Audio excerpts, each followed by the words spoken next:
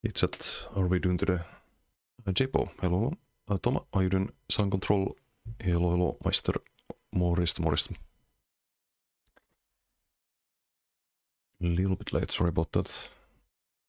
Got some coffee. Hopefully gonna wake me up a little bit.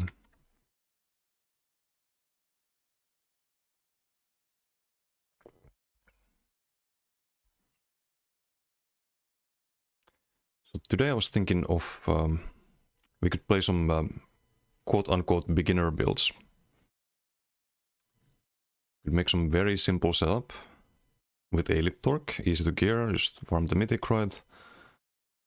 Do some BGs with that, and then I could, off-stream I could make a build video for it. That could be today's plan. Because you can't have one build for every class. Or any like subclass combos, you can only have 3, right? So we'll have to make a couple of them, I think.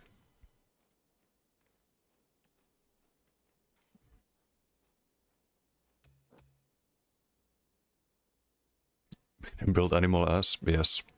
And restore in light. It's probably the first one we make. I think I have an Elite Torque on this one. Hey Enchanter, how you doing?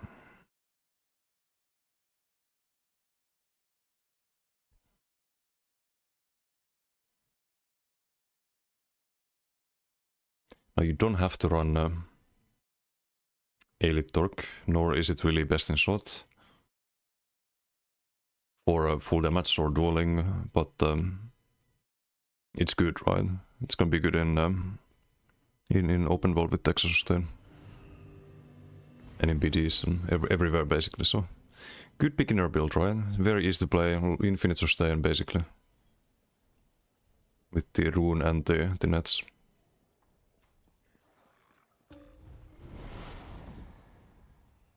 Hot sauce build? Oh no.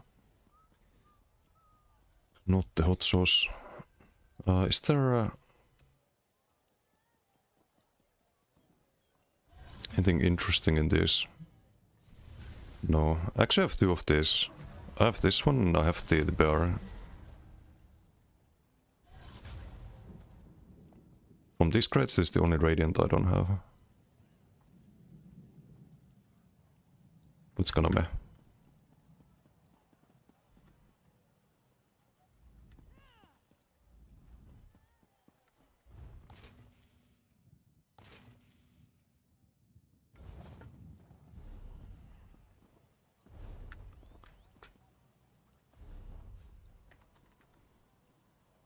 And we do have this one, it's Swift though.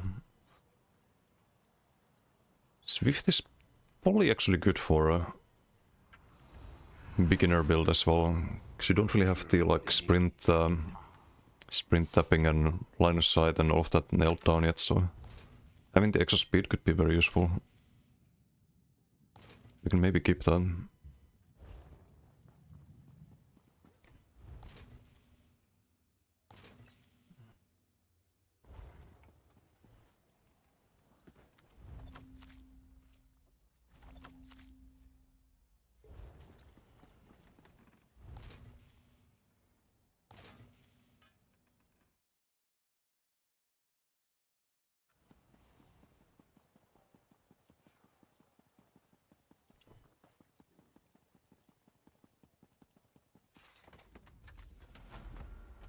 So what are the biggest issues for new players in PvP? Besides like buff up times and all the usual stuff. Positioning probably. There's no build that really fixes positioning entirely. Even with Shriek and stuff like that.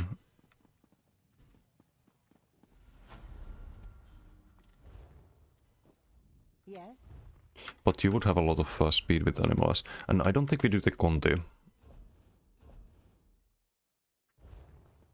I don't think we do that. It's too much, and it's one Basalt, right? Mip, thank you for the sub. Thank you. Much appreciated. 21 months. Thank you for the support. It of life is saved.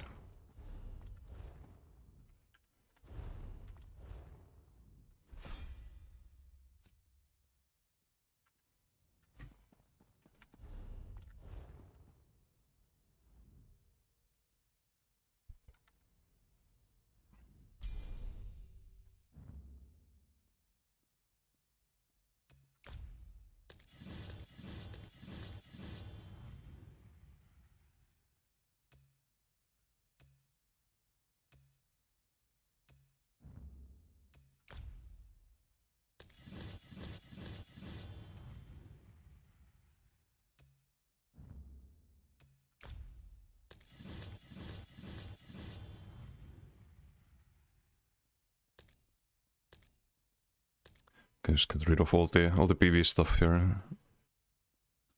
Tiases, thank you for the follow. Thank you.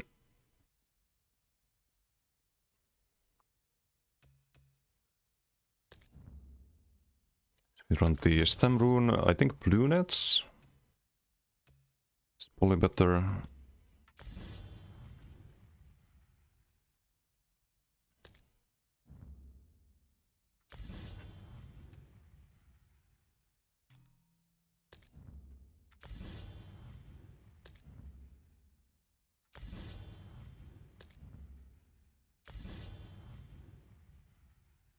So pretty standard stuff.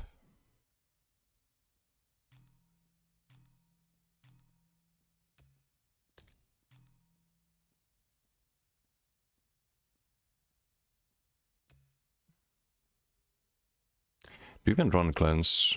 Not sure if it's necessary. Hey boys, how you doing?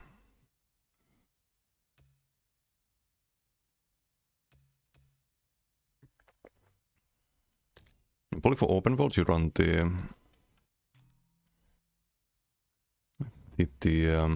Bird of Prey. Bird of Prey because we won't have the monomyth. So there's no minor berserk. Could run something like this.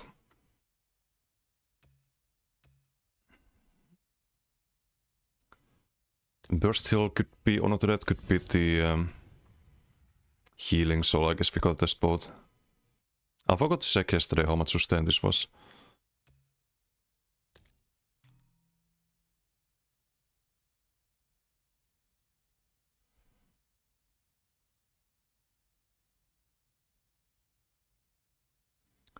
The classic LSS, and I guess we run cleanse.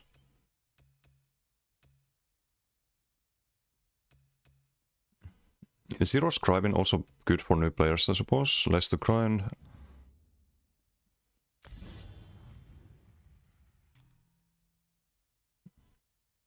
Something like this.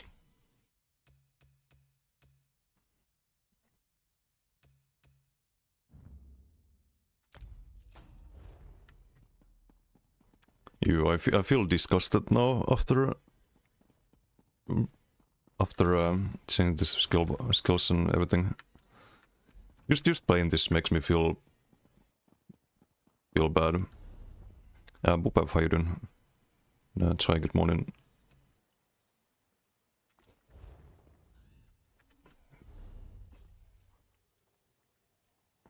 So run this.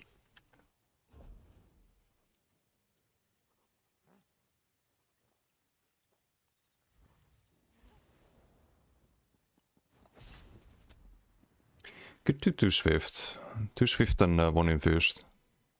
So with 5 medium, that's the speed cap while sprinting.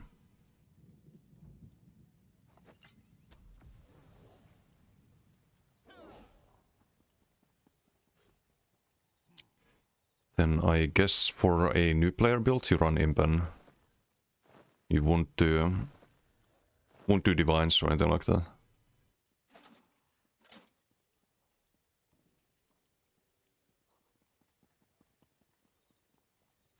So much variety with subclassing, I know, right? But we'll have to make some other build for the other classes.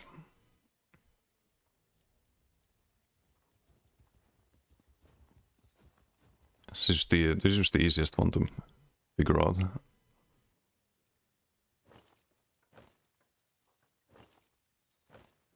Actually, 4 medium, 2 light is probably fine.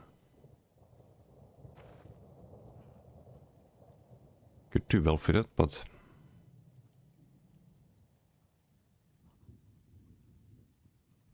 or maybe like 1 or 2 well fitted is fine.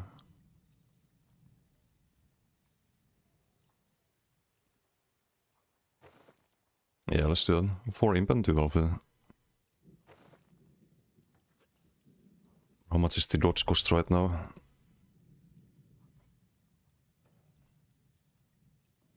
$2.8.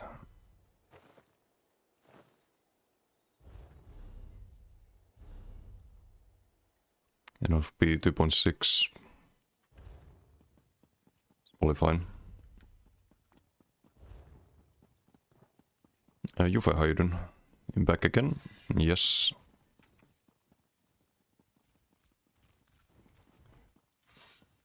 Trying to figure out some beginner build for new players.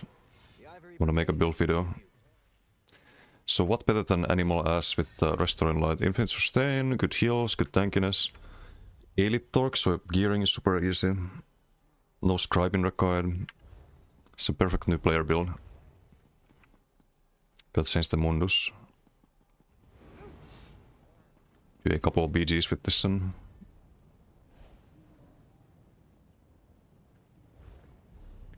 Should be good enough for a build video. Won't Restoring Light be a bit harder for new player though? A lot of people don't know how to cleanse, etc. I mean, just the armor buff is insanely good value. Like sustain wise. Sustain is the biggest issue for new players, I think. So I'd always try to have either Animal Companions or Restoring Light, or both. But of course for other classes I'll have to make a lot of extra videos if I keep the skill lines the same. We can try to keep like one of these on each build. Maybe next like Restoring Light, Storm Calling and Gravelord for example. Don't know if chance on chat, but that would be a very easy build, right? What's in Buggins earlier? Sustain was definitely his number one issue, exactly. Exactly. Been watching his streams a little bit, and all of the other like bigger streamers who've been trying out the ESO, and I think sustain is a very typical problem. Okay, we keep Shadow Mundus. How much crit damage do we have? Not that much, right? Probably still a decent amount. 47%. Just 97%. What's up, Jared? How you doing?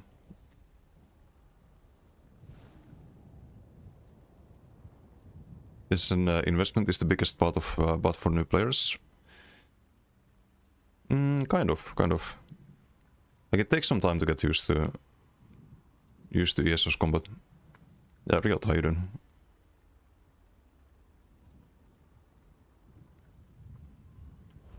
Have you done with your range splar? Terrible things. We're making new player builds today, or at least one of them. So I wanna upload something to YouTube. Hey Sam, how you doing?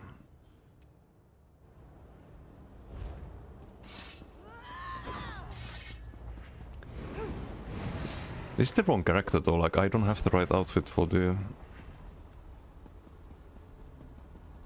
build. Everything feels off now. You play builds with Torque? Yes. Like, Torque is way easier to farm than farming another mythic, like Monomyth. Farming a 5-piece set, farming a monster set. Way easier to just get Torque, and then you can play any other build or any other like class skill combination without having to farm new gear.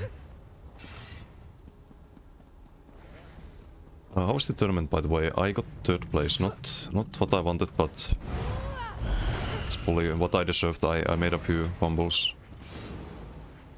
in the tournament, but overall it was a good tournament, had fun. GG's to everyone. And I'll do better in the next one. So, playing for second place against Trepsos, I made a big mistake.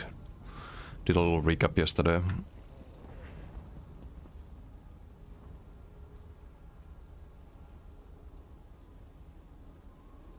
Janet went crazy. Janet got, I think, like there was a bunch of people at 7th place, right? Like 4 people, I think. Yeah, Janet did well as well. Vintage Respite any good? I remember Hastem ran it many years ago. Thought about trying Vintage Respite. Not really. It's like a stationary heal, skills based on Max Magica. You'd have to build around it. Maybe you could make some kind of healer build for it, but yeah, I don't see it being too amazing.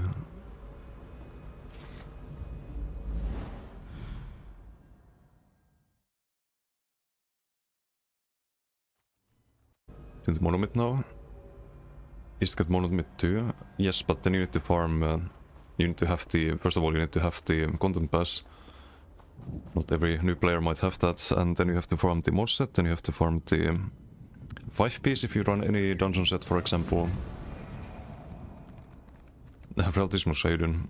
What in the subclass slop is this? It has to be done. We're making a beginner build. So I just thought about the easiest thing in the game. And what's easier than Animal Ass? Restoring Light. What are you looking at? Some very cringe things, but has to be done. What's up, MRK? So, how's PG? I don't know yet. How are you doing, Ryan? I just started my stream a little bit late today. My sleeping schedule is fucked.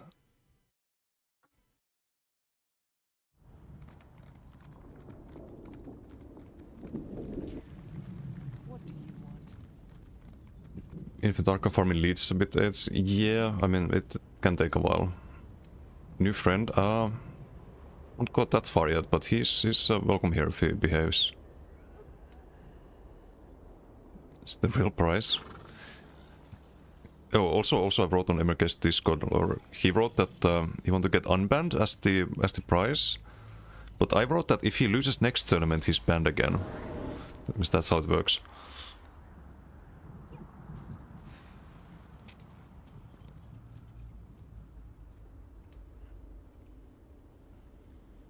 Third place very good already? Nah. Third place is the second loser.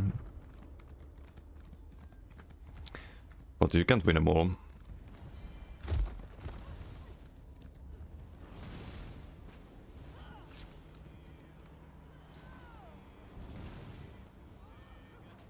What is this build? A beginner build. In Didum, how you doing? How am I? You can see my state here. In the skill bars.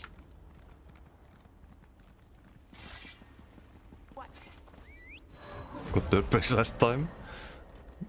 Hey, it's still better than being the third loser, or the fourth one, or the fifth one. Could be worse, could be worse.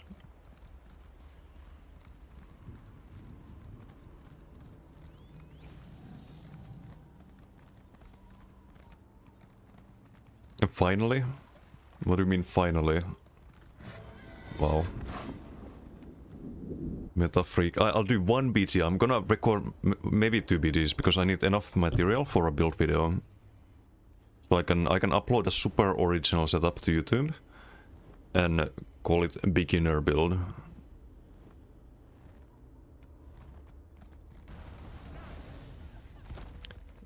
That's what I heard true. What did you hear? Depends. Well, no, you're not much of an Aliker, Andy. For example, I went through the fights yesterday, and in this Repsos fight, I could have had Bloodthirsty Jury easily. At one point, we dropped Repsos to 948 health.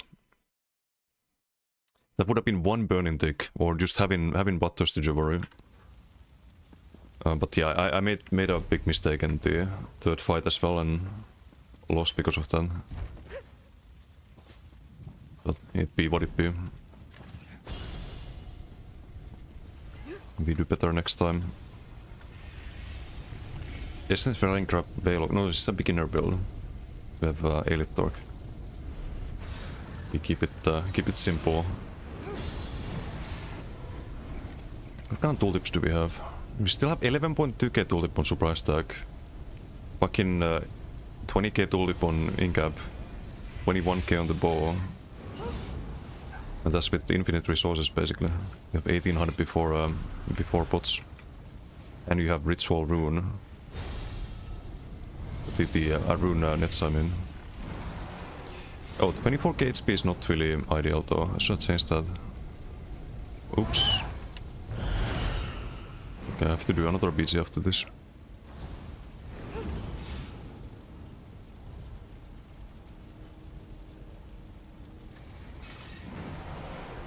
One more duels than you in that tournament? Oof. I can taste victory. Wait, you're on shield support? Wow. Trying to sabotage my video, I see.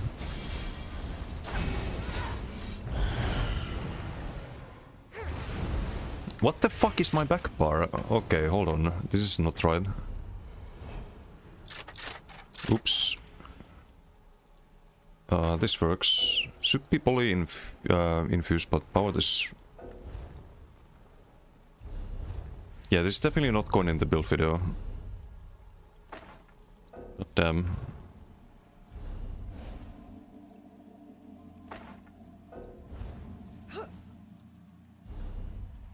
Can I get out of combat, please? I need my LSS. Oh wait, why do I need LSS? I have socks. What am I doing? What the fuck am I doing? Okay, I need to finish this coffee.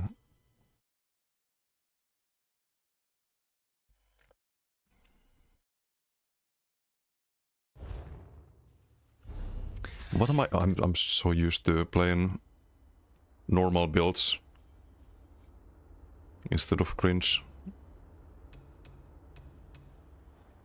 Okay, what do we backpaw then? This could be Conti. Could definitely have Conti here.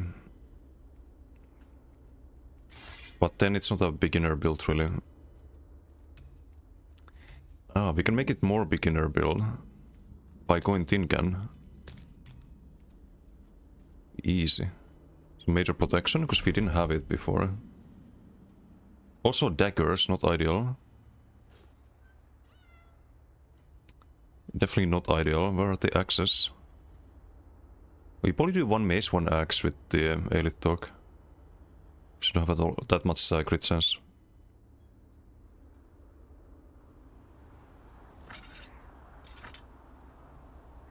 Still better build video than Xynoth one.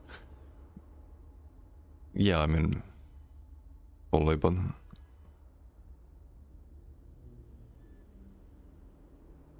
it's a little bit scuffed right now. Still a little bit scuffed. When you revamp in a Japs build, I don't think we're gonna see Japs until update 50. Unfortunately, it's I don't see a reason to run Jabs over Flameless, for example.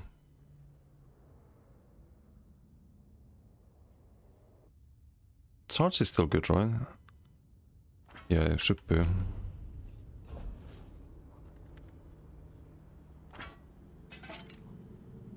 So poison is not ideal. Have a poly burning or a shock cliff actually. Okay, let's go fix this. Still need a back bar. I guess the powered, and then we have the Elite Torque plus Major Prod. This X isn't working properly. Definitely not. Definitely not.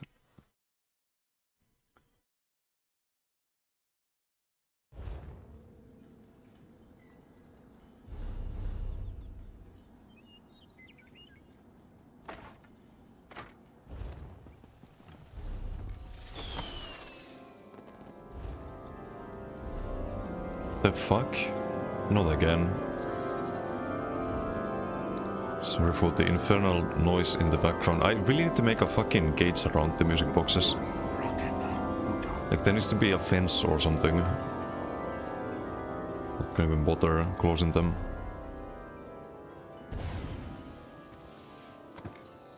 Because I think we do burning and Shockcliff. Deep light, how you doing? Somebody's trolling me, oh really?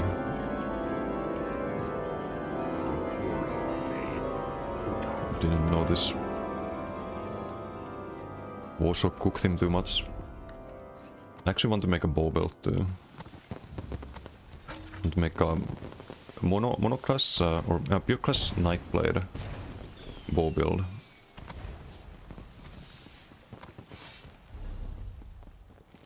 With Moragtong Baylork BRP bow monomid. And I forgot what the backbar was supposed to be. I had a plan.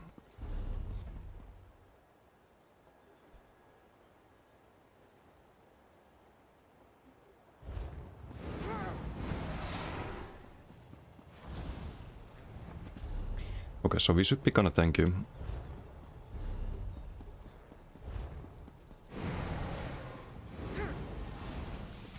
With the Major Prot and Elite Torque. We'll keep the ice stuff. Just try to line up the sharks and bows basically.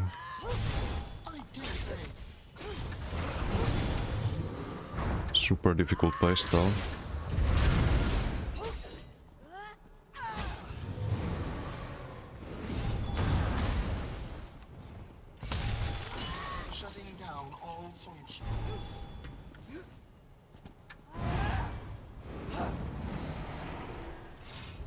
Okay, how long's the penalty?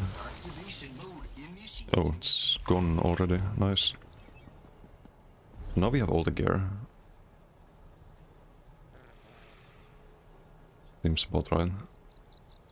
40% crit sense. Not a lot of armor, but not much you can do about that. Should still hopefully be tank enough.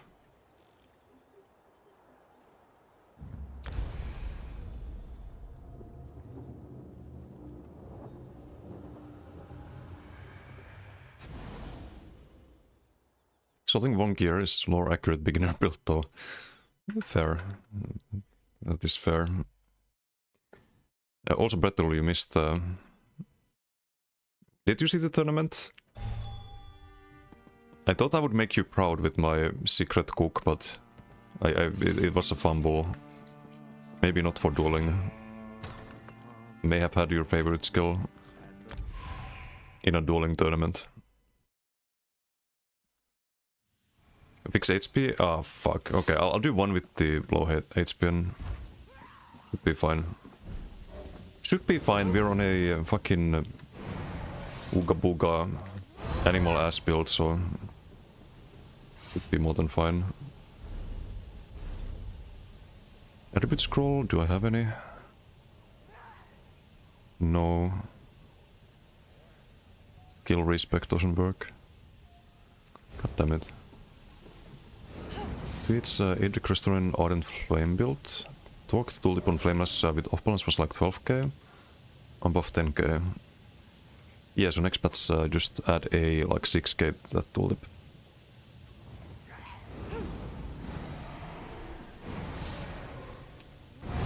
It's gonna be quite interesting. Good morning, yeah. I'm done with coffee and it's like I've developed some immunity to coffee.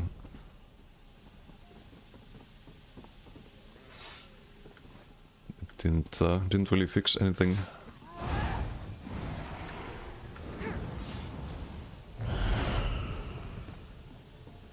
Just watching a bit on and off. Also played Lord of the Rings Online the last couple days. Oh, I see. Yeah, I had an idea for the third round. I thought everyone was gonna struggle with sustain a lot in the third round without red CPs. So I made a build with Bombard and Barb Trap, and I thought, okay, if I fight a melee build, I'm just gonna keep them rooted 24/7, right? I even had a root immunity tracker that I set up before the tournament. But yeah, that was not a good idea. Also, dropping Rallying Cry was definitely not a good idea. I thought I'd go like Shed Pain and just have Giga damage and just never take damage and force people to spam heals, but I was also playing against the Kjalnar Templar in that fight, so there wasn't even any Shed Pain value really. And in the end I just get one-shot by a Perfine Light Kjalnar. So yeah, not the best idea. What you drink is not coffee. No, this is coffee. Some vanilla flavored Nespresso capsule. Really good.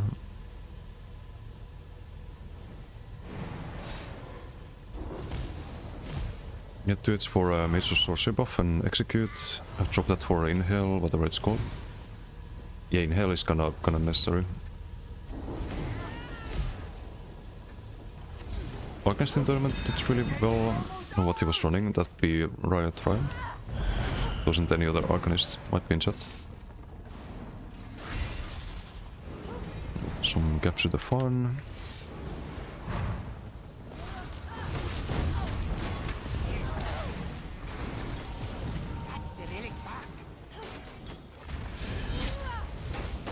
Can loot by something. This guy's stonky as fuck. Let's not go for him. Here, have a ball. Enjoy. Oh, wrong fucking button. Who needs fucking health anyway? Okay, I do, apparently. I'm dead. Yeah, I do need health.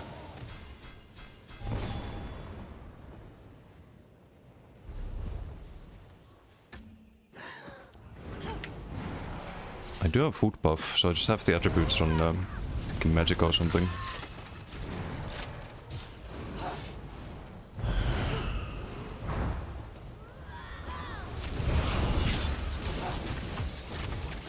Nah, dude, this is way too squishy right now.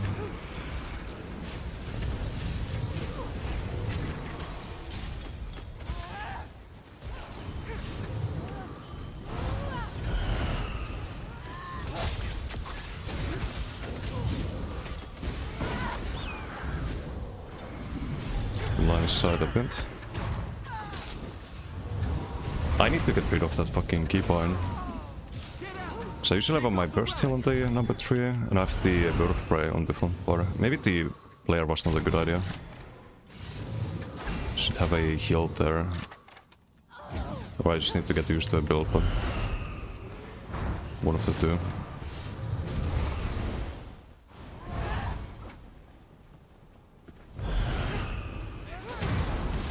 Sir, there is only one dueling build allowed in a PTA.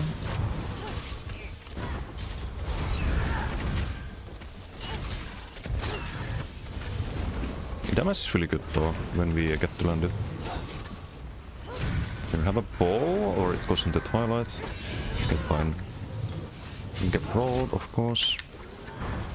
Do need to keep the socks up a bit more. Here, hold this, thank you.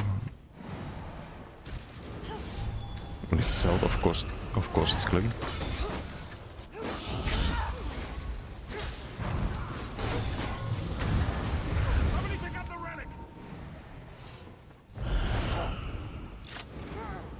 Oh, there's the Damacy.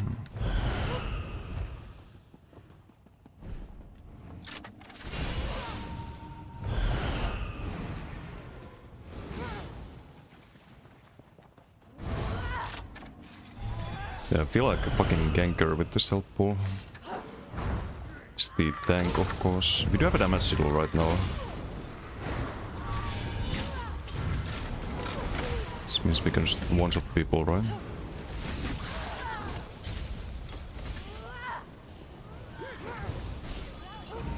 Dude, how many rolls?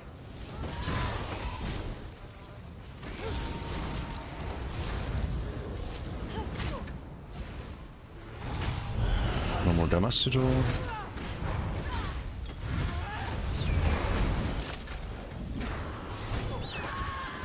Cleanse, block. Plant the socks there. Do have a bot here if needed. It's Obi, Rogas. Can keep blocking. Let's cast the Velik. Should we do something bot then? Let's block the ball. No, I can't.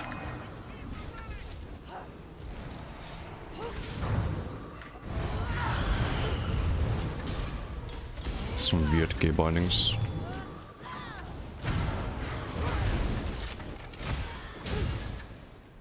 Off balance.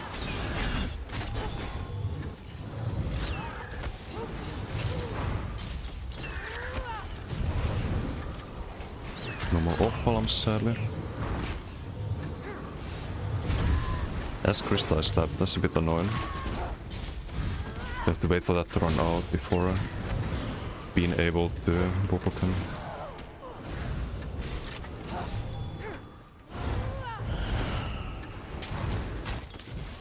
Magnums, what is this build?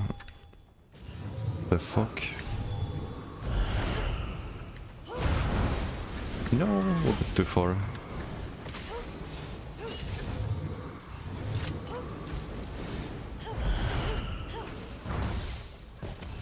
It does feel really easy to play though. If there's a Sidul, so have like infinite sustain, right? It's a def Sidul.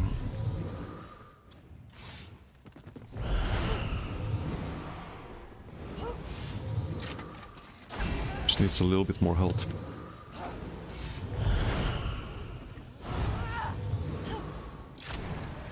$40k health.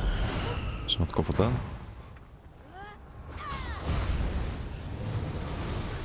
3 seconds and combo. Oh, almost. No crit luck or what happened there?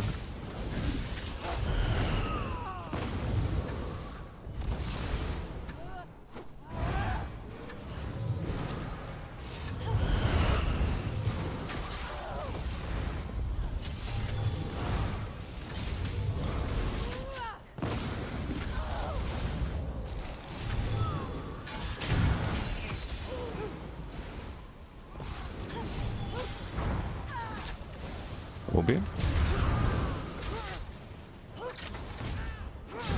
Where are you going?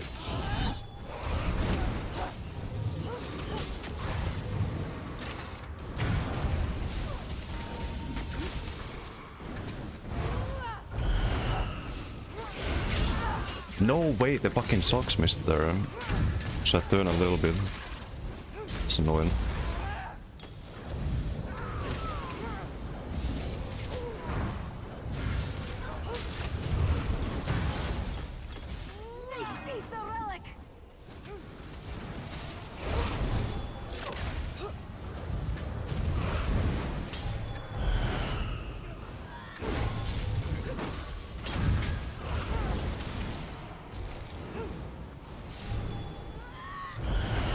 Let's go with the short here.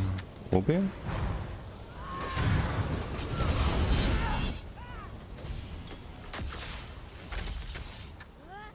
Okay, fuck you, bear. Stop eating my Boprox. Dude.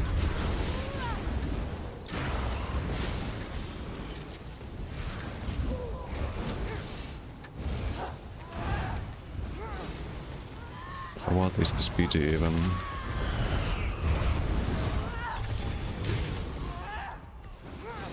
Okay, let's fight the Sork here. Roll that spawn. Are we gonna roll? No roll?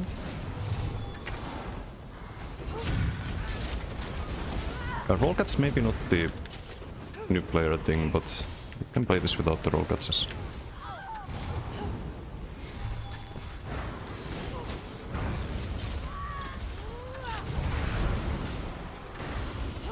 The BG you get when you first time trial out a new build. Yeah, it would help if we had a little bit more health than this, but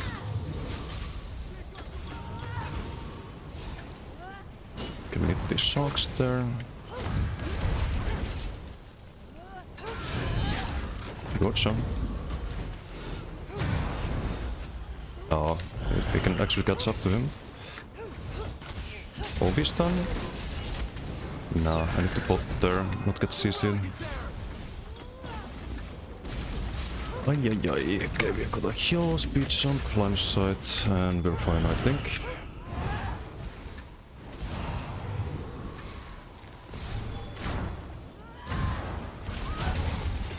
Shock delivery. But look at the fucking sustain. What is... There's nothing balanced about this. I can always just have stam for dodge souls and CC breaks and always have Magicka to heal. While having Giga Burst still, like that's just so stupid. Landed after roll. Landed after roll. This guy's all the pets. It's not quite enough though.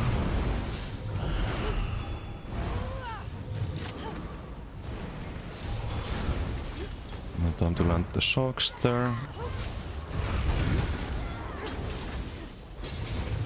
Fuck, the heals.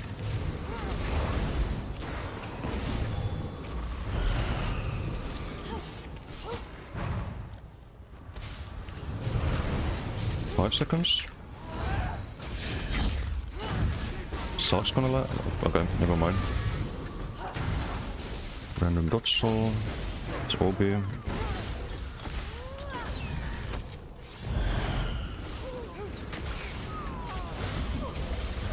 Blockerino. Okay. Well, let's get the health to 30k at least. Guys, booking it in full dual build. I've seen him in a liquor, I think, on Emrike's stream. That's why I said that. There was some Stormcalling assassination, but this time I cannot complain, considering that what we're playing.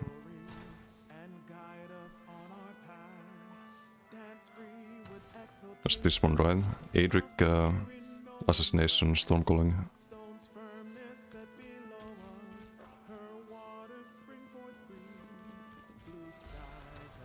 We got a 14k bow, 11k surprise attack, 18.7k incap, some 12k shocks.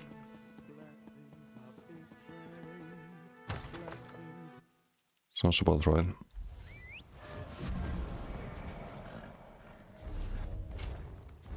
Now the question is, should I do Bewitched? Do we even need Ochogas? Could have a little bit more damage with Bewitched, but it is a beginner build that we're making. So I think we have to do Ochogas. But I'll mention it in the video. New player Bewitched is the only option. Wait, what do you mean? You mean Ochoga, right? Bewitched I think is... it's good once you get the heavy attacks down and understand like offensive windows and how much you can risk and... I don't know for new player. Oh, because it's too expensive. Yeah,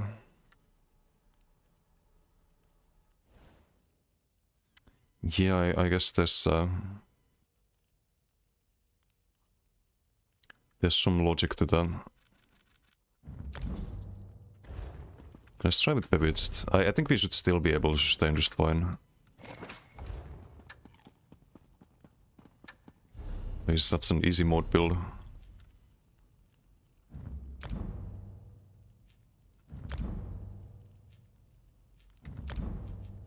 I think we do like 30k is fine.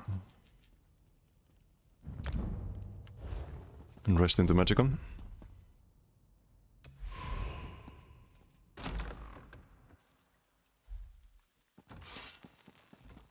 Let Kamul see what you're playing. Yeah, but it's for a good purpose. It's to help the new players. Oh, also there's a thing I can do with the in regards to Flare. There's a feature that this add-on has.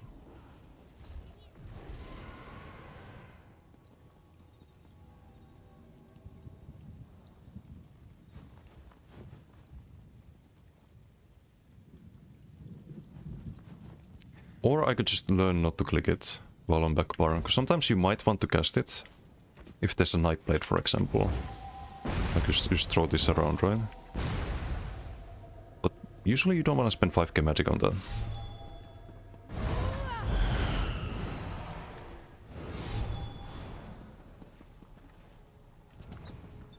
But I could block it.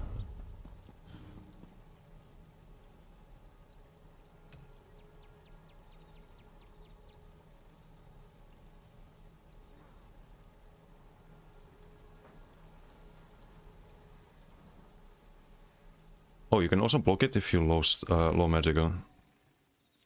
Interesting.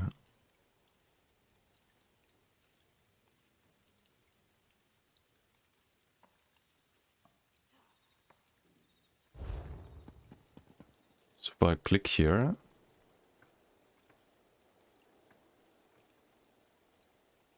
unless I'm at 80% magicka.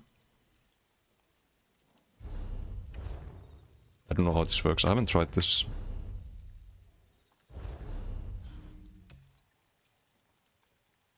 Oh, you have to enable it. I see.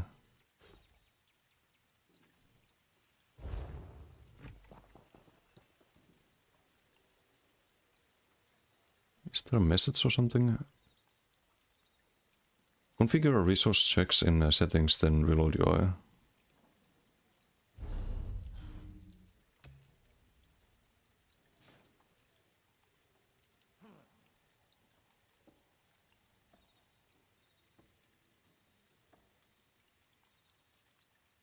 Wait, what the hell is this? Add spell IDs to block them from being recast until the remaining effect time is below the threshold. Okay. Wait, I didn't know this was a thing. So this add-on allows you to prevent like accidental double casts. Like it won't let you recast Vigor, for example, if it's not over yet. That can be super useful.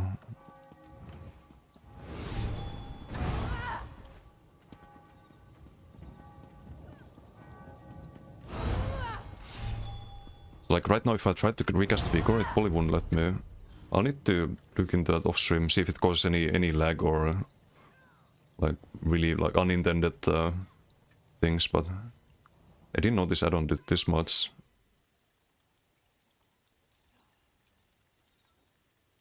That's crazy.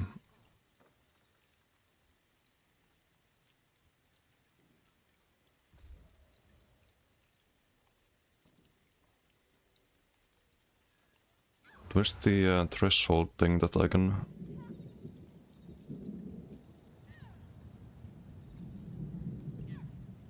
change? I can't find it.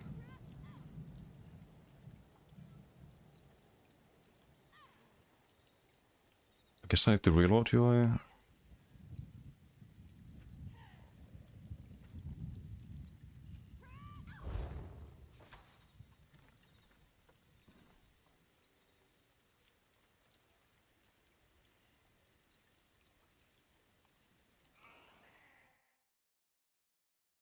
Humble Mistral Proletarian versus Berhound's Bourgeois.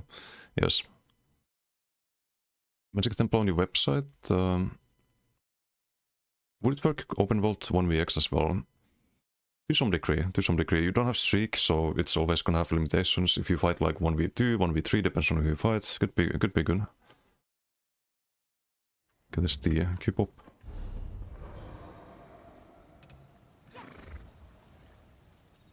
Can I see the... Okay, I do.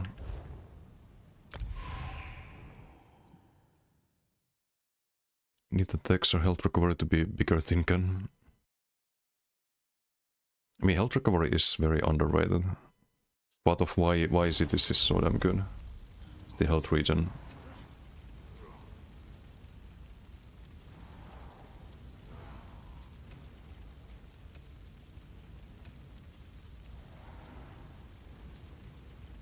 So let's say I'm not full magical, let's say 90%.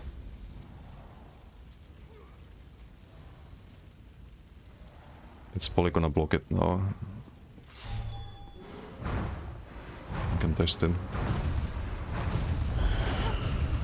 Yeah, it doesn't let me cast now. And once we go above 90%, now you can cast it. Wow. That's interesting. I had no idea.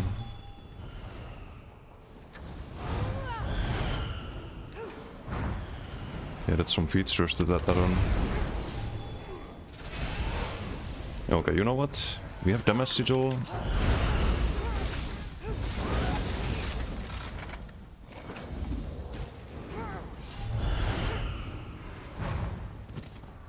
We have damage sigil, we can do things. Oh, hello. Oh, it's Passe. Oh no, those Batman. Gerent. They have Insanely and Passe in Green Team.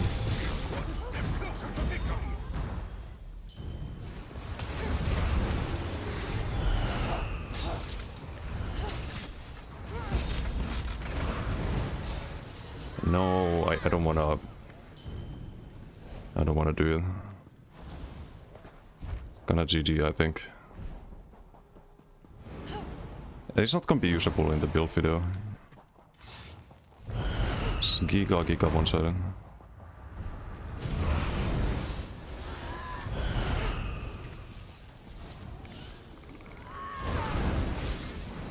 I could have done a light attack and shot the bow proc up there.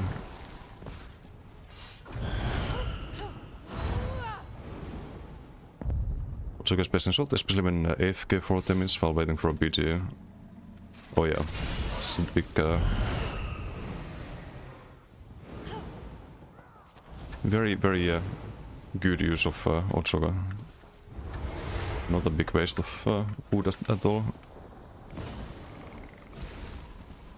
How much is Ochoga nowadays? It's like fucking 30k or something. Crazy. Hello.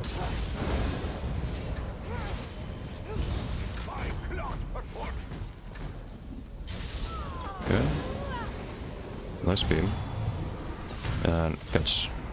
Oh. Not quite enough.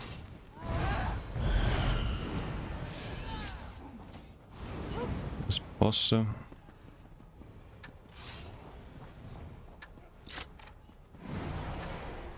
So later this will play the Advanced Animal S build with Essence Thief, Null, Arcard, Rallying Cry. No, this is for new players. I want it to be very easy to set up. So the only reason we play this is for a fucking build video. Because I get asked so often, like, what should I play? I'm new to ESO, like, is there any easy or fast to sub build that I should play and that's like super good and you can play it in PDs or open world, and I just want to have a command that links to a build video.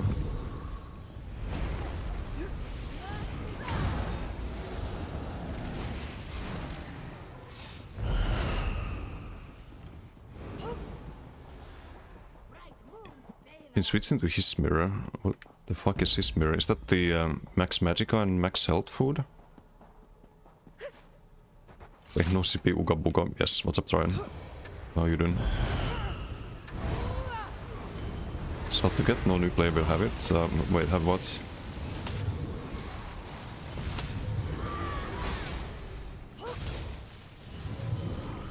Play Viper Seducer? Yeah, no.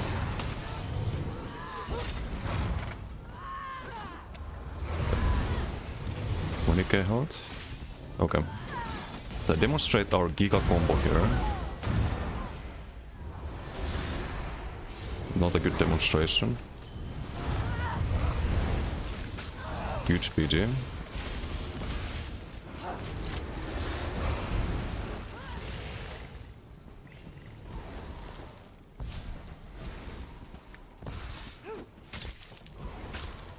CP 126. Okay, this is how you combo on this build. Boom. It's very difficult, as you can see. You wait for the shocks and then you click your bow proc. Sometimes you can do like an in-cap and then you click your bow proc. That's also a very difficult combo. You have to click 2 buttons instead of 1. It's extremely challenging.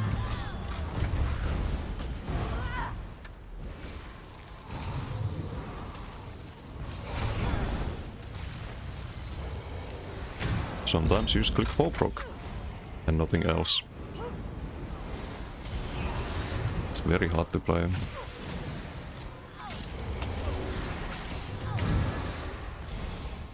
Sometimes they dodge so. You just try again.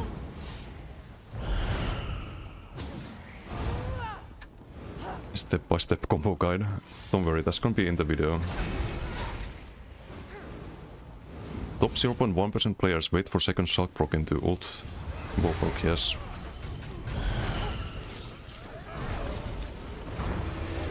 Wait, let's build up the bow.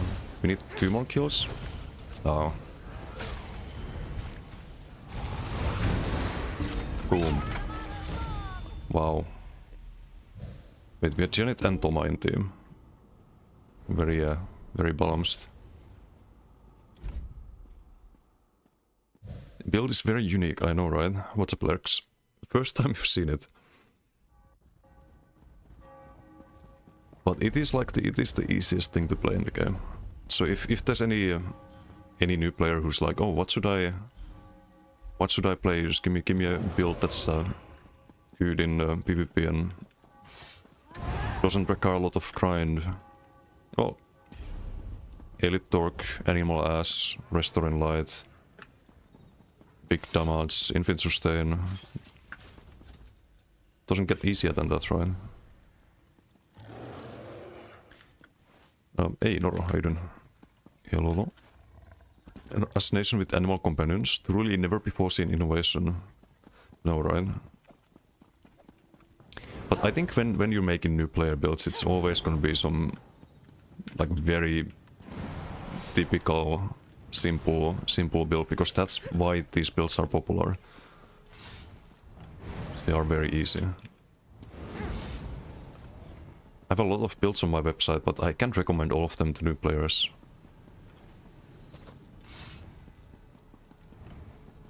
And I understand why, because some of them require like the cooldown trackers, and some of them have sets that require a lot of farming. Some of them have trial sets. But this one's very simple. A build like this. It's the easiest I can make. But for the other classes, I'll still need to think of something for like Necro and Stork. I could do the Gravelord Stormcalling perhaps. Maybe with Assassination. Gopatsan, thank you for the follow. Thank you. And that would be like Necro and Stork done. Then it's just Arcanist left. Right, and Arcanist and DK left. I don't know what I'd do on... I mean, on DK I can wait until next patch. On Arcanist I could do the... I mean, I have a build for that already, kind of. The one with the... Tentacle and Rune Blades. But otherwise same as this one. You there. The Ivory Brigade has need of You don't have Torque, you can just go Rally Rest. Yes, and you need to farm a monster and Monomyth. So it's never that simple. Is Rainspire dead with new Comet animation? No, I don't think the animation changed anything. Still same travel times and all of that. You could play a Rainspire. You could play a pure Templar Rainspire. I think it could be fine.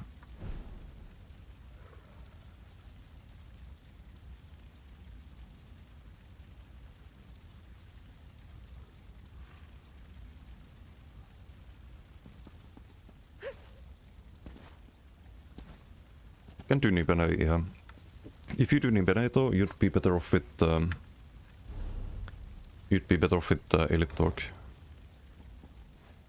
No, there's literally no animation. Wait, what do you mean? No animation for Ice Comet? On live or on BTS?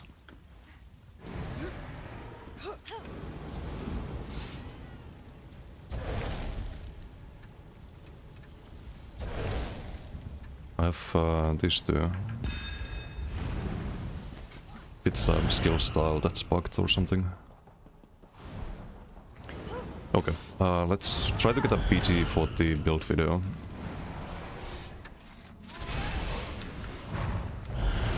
Are they jumping down? They should.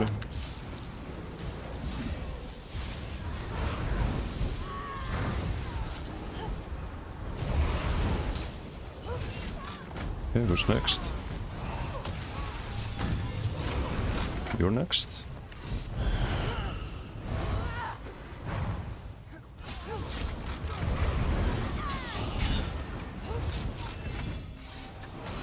There's too many incaps like that. Wait for those so.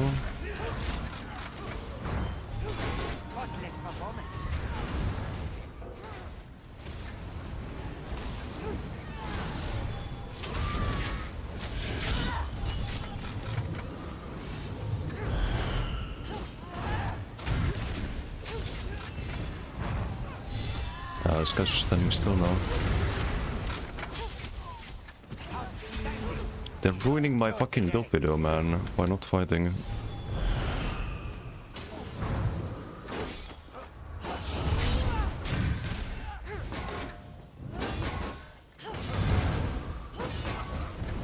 Okay, the socks missed there.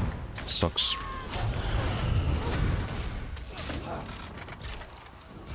I was tanking a lot.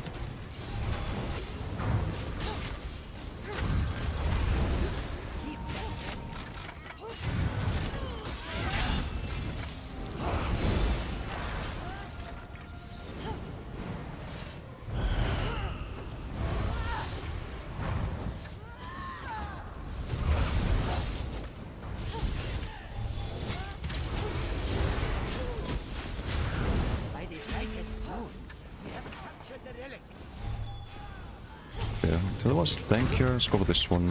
Need the socks here.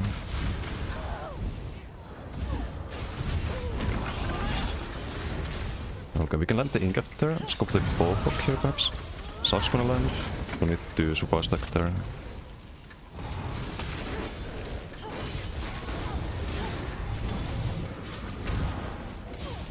Jump out of that.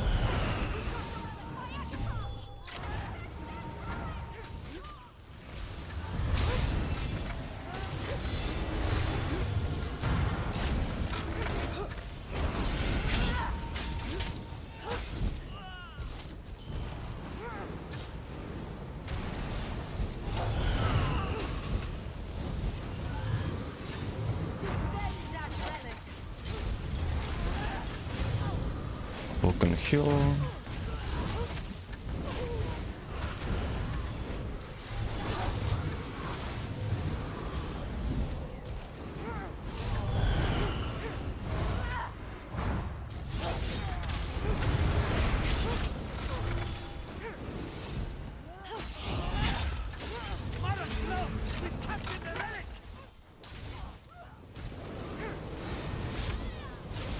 Do full heavy here in the ball.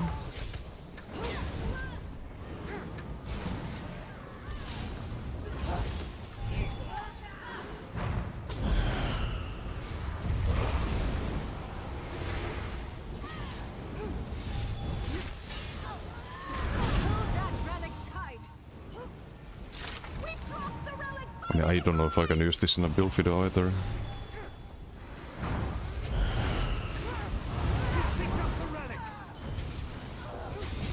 It's a bit too, you know... Defiler, what the heck?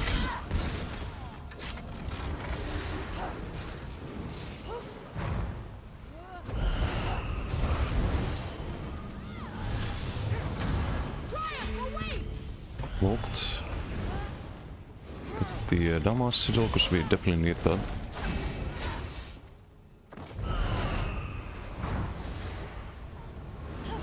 Choo-choo.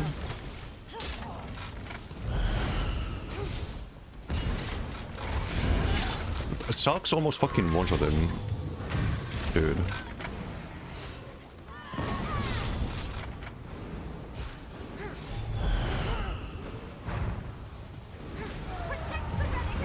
I mean, I can maybe use this for a, like, new player build, right? It's a new player BT as well. I hate cloak. I hate cloak.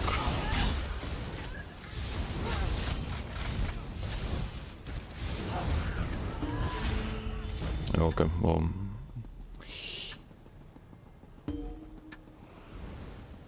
Very balanced, very balanced. I think we did more damage than the opponent team combined. So definitely very high MMR. Iblison, how you doing?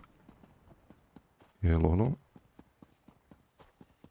Same animations, Runeplar. Now if you press comment it launches instant.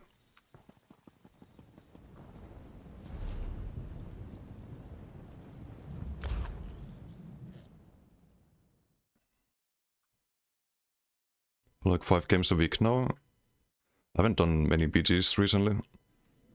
That's some really annoying ones yesterday.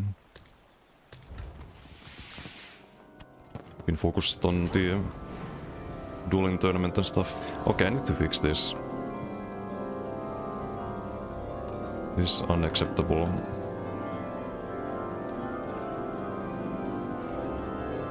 Every time I go get my ulti, I would have to listen to this. No, no, no.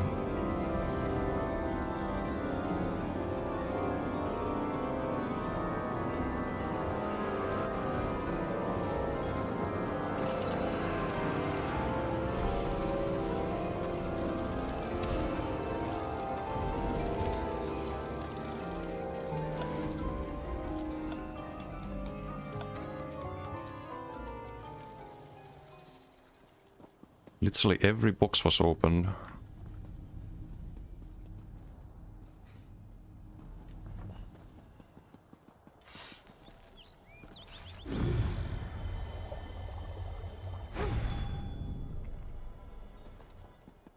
Just playing this game for it being super unbalanced, boring with subclassing and healers. Don't do BGs anymore. Match weekend starts tomorrow. Play hobbies with lobbies with 6 healers. Is there a deathmatch weekend? Oof. It's not even good, like Crazy King is the best game mode. Okay, so let's see. Ice Comet. No, I do see an animation there. I definitely do see an animation.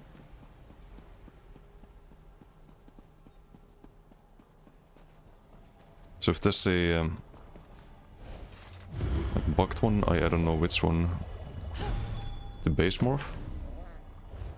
Hey, Okui, how you doing? That's an animation. Ah, but maybe there wasn't a circle in that one. No, there's a circle. Kind of an indicator. Yeah, not sure why that dummy was aggroed still. Must know you're on their build equating and that there is then no chance. Tried 4v4 again. Remember why you didn't play them? Yeah, 4v4 is terrible. My headphones one was looking away but had to look back because what the fuck is this noise? The music boxes, the usual. Okay, let's see, without any skill style. Wrong bar. Also, let me do a shout out.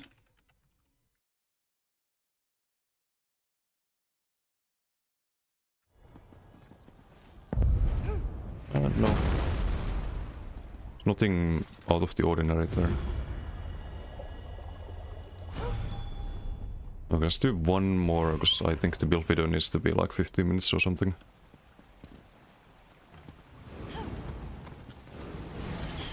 Yeah, Moxadamus Hayden.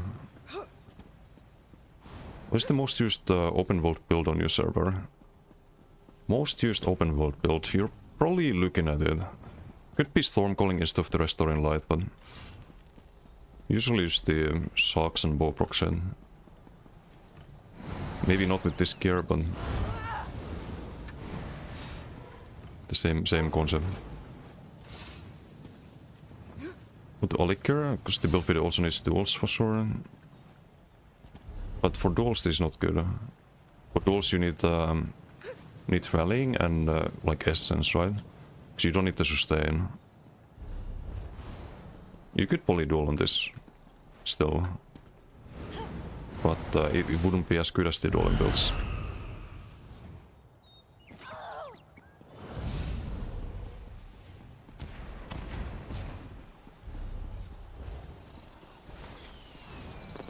I mean, we can go there. You wanna fight some animal ass bot in Alikir Giant?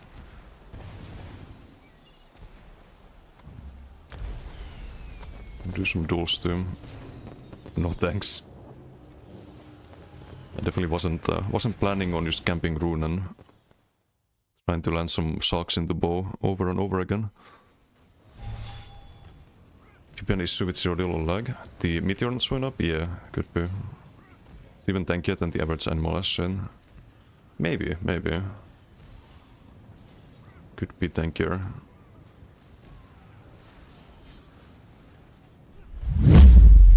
Silent Control, thank you for the Twitch Prime. Thank you. As soon as you use Suga Skulls instead of Bounce Misroll, then sustain is a bit busted. 95% of the time.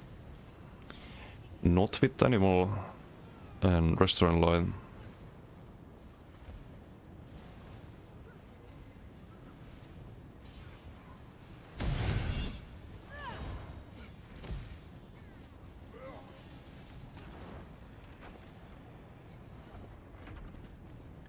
We dropped once below 50% Magicka. At one point in this PGA.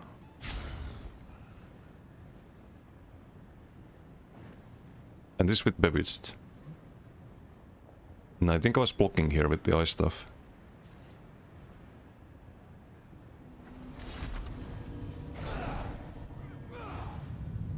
I don't think sustain is a problem.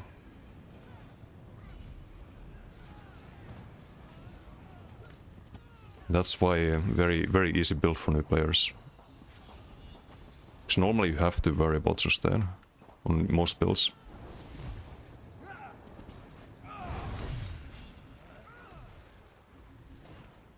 Hey Jaksa, how you doing? On watching the duel video, well done man, thanks. If you guys think so, I'm not, I'm a bit more critical of my performance, but gonna do better next time. I have PvCPs, that's not ideal.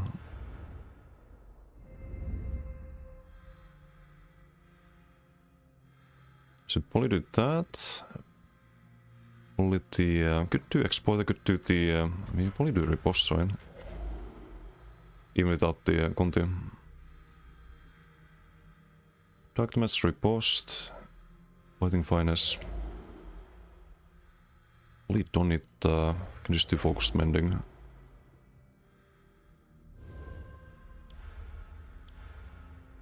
Modified Poly not worth without armor stack. You don't need to sustain.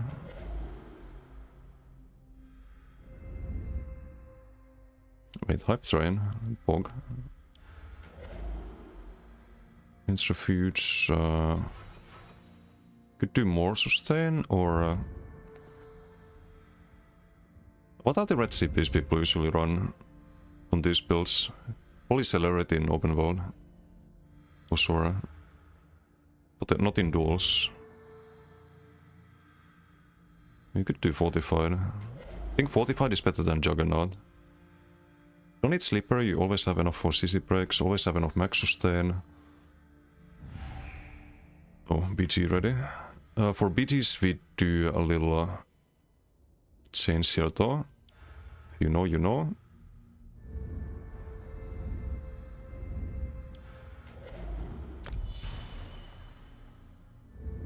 Maybe just max health. Max health could be good. Max health and Fortified, like semi PvCPs, but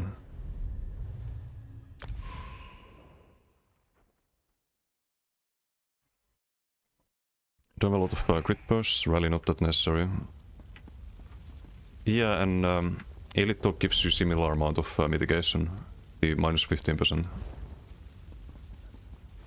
It's I believe a little bit less against crits, but not a lot less, like almost the same. We have Major Bot. And just like with Monument.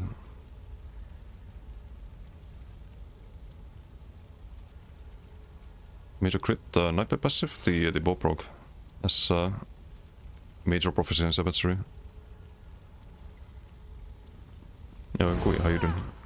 Right click instead of going to zoom out. Can you? Oh.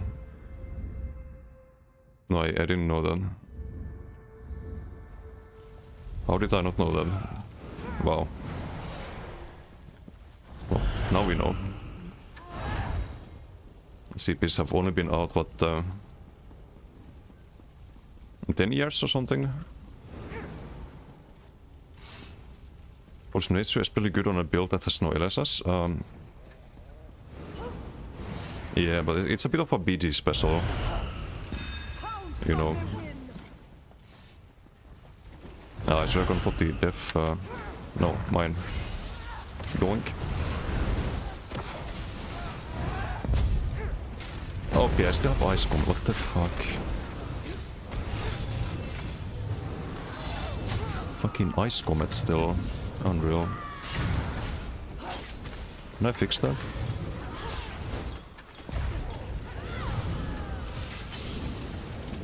There's no fuck there. Yoink. It's nice having infinite sustain. Infinite dodge souls, infinite fucking magic on.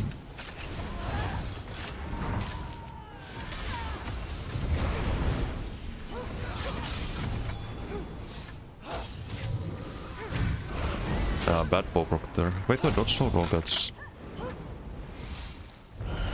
I would like to change my ulti, but I mean, it kinda worked out here. Holy, what the fuck? The truth is, it doesn't matter half the things we run on this, I think.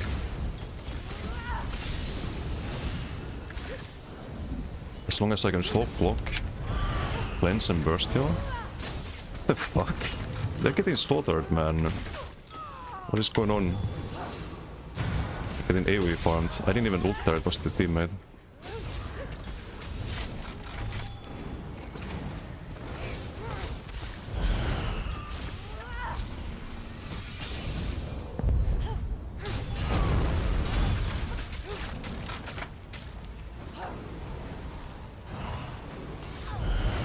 I was trying to get out of combat to salvage this for the build video, but gonna dodge so gonna pop rock with sharks.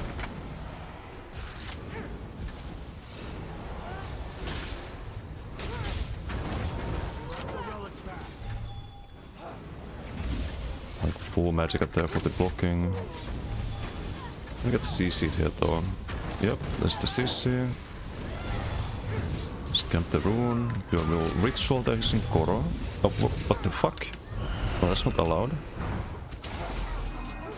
Just gonna be able to turn it into... Oh, rip. Where'd my heal go? Some teammates?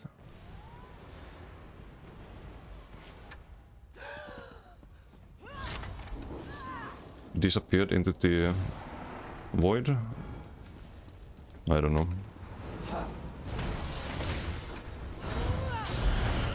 Easy breakdown. Also, this missing an important thing for duels, which is the board and class gun.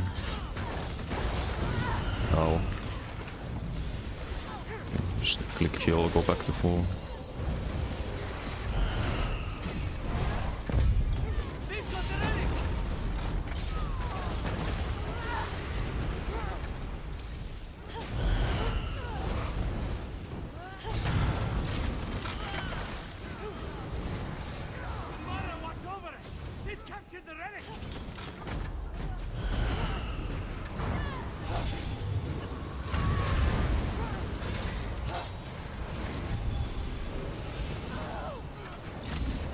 The socks there.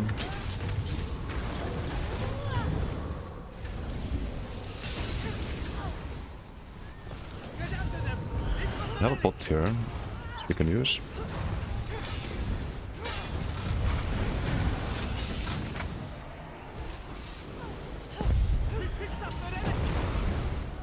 Can I ball? Running Crystal Slap. It's only melee here.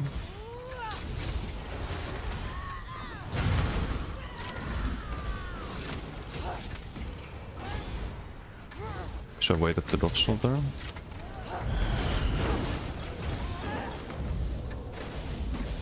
Can rebuff here.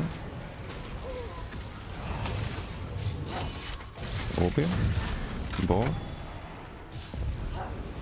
Why Ice Comet is the V-cap? Because I was showing it in the house, testing the animation that was supposed to be missing, and I forgot to change it. Should be in-cap though. Should definitely be in-cap. Ice Comet is gonna Pepega. The fuck? Can Warden script? Stop it. Don't need to block the leap there. I'd rather get the ice heavy, I think.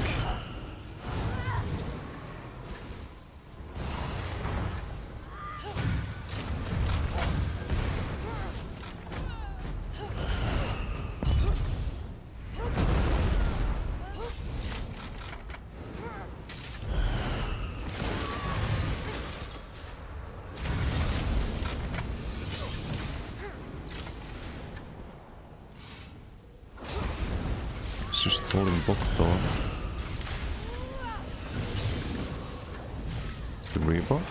A rule?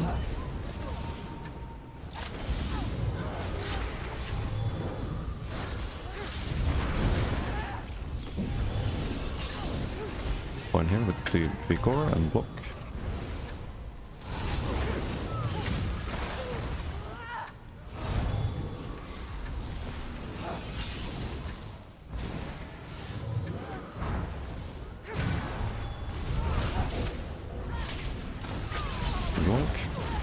Ouch.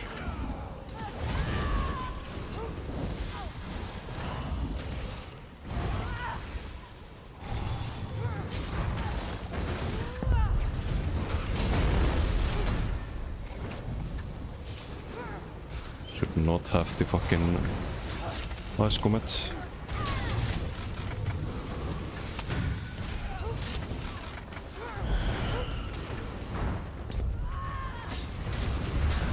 Shot's gonna go off. It's just sniping.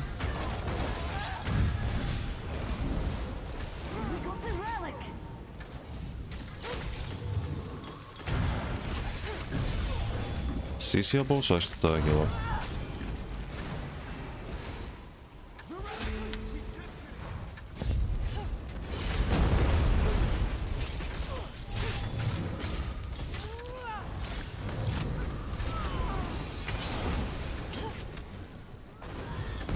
Out of range there. Fully rebuff.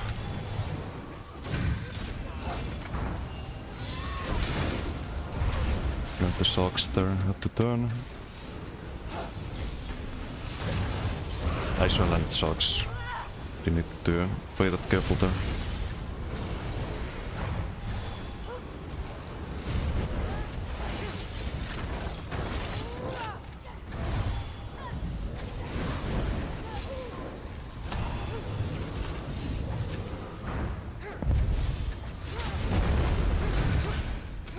That's the ground area. He's stationing.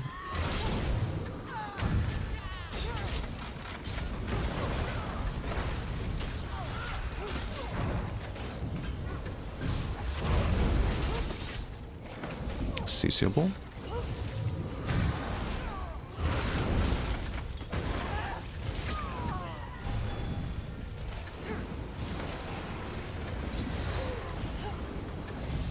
Heal up.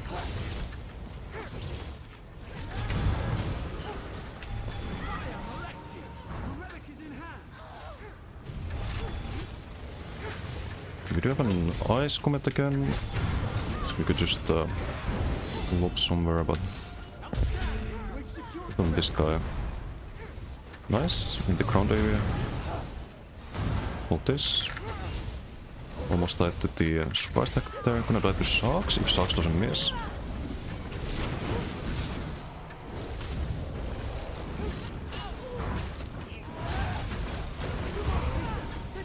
Yeah, we're perfectly fine here. He's in Koro. So you could say that Bobrok was kind of wasted there.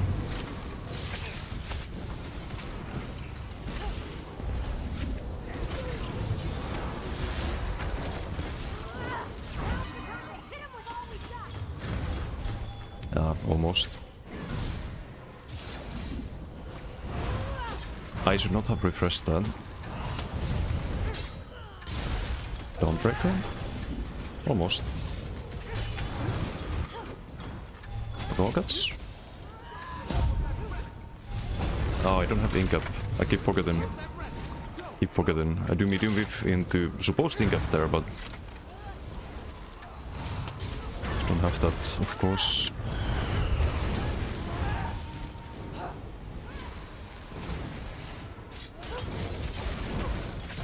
I need the pot here. I can't pass swap. That's a bit of a problem. That is a little bit of a problem.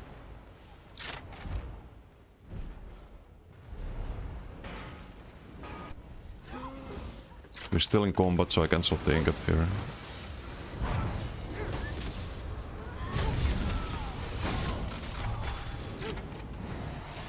Any sigils?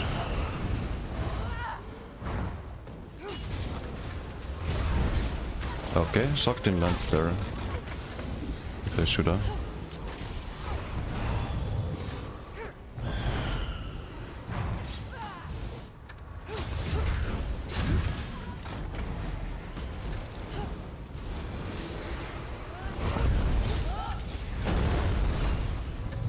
The crystal slap is really good. I think it absorbs the meteor. I shouldn't focus that guy.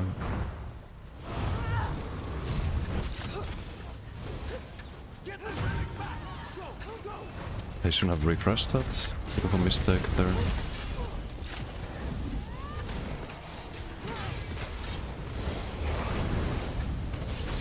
Look, okay, still get the poop there. They're gonna win here. Okay.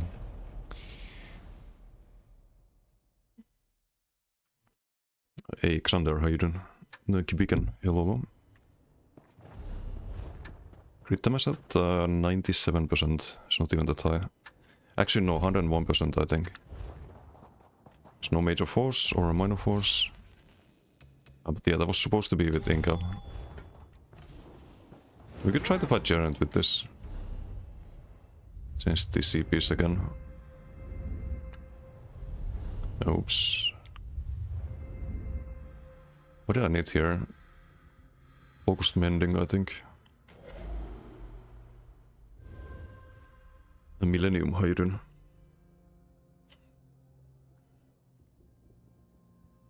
Let's give the alt supplied back for these kind of PGs.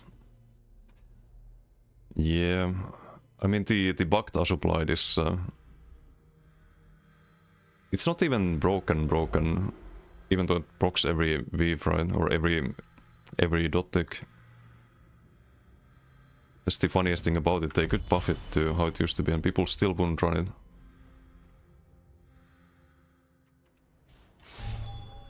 Okay, let's see if we can duel with this build. I'm very curious. It's kind of like an open world setup.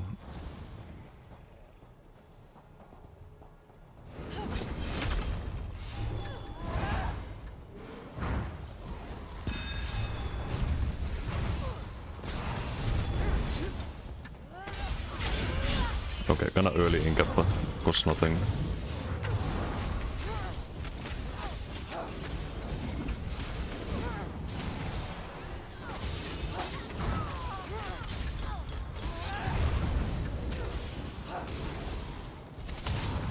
We kinda can, right?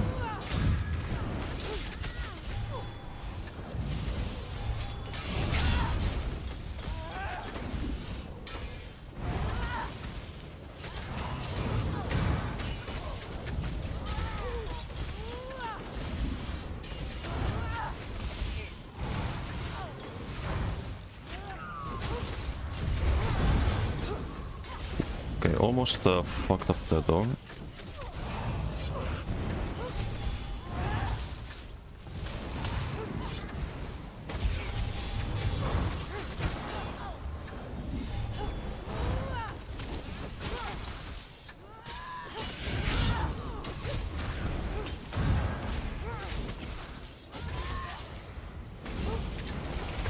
overextending there.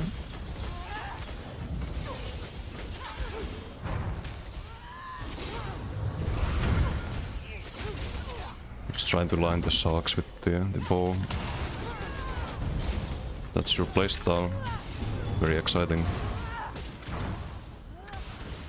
And this would normally be with like Conti and Warden Charm and all of that, right? So we're missing a lot still.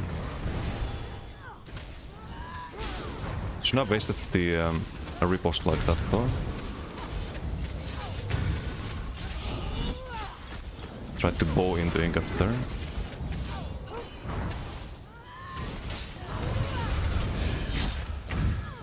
Has dodged. The classic combo is not gonna land on Jaren.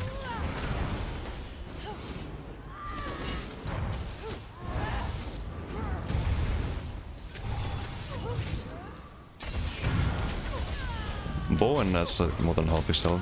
Just one bow proc. Balanced.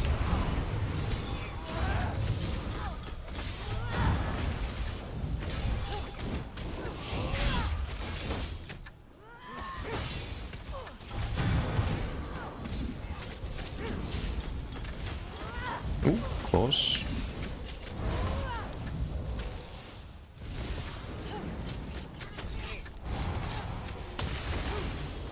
Should try to just get rid of all the debuffs, just cleanse everything.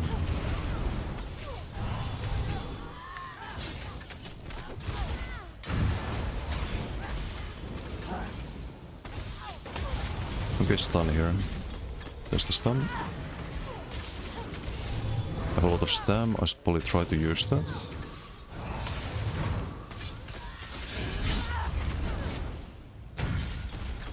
Got the bow after.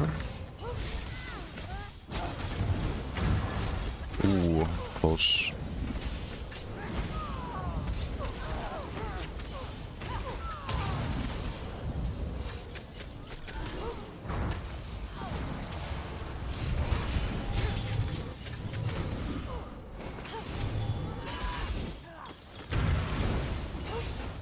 Okay.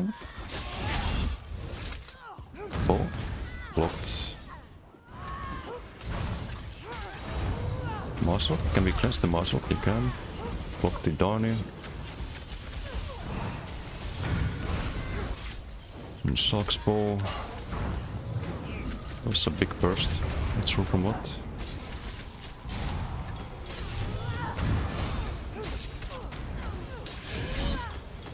Kind of waste of an ingot.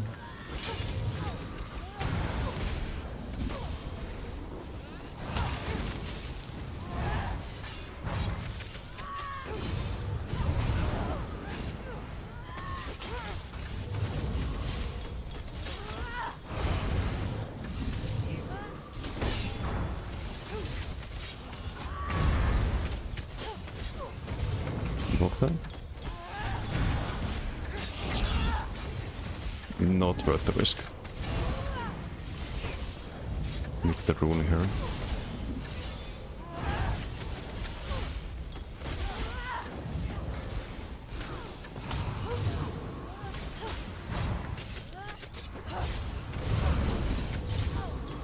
We have a OB here.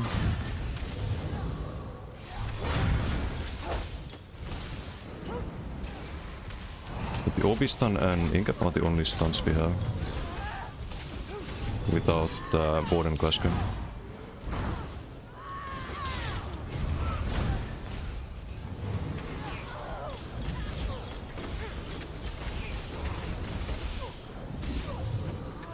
Got bot here we can use.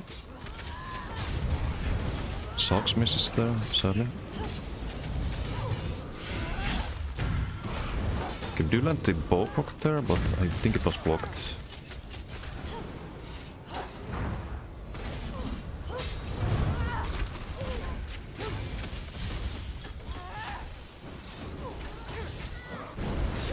Almost.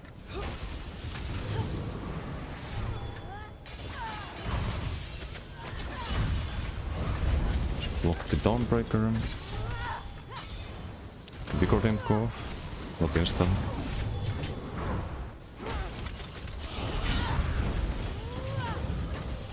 Dang up there. Almost.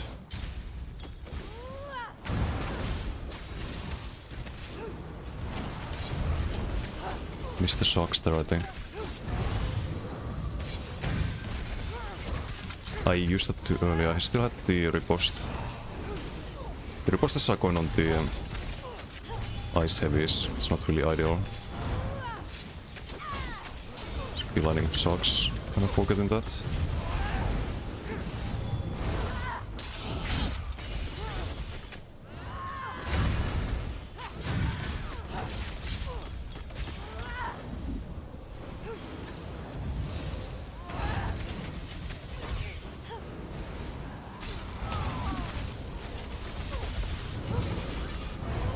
Just camp the rune, wait for the right moment.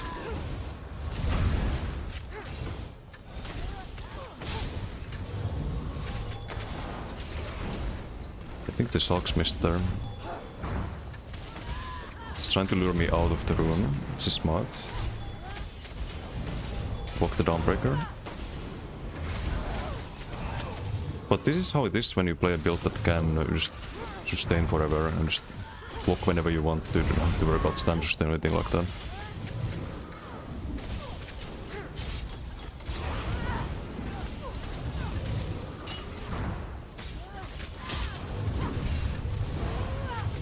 Nice the Mazelok there if we can. Set on a supply stack there perhaps. Can we use pressure? No, we lose if we try to pressure. Oh, GG. So if I just try to go for surprise stack speed right there. But we do land the 15.8k bow, 10k in-cap, and that's with torque and 2 swift. Kinda put things into perspective. If you go full damage with essence and whatnot, that's a 20k bow. 20k plus easily. If you add Conti, for example. Isn't this so boring? Yeah, it is, and that's like... I played a tanky build in the tournament, but... Guess how much armor we have on this one? If I go fully buffed, we have 22k, 24 and 22k. The reason this is so tanky is because we have Rune Camp, we have Ritual, we have Infinite Sustain, and you can build full damage and just rely on the heal over times. We have 5k heal over times, or 5k HPS. On the Sork build, I have 3k. It's almost twice. Almost twice what I have on the Sork. That's why it's so tanky. And that's why you saw so many stalemates with the Templar builds as well in the tournament. It's because Templar has that innate tankiness from HPS. One unblocked Dawnbreaker the whole duel. Yeah, I can also use whole block forever. Why? Because I can sustain it with Rune. And with the Blue Betty. Yeah, this with Bevits, this without the... Also, Honor the Dead is pretty solid here. In the duel. 300 Magicka per second. Maybe not bad. I don't think you need Major Vitality. Okay, do 15k Honor to Deaths anyway. Get more max sustain. It's the first duel I do on this build as well. If you want to like min-max, you play this on Ward and you do Conti here. You do Conti into in-cap or Conti into bow proc. Just add more delayed burst to the damage and all of that. But for open world, I don't think you need that. 15% unit mitigation from torque. Yeah, but it's kinda like having rallying cry. This is like on normal builds should have rally and essence. On this you have elite torque and you'd have something like Balog, right? Get more max burst with the bows and whatnot. But yeah. It's just an open world random build that just happens to be capable of dueling to some degree.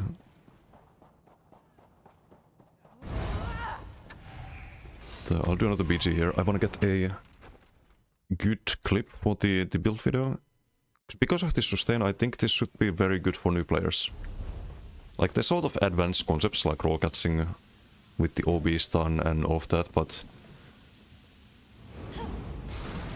the game is so much easier when you can sustain. It's so much easier.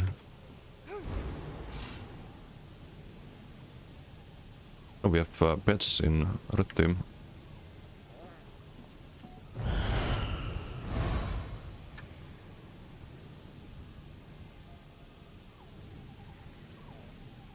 It's easy in Plague Break with the NPCs. Isn't this deadly? Some start running cleanse back. Yeah, I don't think... I think they need to add more sets like Plague Break and there's buff Asuplight to how it used to be.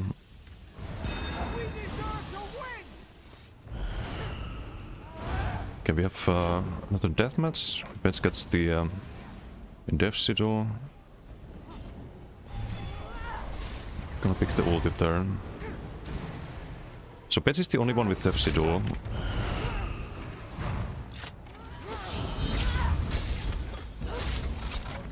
Kill the backline here.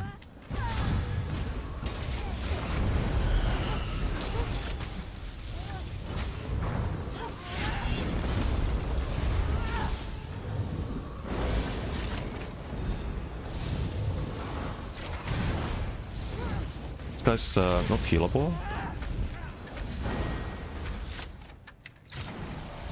So we should focus him.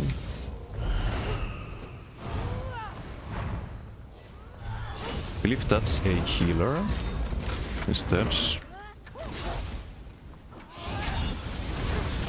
Get that kill.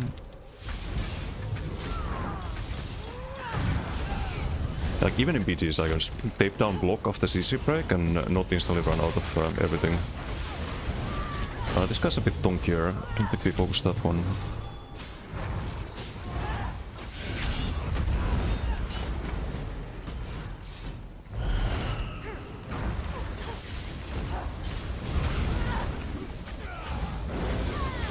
I didn't get the kill.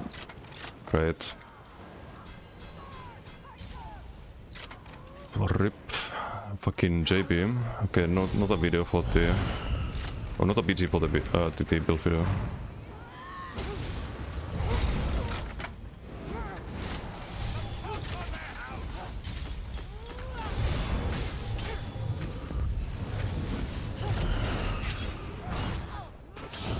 Let me show you how it's done.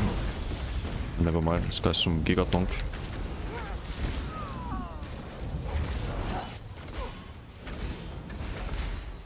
Rebuff here.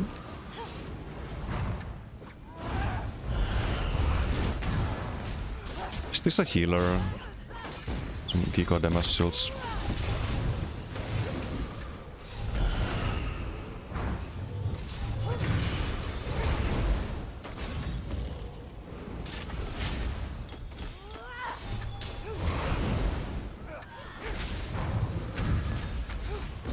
I should have landed socks there. Don't have to worry about dying necessarily.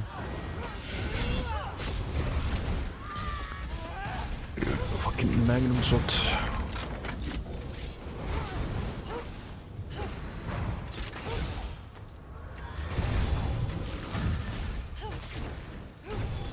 Or maybe wait a turn. Wait, what the f... Okay, Bets is just slaughtering my team.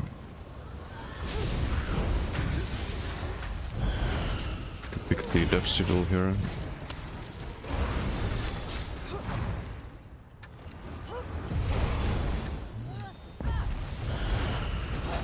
Yeah, because they have a healer. Rip. Luckily.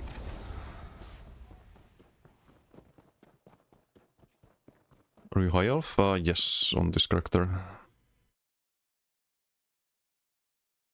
Azard, how you doing? 2 hits may be better, lose 1 weapon proc, have 4 seconds of 10% damage boost of heavy attack. It's only for double attacks, Azard. They changed that It used to be to any attack, but your damage done with two-handed attacks increased by 10%. Squishiest team I've ever seen. Yeah, I thought like you had a bad team there, but damn. My team was getting slaughtered. So what's a bed? Oh, you see, he's an Alikir. Seen this guy before.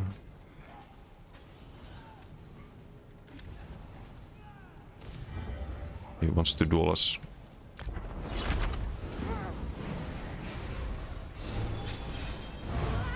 Let's see what's his gun. Kinda early ulted there. Wait for the dodge saw.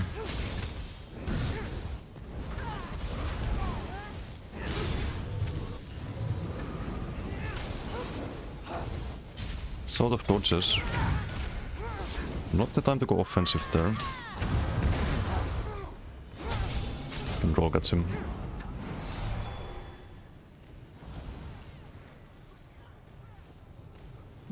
It just feels better to bash against a surprise attack. I don't feel that way. I think it's a matter of preference. But maybe you're comfortable with 2-8. I'm comfortable with Torvald. It's the opposite way around for me.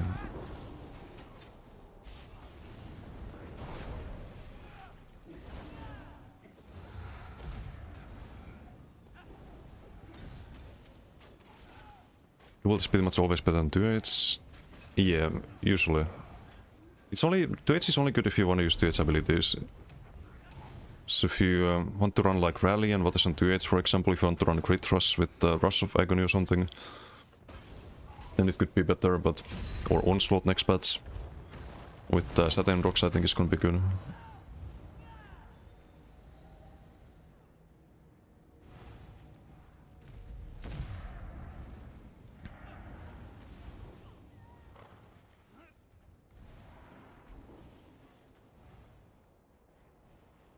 BG2H can be better, but the stam sustain, no, I value the extra damage from Dual higher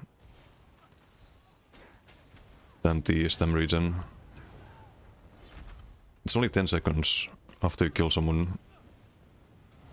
It's harder to kill people when you do like 5% less damage than Emerges here.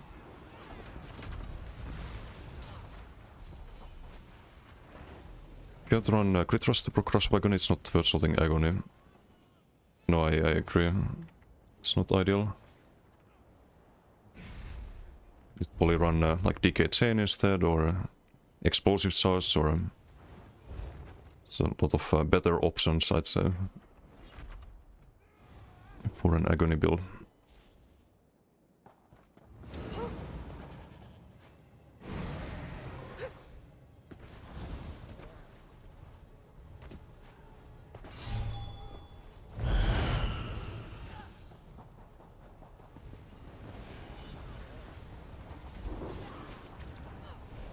Still in Svemi.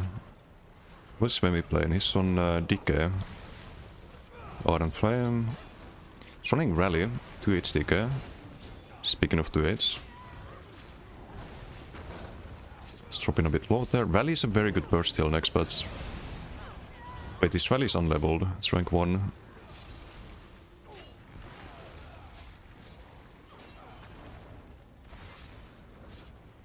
It's a Monomyth Poly, Major Pot.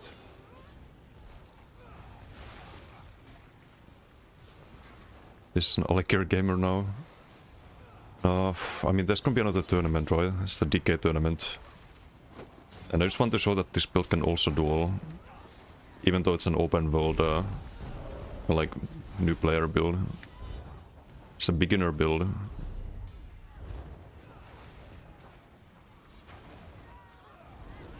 Stop dissing the Sarman Shuffle through the Sarman special.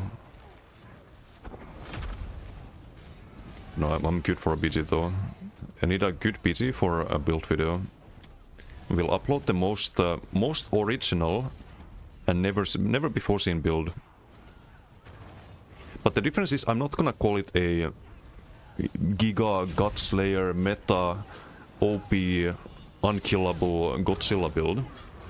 I'm gonna call it a beginner build in the title. That's the key difference. Because it is.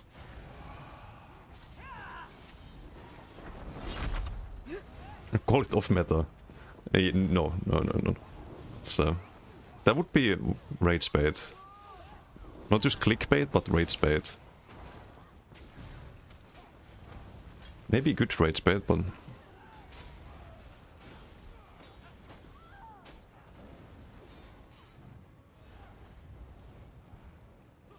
One v bulk group of 50k Boproc unkillable 1v god build, yes. People on YouTube do. Not running Rallying Cry can be meta. True.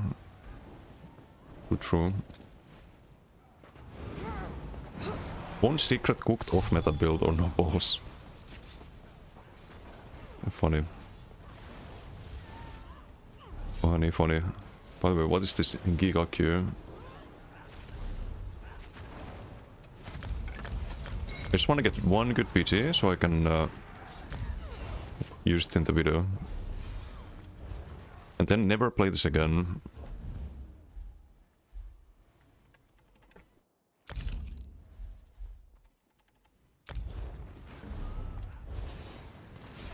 Then we make the next beginner build. We need to use a short scale line, so Stormcalling and can get Necro done with Gravelord.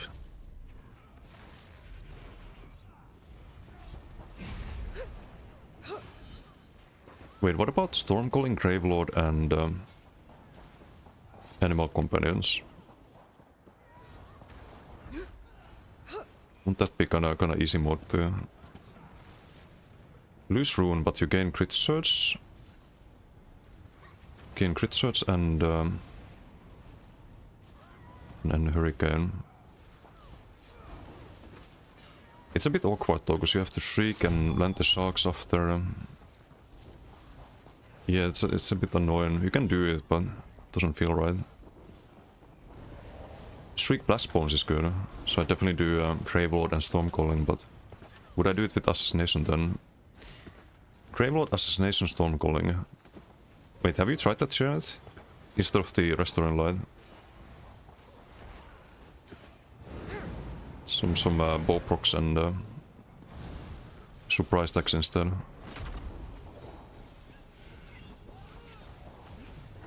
Oh, Nightblade. It's not bad. Wait, does this Lend a helping hand. what is this shit? We meet again. Oh no, this is the Bekar. There's a campfire sometimes that gives you extra stam.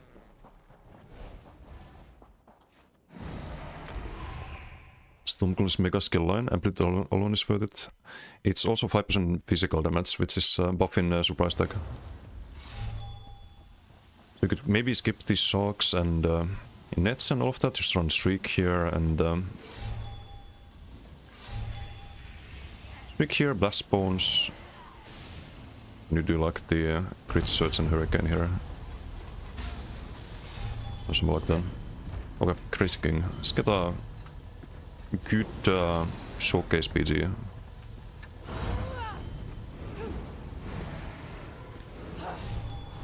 Hey Eldar, how you doing? Hello.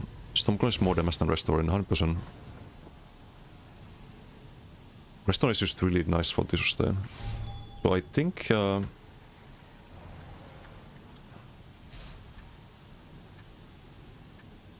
for the Stormcalling build you definitely do Ochogas, because we need to get a little bit more sustain, right?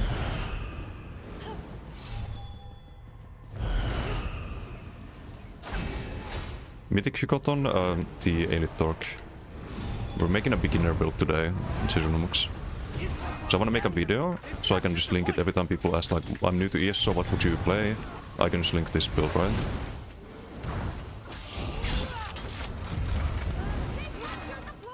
Dude, what is this PG? You're standing still?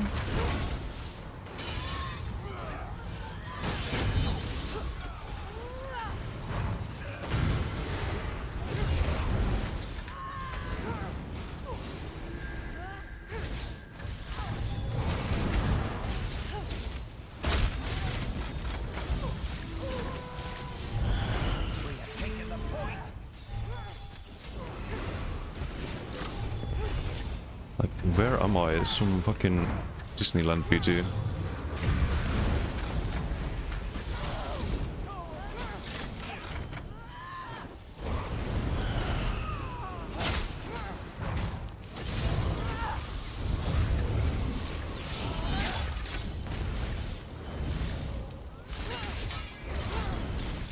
Really? Ay, ay, ay.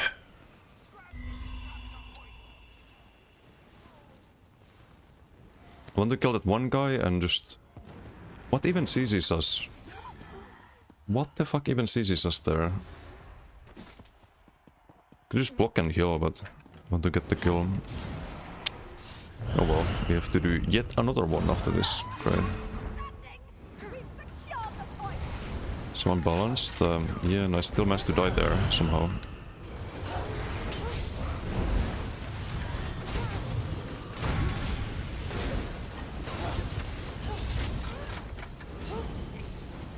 But a good PD for the video. I mean, it might take a while at this rate for sure.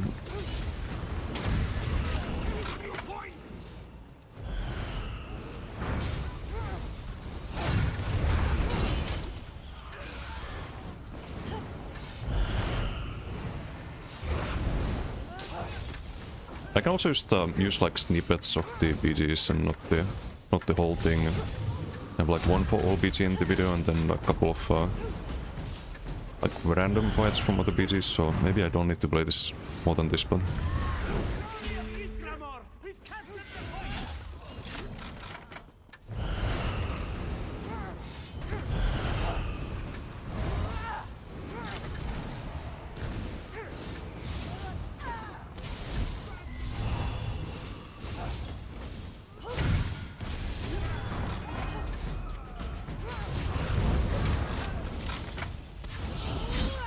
Really bad encounter. Walkouts.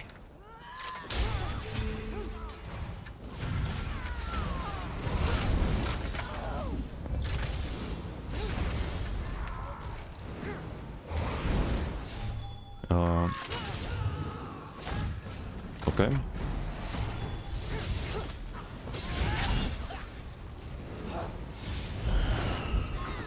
We are not winning.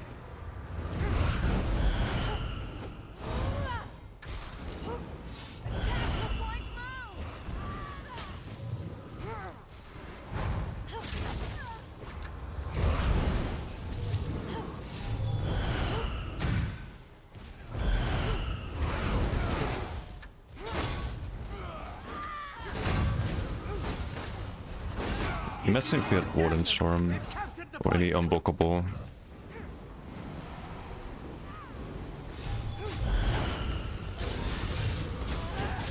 Oh, it's a damage to do, I think. Oh, it's still a fight then. Yep. Wait for roll, ball.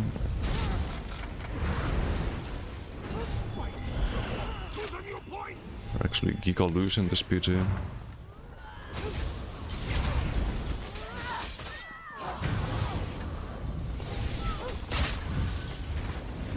Okay, ouch.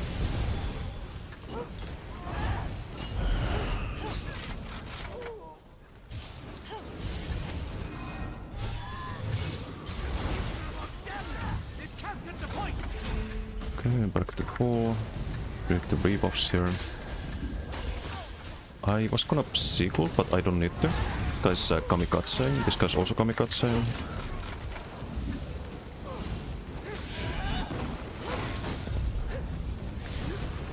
Heard the meteor, I thought maybe that's on me, so I need to block there after all, but it's on a teammate instead.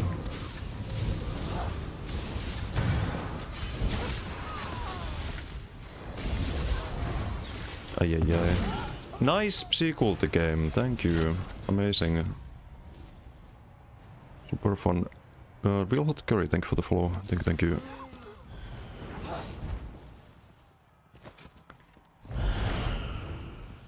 Not the greatest PG either.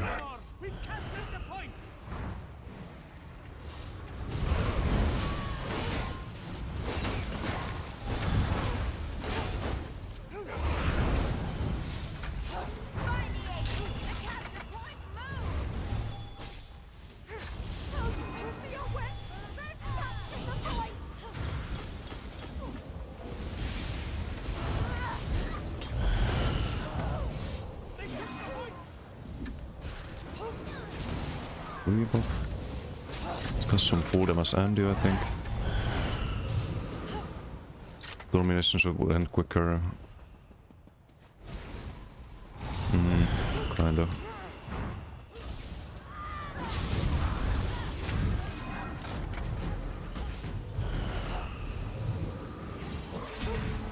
Really? The Sharks don't land?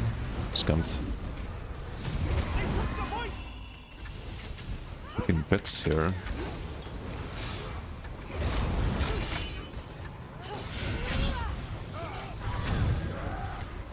Oh, that's a dodge saw.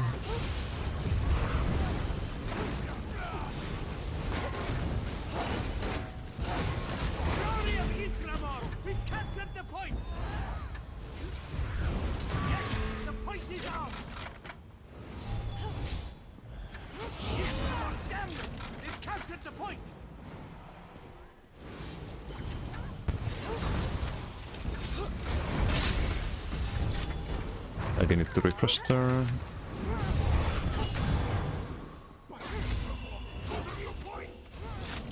Just block and surprise attack turn.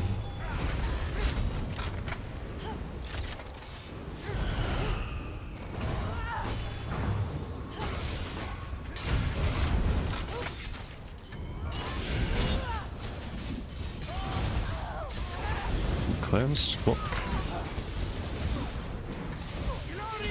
Sneaky, sneaky, sneaky. I didn't even realize the spawn extended this far. Just start their heavy attack again.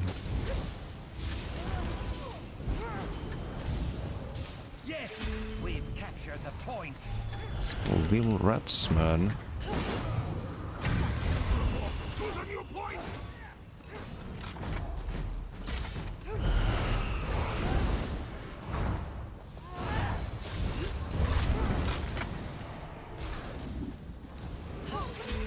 Okay, we're winning BG now. Hey, where's up? How you doing?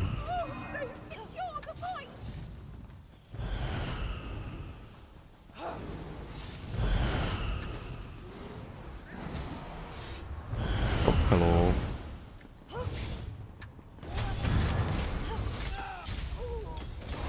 No, too slow. Deep sequel? Just disappeared. Okay, I think he might have.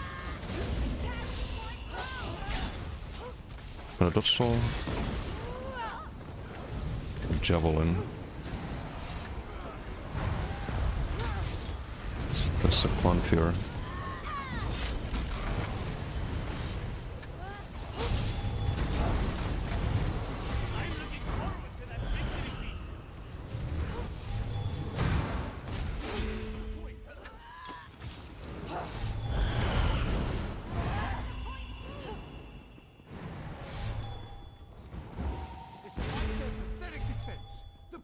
Wait, that was supposed to be blocked. They took the point. Impossible. They seized the point. I'm gonna counter flag. Boring.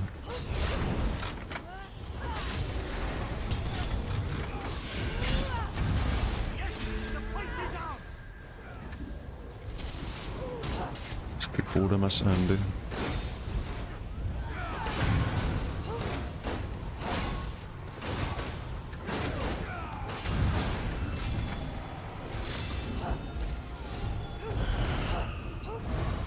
Glory of Isgramor. We've captured the point. A momentary setback. Nice dodge roll. New Talk Templar. I'm just making a, or trying to get a good PG for a build video. I want to make a like beginner build that's super easy to play for new players, and yeah, that's the plan. So I made an animal as Restoring Life build, of course. Perfect for new players. Because you have so much sustain and damage. The point. So just trying to get some good PDs for that, and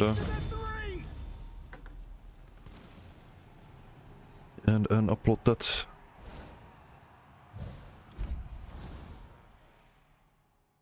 I don't know how many PDs we need to do though. Is that going so far? I mean, we probably have like one BG I can use, and I don't know how long the build video is gonna be, so it might be 15 minutes. I might need like another one here. So I don't want to use that whole BG if we die 2 times there. It's gonna cringe. Maybe one more. I can like cut some parts from that BG and put it in the video.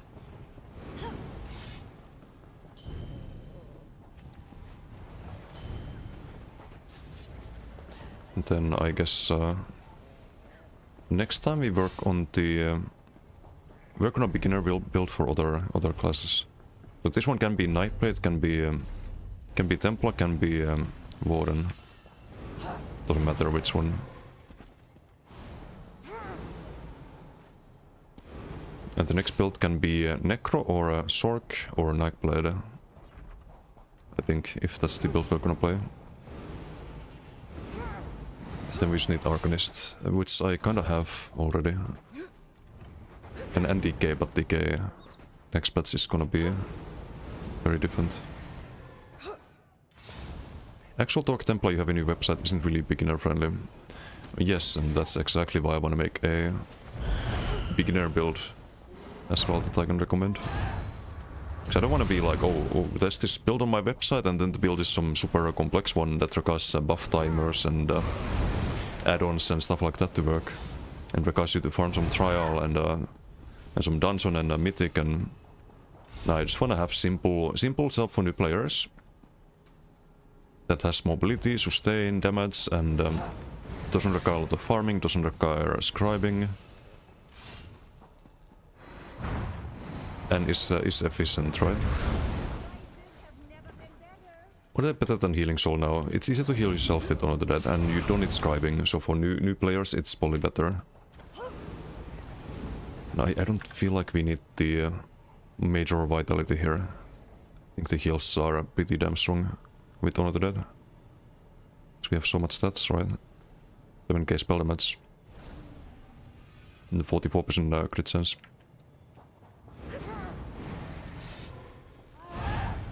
I don't feel like healing is any issue.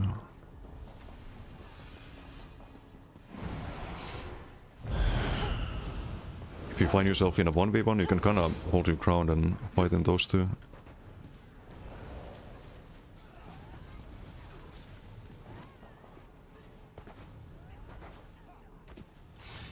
Perf Pixel and PP meter don't play well together. Made to more disable PP meter if you do fashion. Wait, they don't? So I have both, I think. Yeah, PP meter for the kill tracking and Perf Pixel I just always have, right?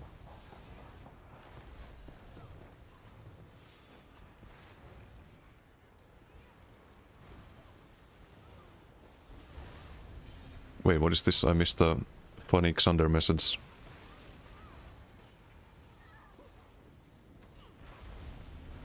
But outsmarted by Little Arrow Spammer. I was consumed by my greed. I should have healed up instead of going for that flashy, get one more kill and dodge all heal kinda play there, but oh well. So you play DK next patch, you're dead man walking. So negative? It's not negative, it's just what is going to happen. Oh shit.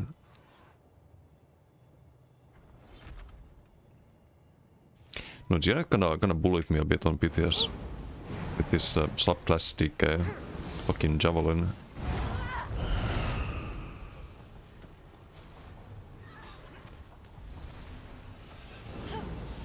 That was not fun.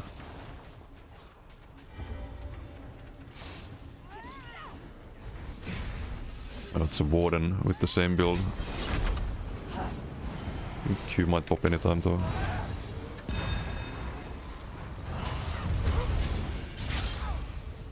Instant think up.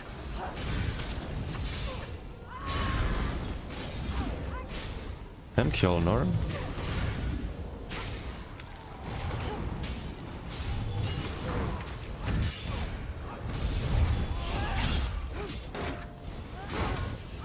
The Warden charm, just jump out of it.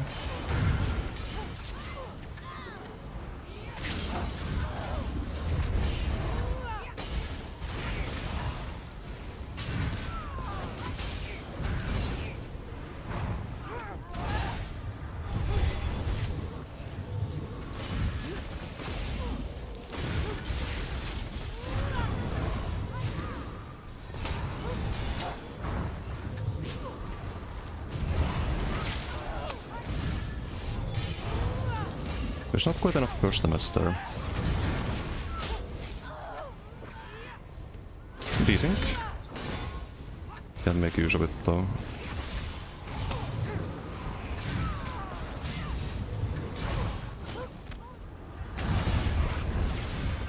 It looks a little low there, but not low enough.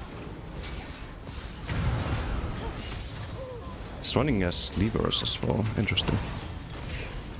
It's running levers with Elnar. Where's the ingot there?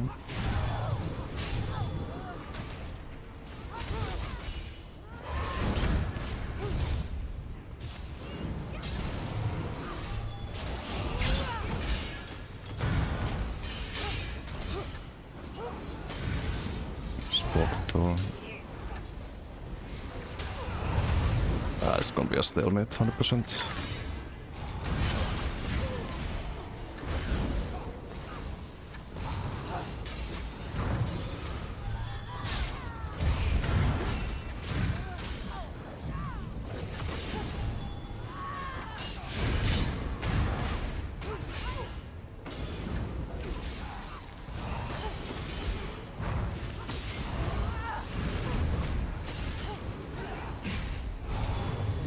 I missed my coupon.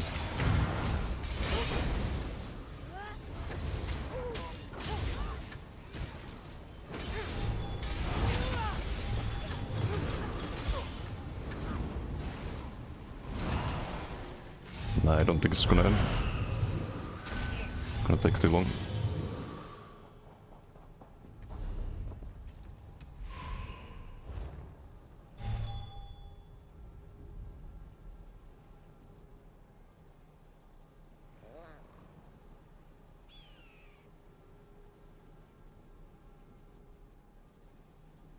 Was there one that shows all your skill lines without having to scroll? Oh wait, all skill lines? Oh, you mean like having this really small? That's perfect pixel, yeah. Got the question already. Was not about JW. Stock still like an arm and leg to farm. Less than farming another mythic, farming a moss set, farming a 5-piece set. I think it's just perception. You're in the same place farming one item, it feels longer than it actually is. Whereas if you have a change of scenery, when you farm one and then you farm the next thing, it feels faster even if it's not. But it is RNG. Most user-friendly would be just rallying Cry Redst, no RNG involved. And then farm Monomyth, because like if you just run Rally and Redst, you have a garbage build. Like you need a mythic, you always need a mythic. And then you need a monster set, so you need to farm like March of Sacrifice for Balog. Or you need to farm Kjalnar. Like it's not that simple. DK is easy mode compared to Sorg. And Kappa. UDK the Kappa is no longer needed. I don't know if you're into Tesla lore, but surprisingly the drip is amazing for Templar. I kind of went for just a like holy Templar team. Wait, what is? They just ran here to duel.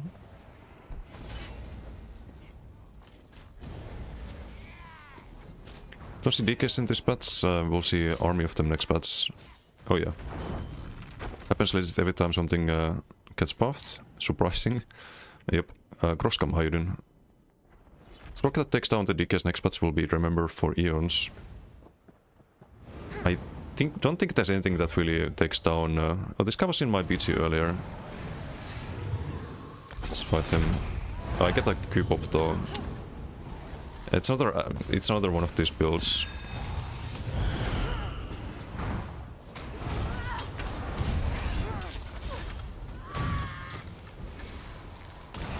Okay, maybe I can have like a one duel on the video as well, but that means that we need to win one.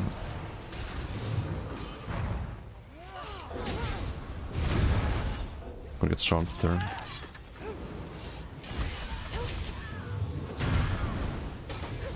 Close.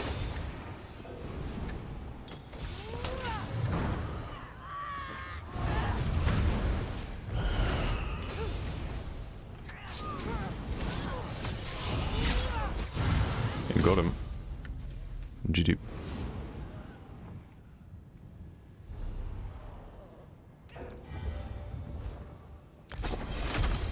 As they say, this is a Templar, no Warden Charm here. Hey, what's Palatara, how you doing? Valkyr Ape Arc, yes. Kind of.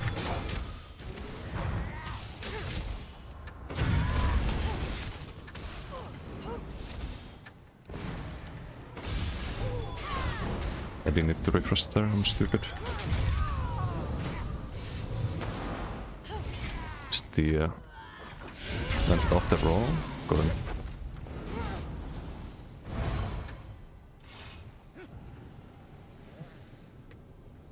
It's so satisfying when you get the perfectly timed income. I miss playing Nightblade, but I don't wanna play this shit. I want my Invis Cloak. I want my no subclass Gigachat Nightblade, not this cringe. Get this out of my sight. Actually, I could get it out of my sight, but we need the build video.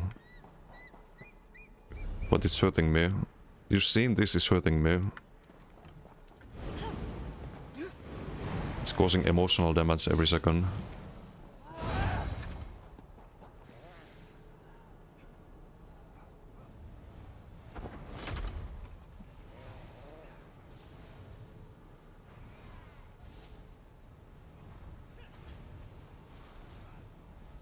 Only get one more set perfection in Night Market.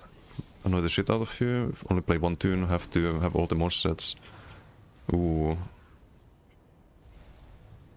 Can't you change the faction later? Werewolf will be fucking OP, same. Werewolf playstyle is fun, it's very similar to Nightblade. Like normal Nightblade, not this cringe.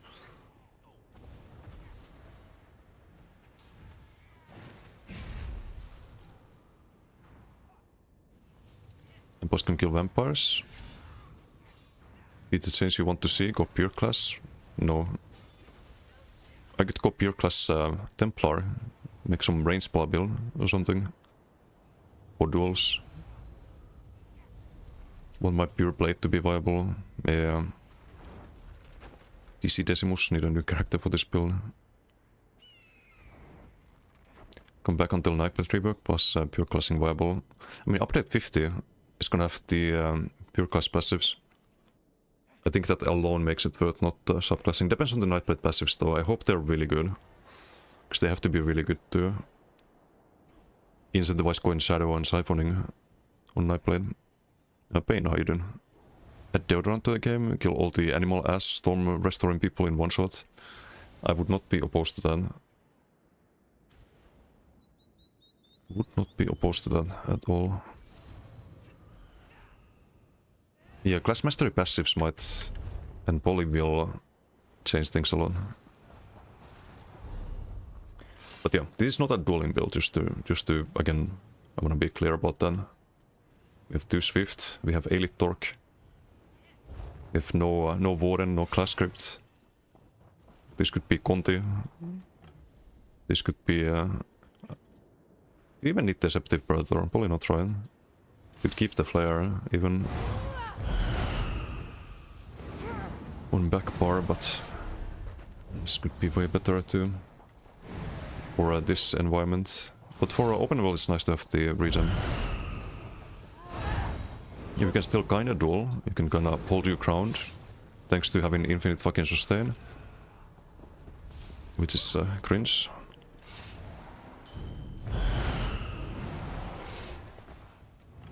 Pure class Soul Cleaver build.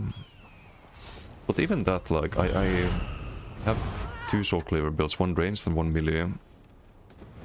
And even those are a lot better with Stormcalling. Just get way more damage.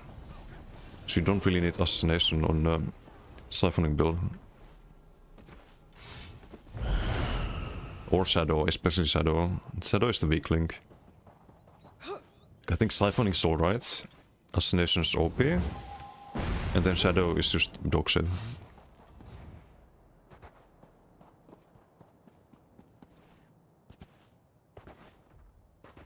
Desi dueling on pure Arcanist for tripling our theory crafting engine.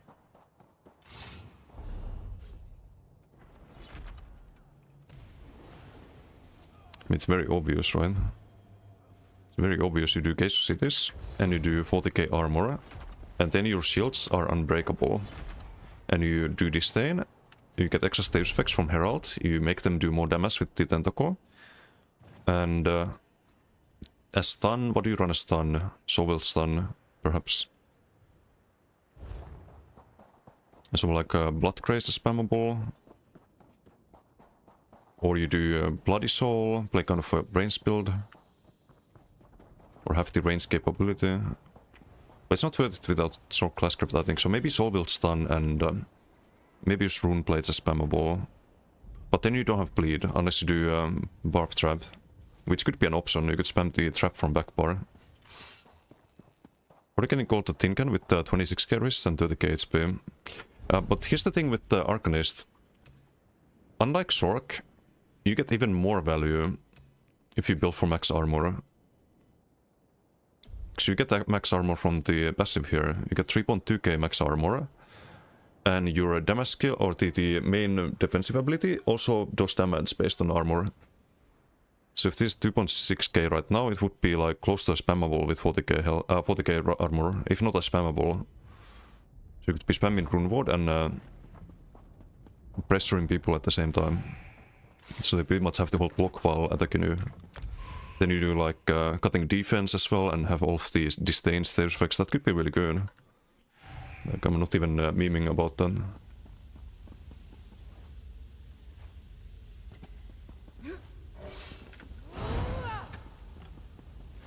You rate my build? Oh no. Okay, after BG. It's your Damas Pro, it's not Sork. Wait, my build? No, I'll have you know, I had more DPS in every fight in the tournament than my opponent. And we killed MRK's subclass Sork build twice. Yesterday. So he might not have been able to cast his abilities because of lag, but let's leave that detail out. No, it's still really good pressure, I think, the Sork build. It's just people wanna demonize the build because it's really good. So it gets a lot of undeserved hate. Or maybe deserved hate, but still, it's a good build.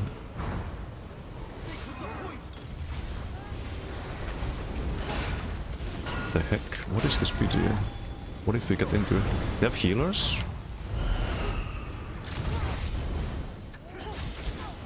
Swogi.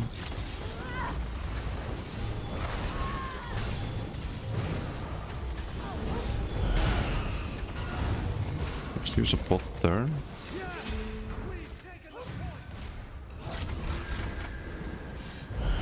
Crazy King? I see.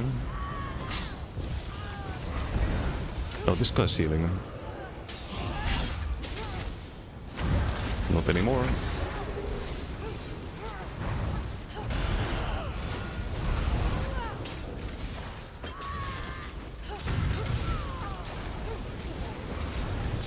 Yoink.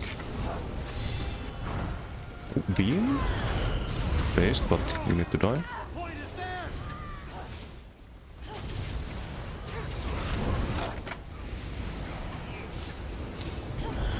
Dude, I can't use this in the video. Look how one-sided it is. It's cursed. I'll never have a build video.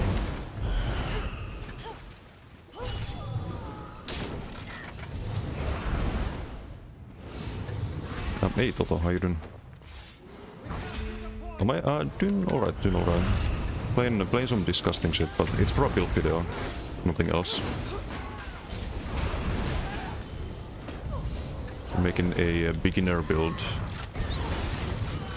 or anyone new to ES, so I can always just have a command for it, and I don't have to explain the same thing every time.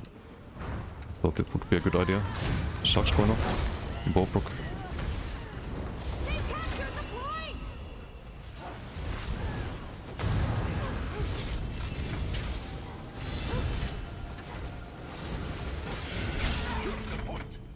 waste one ingot.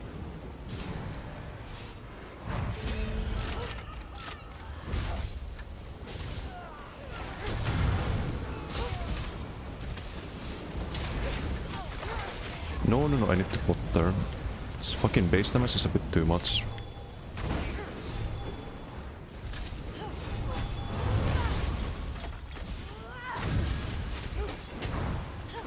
Should have waited the dodge.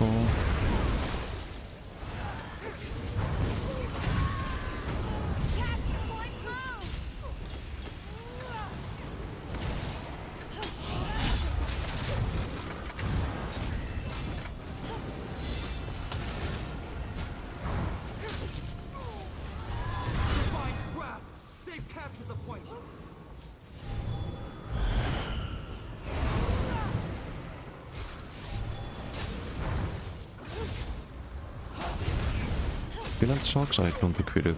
Doesn't matter. Finland, I think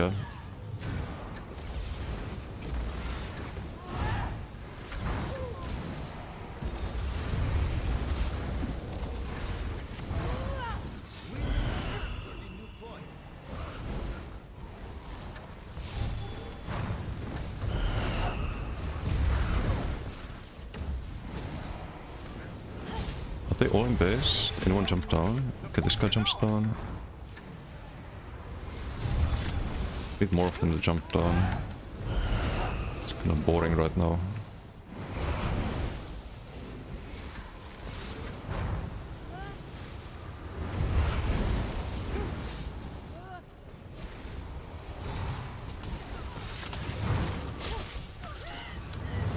Dude.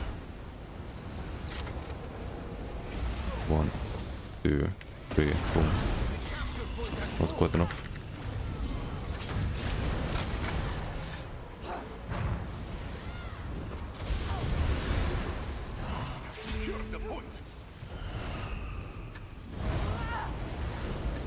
Wow.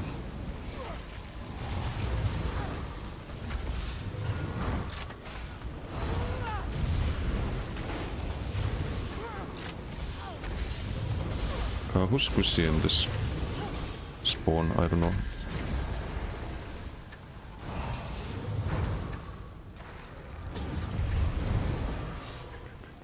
Three seconds. It's not gonna land, right? Oh, this one gets knocked down. Boom. No crits. 1 second until the combo bombo. They all went AFK in this spawn. Actually, no, this guy's not AFK.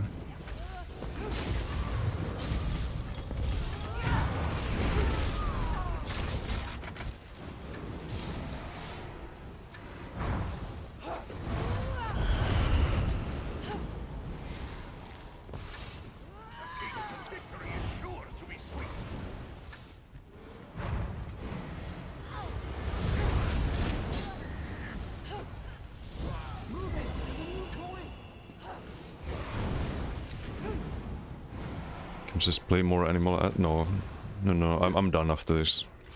I don't want to play this.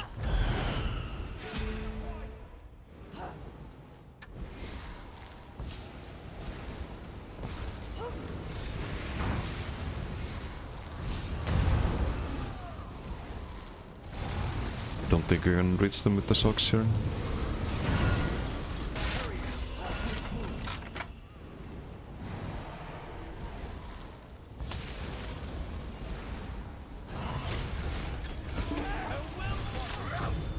Wow.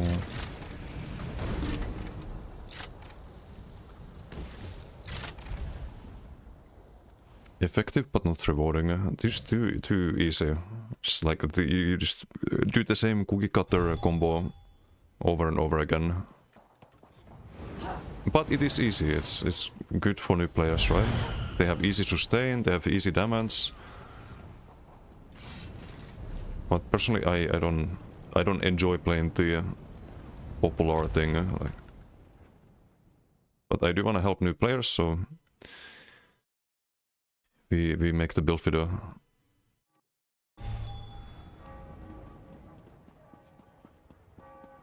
3 pets from sets, 4 from skills, 7 pets is possible. Do you mean pets with health bar or just pets overall? 'Cause pets without health bar are kind of like procs with a different visual. Is how I would look at them. But if you mean pets with health bar, you can have Blast Bones, Scamp or Clanfear, Twilight, Bear. Wait, what did I start with? Scamp or Clanfear, Twilight, Bear, Blast Bones, Engine Guardian. And there's no 5-piece set with a health bar, so 5 is the max. And if you want to have a, like, if you don't care if it's health bar or not, you can have more Golden as a 5-piece, and you can have, since you run Blast Bones, you run Gravelord, you can run Archer as well. And I don't know if you want to count Defiler or something like that as a pet. It could be another one, so you could have 8, technically. Or someone like Matt Tinker.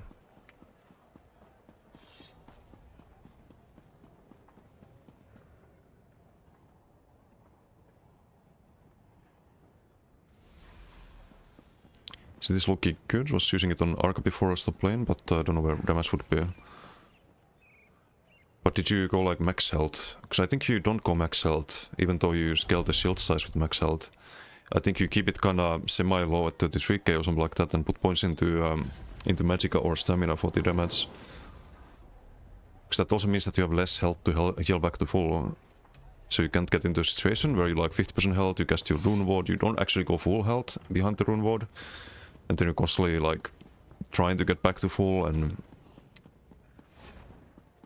I don't think that's it's ideal either. So you can use see this as a like just a good value set. Gives you health, so you put less points into health. Put them into magic or stamina. But yeah, that's enough of this this nonsense.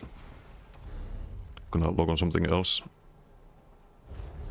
I was supposed to show a decay tech for next patch, I think.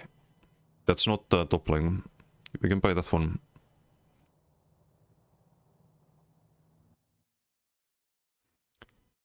Also, did we get a shoutout for Toto? Ah, we did. Okay, great. I think I have it on this character right now. So we have Ardent Flame on this. Oh, also the build, right?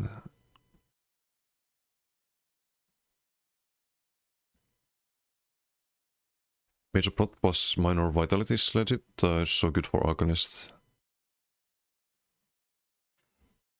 Yeah, I mean those are also good, but I think you get more mitigation from cities than Major Prot. You get it on the front part. You can kinda cast the shield, switch to front, and you're still tanky afterwards. Instead of having to go back to back bar immediately.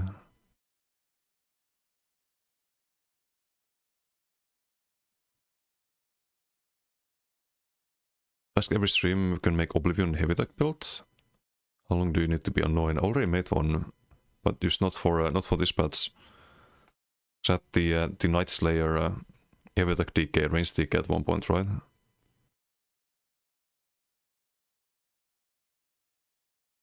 Hey, what's more than DDF cities? No. I will not stand for this slander. It is good because you have the you get the health, but you also get the armor. The armor is a big part of it, and the health regen. So it just makes you overall very tanky against the dot pressure, but also the 4K armor. If you stack armor, only if you stack armor, it gives you more value than the Major Prot. Because that 4K is worth it's worth I think 6.5% mitigation normally. If you go from 0 to 4K, it's 6.5k. But if you go from 43% armor to 50% armor, then that's worth more than 12%. Because of how things calculate. So you get more value than Major Prot. at all times, pretty much. Mimetic builds next patch with Earthenheart. I don't think it's even that much of a buff. It is nice, but it's not as impactful as people think. Wait, what is this? Oh, I have it on the Mac then, right? Okay, I need to do the Ridge since I locked on this. It's the Mac then that has the secret tech right now. Shadow Queen Skull, what? Wow. What next? Spelunker?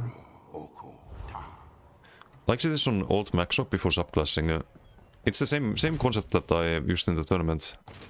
The old Maxoc run pretty much the same gear that I had, except a bit less armor, and it was Hardened Ward instead of Shroud.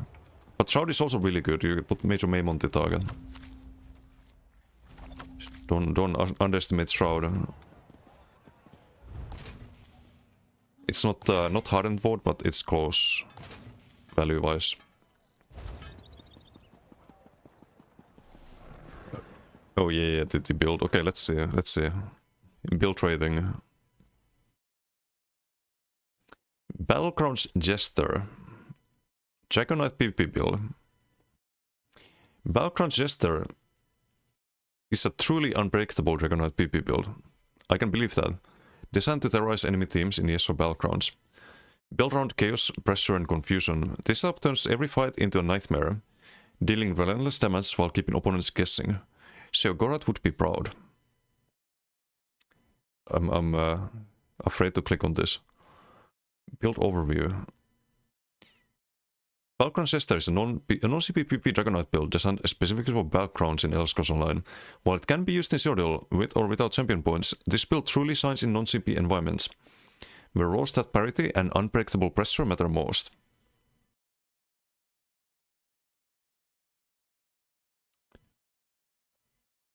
Unpredictable pressure. Okay. Isn't pressure by nature kind of predictable? Anyway, this is... what is this sentence even? Raw stat parity and unpredictable pressure matters the most in non-CP environment. What? I don't know about that. I don't know about that. Raw stats are not that important.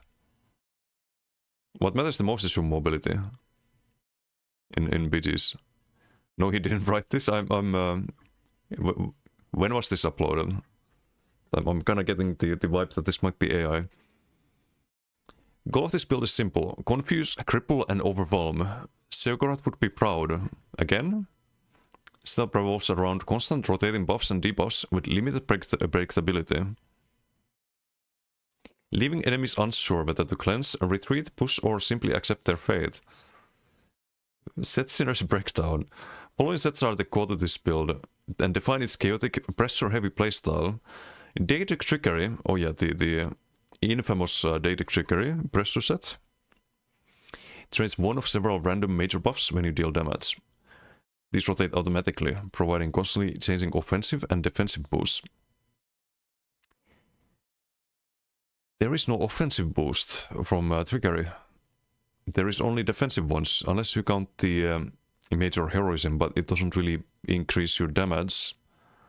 It just gives you ultimates, but it's more of a defensive thing usually, because you want to hold on to your offensive ultimates, and you might want to spam your defensive ultimates when pressured. So, I don't know about that. Defensive boost, sure. Added pressure. How do you add pressure with Daedric Trickery? Someone explain, please. Kinemaster applies a rotating major debuff to enemies you damage, lowering their offensive or defensive effectiveness and making their counters less reliable. It's probably like meaning the Major Maim or Major Covarrubias. No Rallying Cry. Yeah. Sena Seducer. So this is a casino build. They are not super amazing. But okay.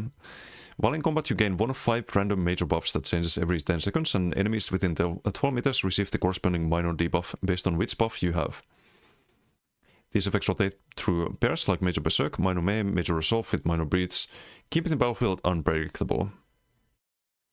Okay, I think it keeps your your survivability unpredictable, but or your kill potential unpredictable, but okay. Together these sets create a constantly shifting aura of disruptive effects that frustrate enemy players, not really, and force them into reactive play. Exactly the kind of chaos this build is built around. Strength in numbers. Okay, it all makes sense now. It all makes sense now. While this build is effective solo, it becomes genuinely unhinged when multiple battleground jesters are played together. What? Okay, I can understand what he's talking about. He's talking about the having all of the debuffs from Xenon Seducer and from Kinmacher. There's also a chance that you all get the same debuff, or that the debuffs are simply just cleansed, and all of the battleground jesters are now just jesters. Because you have to be one to play this build. Because the buffs and debuffs are not fixed, their effects can stagger, overlap, indeed, and stack across multiple players. An enemy might be affected by one rotating debuff from you, while simultaneously receiving a different debuff from other jester running the same sets. You know what they could also have? Your opponent could also have a skill called Elemental Susceptibility on you, which already puts almost all of the minor debuffs you can have from Xenon Seducer on the target. That could also happen. It's actually a very high chance of that happening if you're playing with other people. Erin, thank you for the raid. Thank you. How's your stream? We're doing a little build review here. We have a very interesting build here.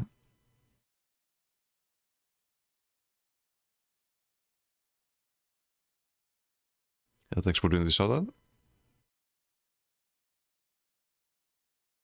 Patch sets for DK, I don't know, maybe next patch? No. You don't want to run Casino DK. Like, people ran it at one point, but it's very outdated. Andriel, how you doing? Wilken, Elolo, Lebro, how you doing?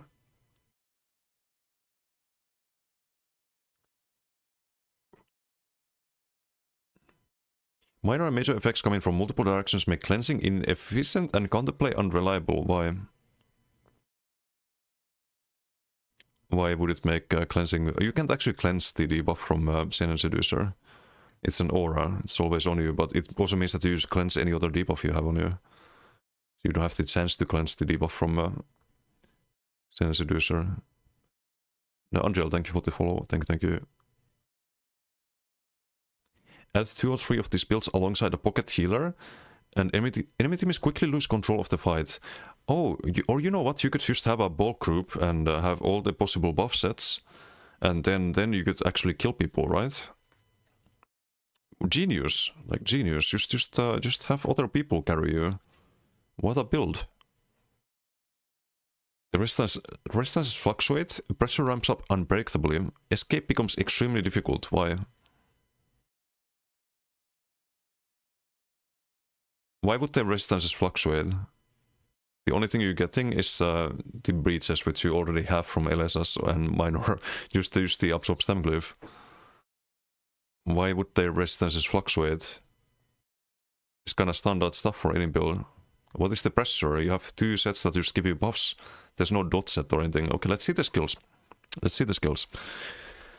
Escape becomes extremely difficult, except there's nothing here that would snare people or CC them or root them. Like, why? I don't understand. This build is not about clean scripted PvP. It's about madness, pressure, and disruption. And battlegrounds that wins games. No. Just having a good build wins games, and playing well wins games. Having some casino nonsense doesn't do anything except get you deaths and fail to get you kills sometimes. Whose build is this? It's a Xynod build, if you can believe it.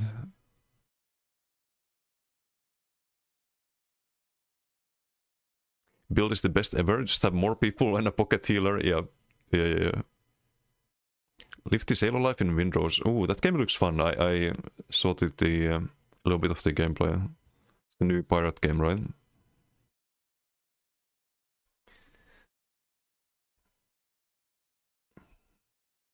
Skills are even more goated than the sets. Oh no. Fashion first. Background, gesture, outfit, and style. So if I see someone with this, we can just assume that it's someone's trolling. They're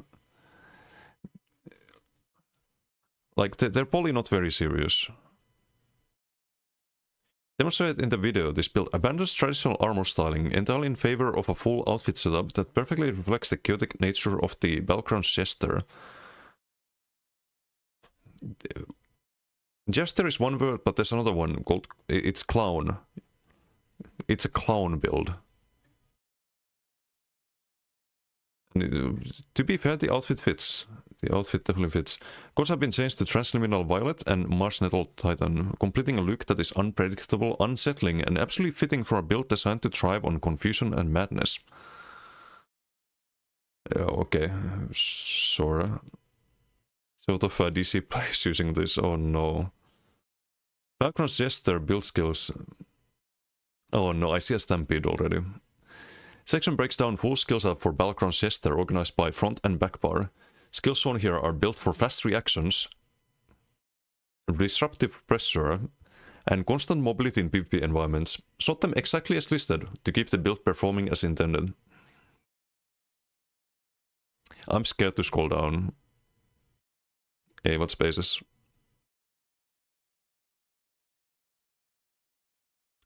Stampede. Why? DC swing. Why? ×2. Oh no. Evil Hunter. Not even Camo Hunt, Evil Hunter. Reverse Slice. He just took the whole fucking 2/8 skill line and let's put this on the front bar. Rally. Oh, it is actually the full. And Berserker Raids. How many 2/8 abilities can you slot? Oh yeah, this is gonna go great. It's gonna go great. So where is the pressure that was talked about? Disruptive pressure from Stampede and DC Swing. Okay. Yeah, I'm sure this dodgeable and blockable ability is constant pressure. Or disruptive pressure. One of the Berserker Raids, which is the defensive morph that gives you CC immunity. Doesn't give you full pen on the dark damage. So I highly doubt this kills anything.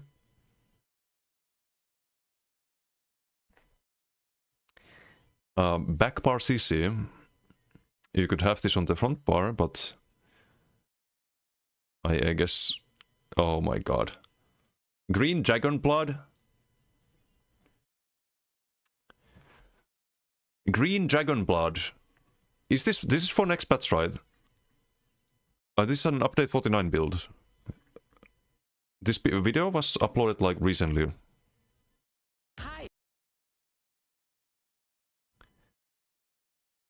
1 year ago. We didn't even know about the decay changes in 2024. November 18th, 2024. So he slots the worst possible heal you can slot. You have a rally already. Why is there a green dragon blood here? 2024 is after scribing as well. There's 0 scribing skills. We have a fucking pierce armor here. Instead of LSS and running ice stuff. Why is there 2 offensive ultimates? Why is there a leap and berserker raids? And why is there wings? Where is Vigor? Where the fuck is Vigor? Oh my fucking god. It's a pure DK build. There's no Flames of Oblivion. For the crit buff? No, let's do Evil Hunter. Let's do Evil Hunter. Why would you run Flames of Oblivion here? When you can have Evil Hunter?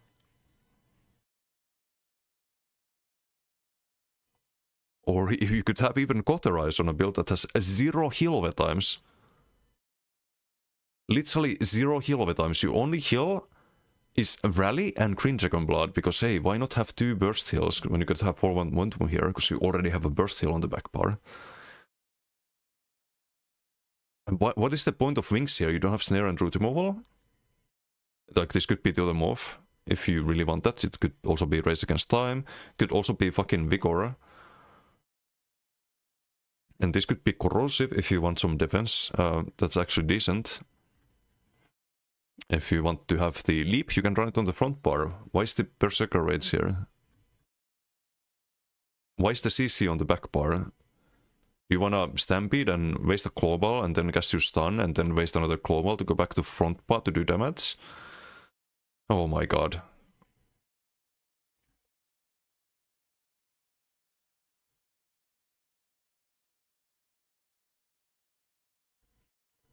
I think this just cost some... This just cost me some brain damage, I think, reading this. Didn't, why did you link this?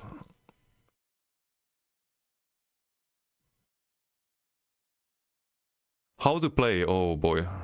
Okay, well, it's all gonna make sense soon. We just need to learn how to play this. But Rally still had the hero time, like back in 2015? Could be. See, does he dominate PGs with a Xynos build? Oh no. Second gift, pro version of AI to Xynos, he needs it. He definitely needs it.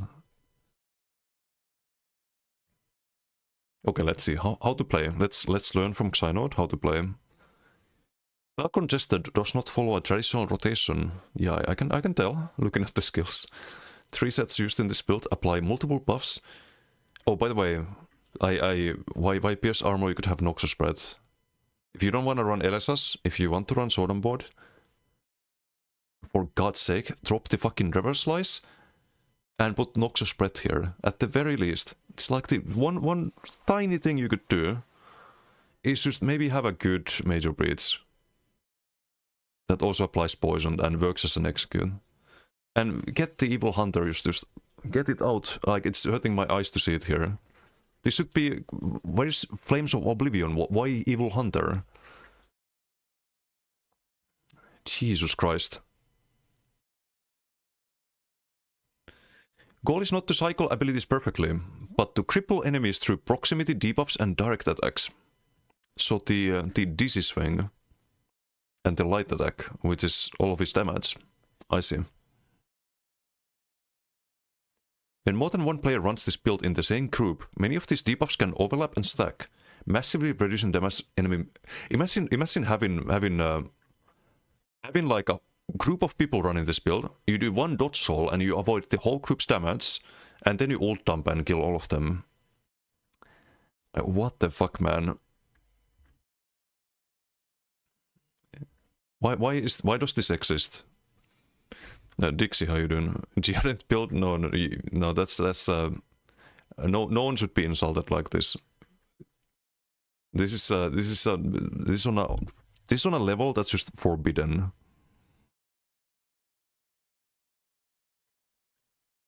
Polly ran similar skills in 2016. If this was a new player making the build, I would be more positive and helpful and less toxic. But this Xynos, who's been playing the game since 2014 and has been putting out this build since 2014. And I'm pretty sure this is AI. Like, there's no way a human makes a build this bad. So it has to be fucking ChatGPT again.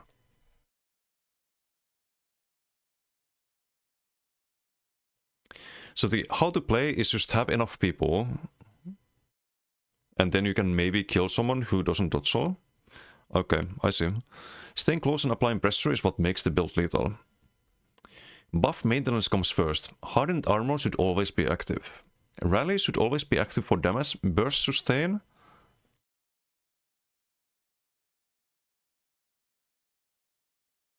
What the fuck is burst sustain? And healing. If under range pressure, Dragonfire Scale keeps you alive while closing the gap. I see. Pressure, control, and target selection.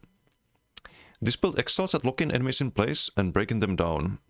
Use Shattering Rocks and Dizzy Swing to stun, disorient, and interrupt movement, then stay glued to the target.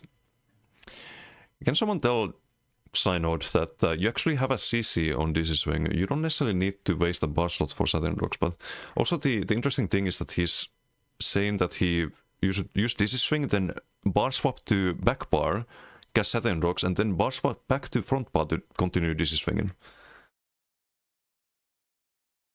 He should probably mention the bar swapping here. I feel like that's kind of relevant. Do not be afraid to primary a tank. Berserker raids dramatically increase your resistances based on who you hit and what buffs they have. Hitting a tank effectively lets you steal their defenses, making you extremely difficult to kill while creating a free damage window.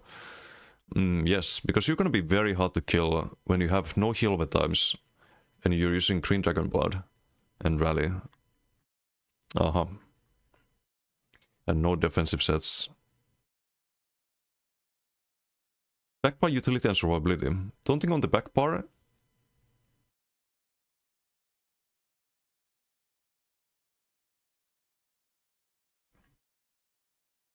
Okay, this master fucking sword on board. I see. Well, it all makes sense now. You can just taunt on the back bar to heal yourself when you have Green Dragon Blood and Rally for the same purpose. So you have to like you can. Oh, I think it's part of the chaos, right? That was mentioned. It's part of the chaos because they'll never know which one of your 3 burst heals you're gonna use. So you definitely confuse your opponents. It makes sense. Use it proactively when pressure ramps up, not only when you are low.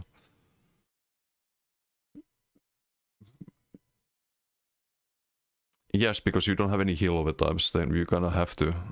You could just cast a heal over time or slot vigor, but hey, let's just master sword on board. This allows you to stay aggressive longer instead of disengaging. Yeah, I don't know about that. The ultimate is not a panic button, it is a momentum tool. Use it once enemies are already debuffed, pressured, and struggling to recover. From what? From the Dizzy Swing and Stampede? Proper timing often decides the fight outright. Background Jester is highly reactive build. Maintain your major buffs, stay close, debuff relentlessly, hit hard, and do not let enemies disengage. If you stay on them, they will eventually collapse. I might have seen these people in BDs. They're the people who just kamikaze you, do no damage, and die. But hey, if they keep doing that long enough, you might eventually die if you're outnumbered enough. So the build might actually work. Shark, thank you for the follow. Thank you. Yeah, you stay close to your opponent and have a lot of other players, and the build might work. Just keep pressing Stampede. It will work eventually. Eventually that person on a good build will die. It might take a day, a week, maybe a month, maybe a couple of years, but eventually you're gonna get them. If you Stampede enough times, like statistically it's going to happen eventually. Champion points. No champion points required on this build as it's for battlegrounds. You could have the Force of Nature. It probably shouldn't work, but enjoy never needing champion points to grind out in these modes. Hey Rodney, how you doing? Sarmant build? No, I don't think even Sarmant would make a build this bad. I don't think any human. This has to be AI. This has to be another AI build.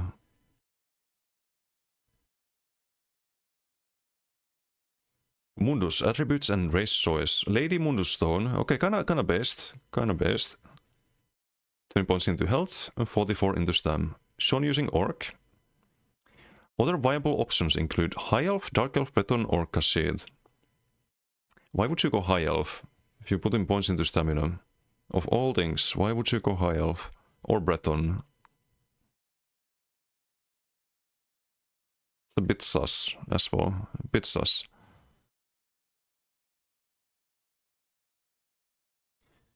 Hidden build, pure magicness. Crit damage and healing done, obviously. No, because it is, I mean, it's probably not optimal because you're not gonna have any crit chance on a build like this, but it's not even the worst. But Breton or High Elf? No. Go Magicka maybe, but... Potions, and food. Tripods, okay. Does it have the right ingredients? It does. Food. Max health plus max stamina. Use the highest level food you can access that provides only max health and max stamina.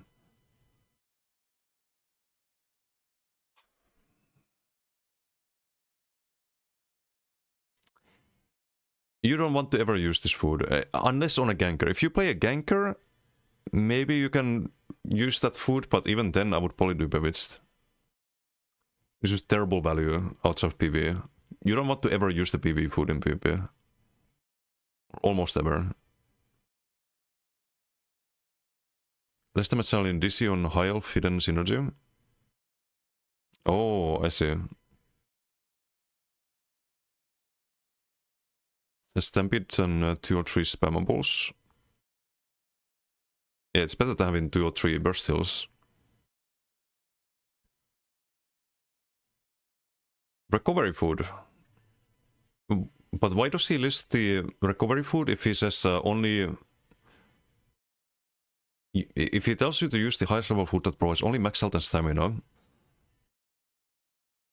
and then there's another option for... I don't get it, but...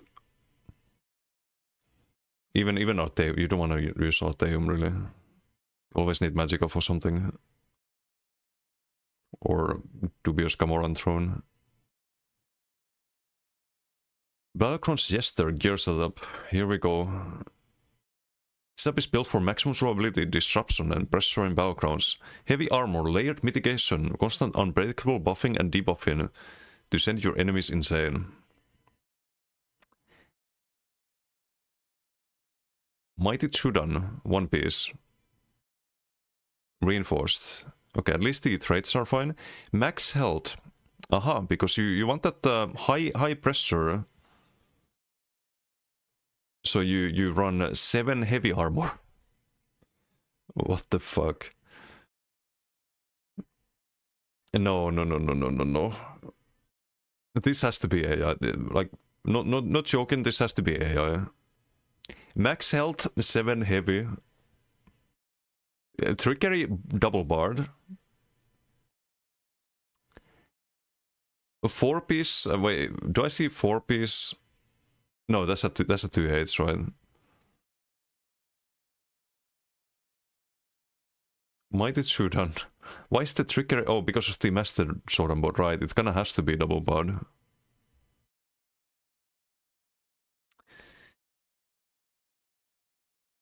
Healthy Jewelry. No. Sharpened Maul. When you get full pen on the 2H ultimate. Sharpened instead of Nunhound.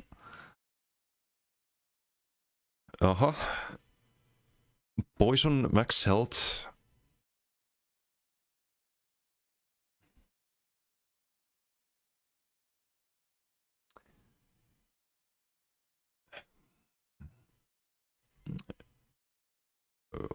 Okay.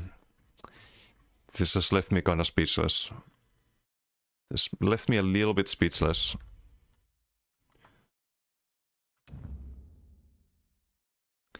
Why does that even exist?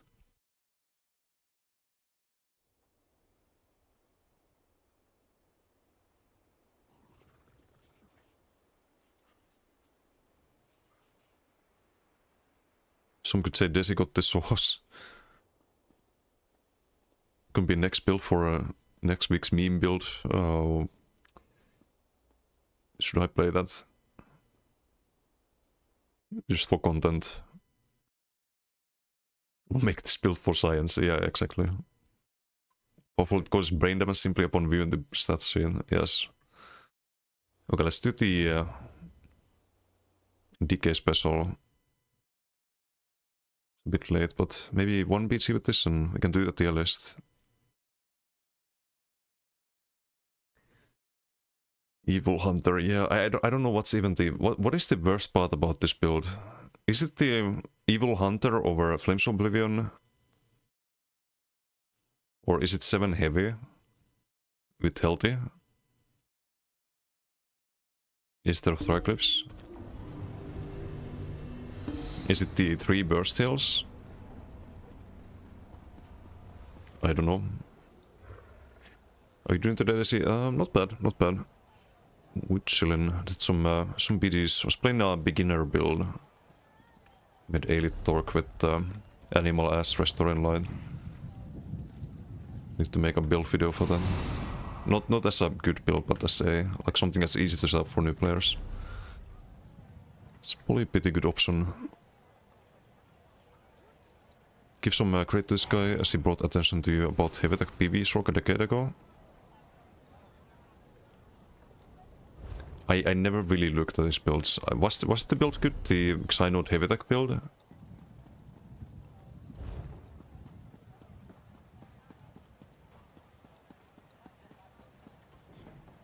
Also we have LSS. I don't need the glyph here.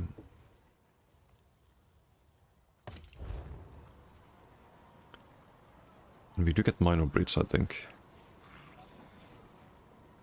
So we need disease. No, we have blast bones. Poison's kinda locked in. We do absorb magic, or we skip the keep the flame damage, I guess. Doesn't matter too much.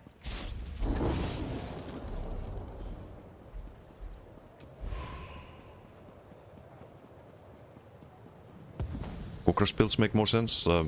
Yes, they actually do. Sidewaves, how you doing? In convincing someone to use a Xynode build. The worst part is I don't think some people even need convincing. They just come across that and they're like, oh this Xynode guy, he's the first name that pops up when I Google ESO PvP. I should probably play his build, he must be good. And then they play that build and they don't do too well in PvP. And they're like, oh, but I have the best build. This game sucks. I'm gonna go PvE. I don't like PvP. That's the worst thing. That's why I don't like seeing these builds. Because they kinda also drive people away from the game.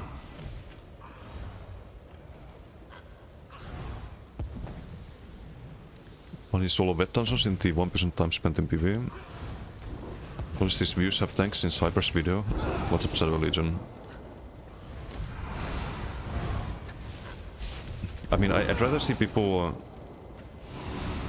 adjust their behavior if they're like uploading AI builds and whatnot than see them lose views and whatnot, but if they keep doing that kind of shit, that's gonna, like, just like I mentioned, it's not really good for the game. Don't sustain your HP if die. Burst sustain from rallies the minor endurance. Oh, that's burst sustain, I see. Someone tell Xynode this is dog shit. I don't necessarily need to waste a bar slot on it. It's not even like you can make a build around this here, I think. Wow. Nice streak. What's down here? Death Sigil. Okay, kind of worked out.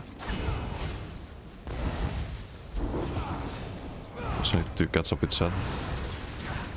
Can do a little deck here, I think. They get charmed. Wait, where's my Darkon? Didn't proc there. Proc it here. Yoink. Oh, hello. Should be dead.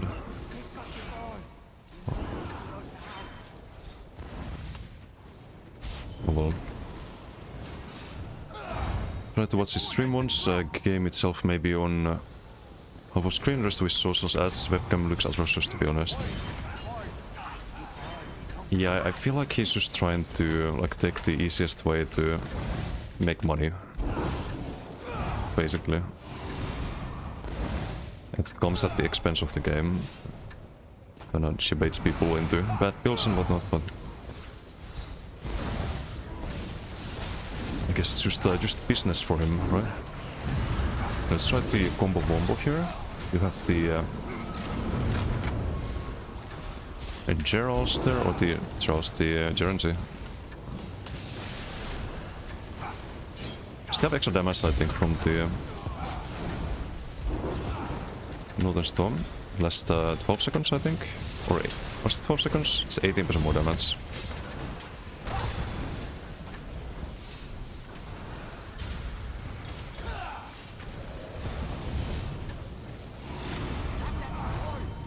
Sometimes when forensic pass combo when Master Soulboard was gotten. Yeah, but it was like spammable damage back then. I think most of the Soulboard skills were like. I read also the like deep slash was meta at one point and different times.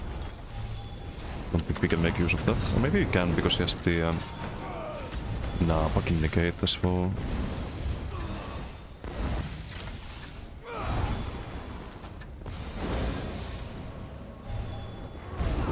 Don't really have sustain on this competitive build I was playing earlier.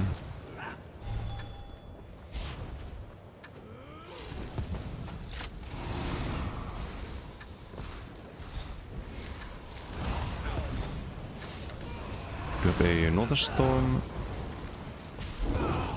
Main issue is this, the double strike being so expensive.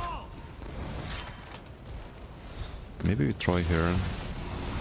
Do you have a stack? It's kind of a bomber.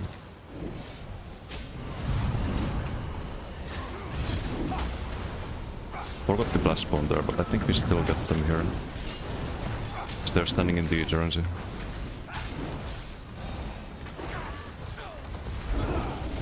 This guy upstairs.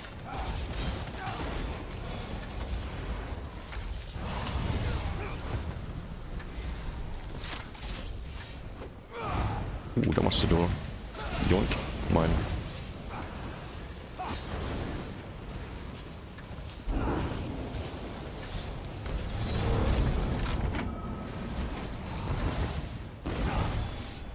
Forensic pass combo. You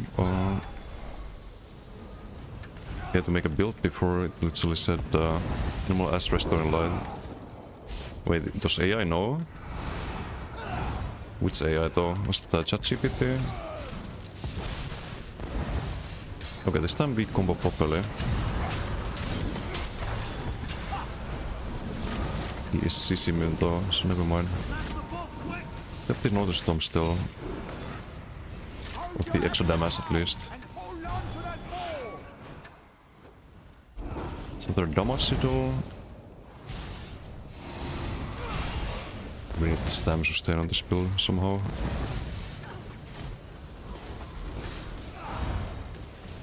Spam stroke, Great Depression era. Wasn't that around the same time as the werewolf enchant meta? Had like Toruk's werewolves with the werewolf dot proc in the enchants. That was, I was gonna say fun, but interesting.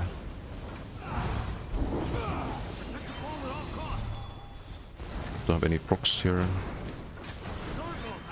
Except the Warden Charm, I guess. Maybe Energy Overload on this build would be kinda good.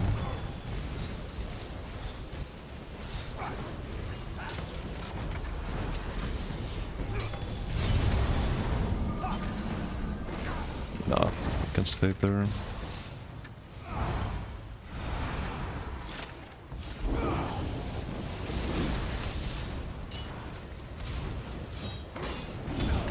Could be a charm.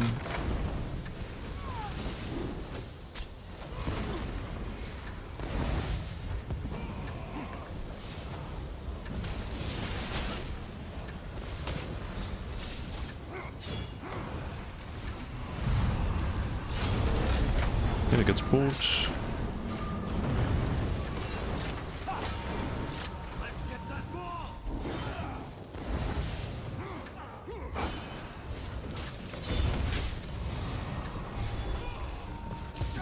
boring BG.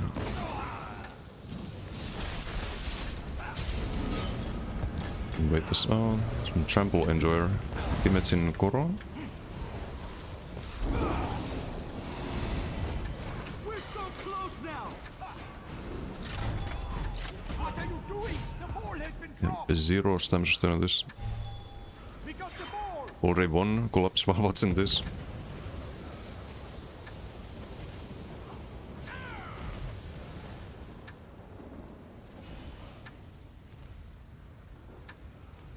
Comment on new video. Sander makes the best comments. With garlic coated island though. Yeah, it's not bad.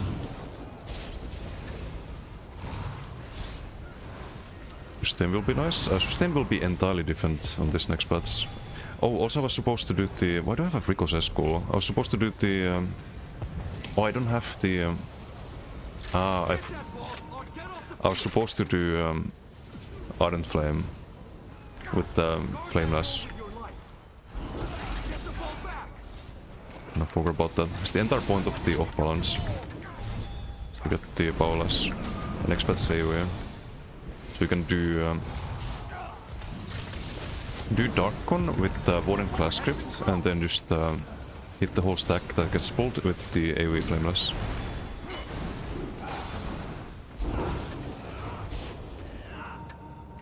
The crits on burst heals, not an option at all, with the 7 heavy, like 15% crit chance.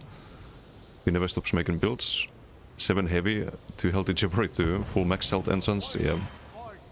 In Giga. Triple infused fire resistance Jibbery. They should buff the fire resistance and the other elemental resistances. Well. Giga PG. Yeah, I forgot to change the skill line.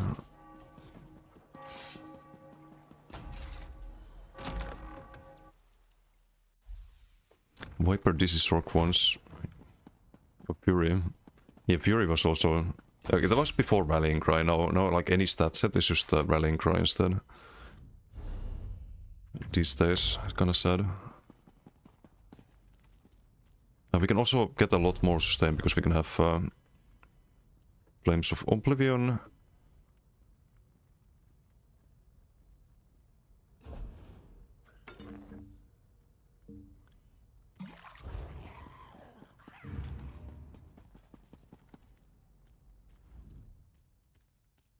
So not proper Tinkan himself.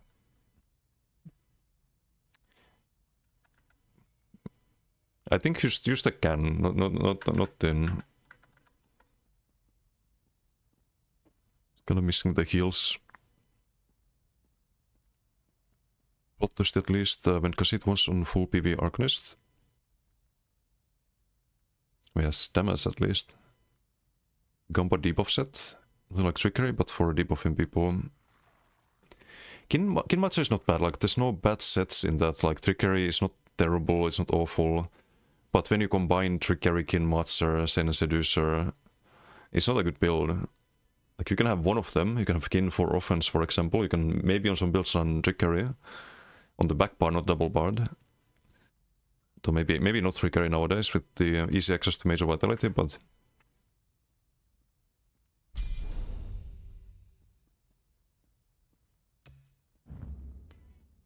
It's not the greatest that build.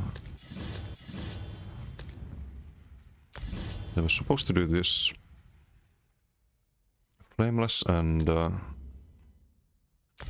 lose good all of Flames of Oblivion.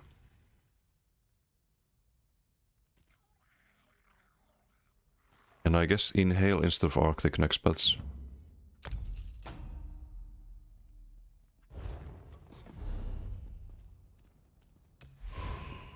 This should be a lot better. Jester build now? No, it takes a while to set it up. See how much health that build gets. You can set it up on editor. It's probably like 60k I think. 50k, 60k, something like that. So good for next week's meme build. literally turn you into the Joker from Batman. And break a BG kill record with it.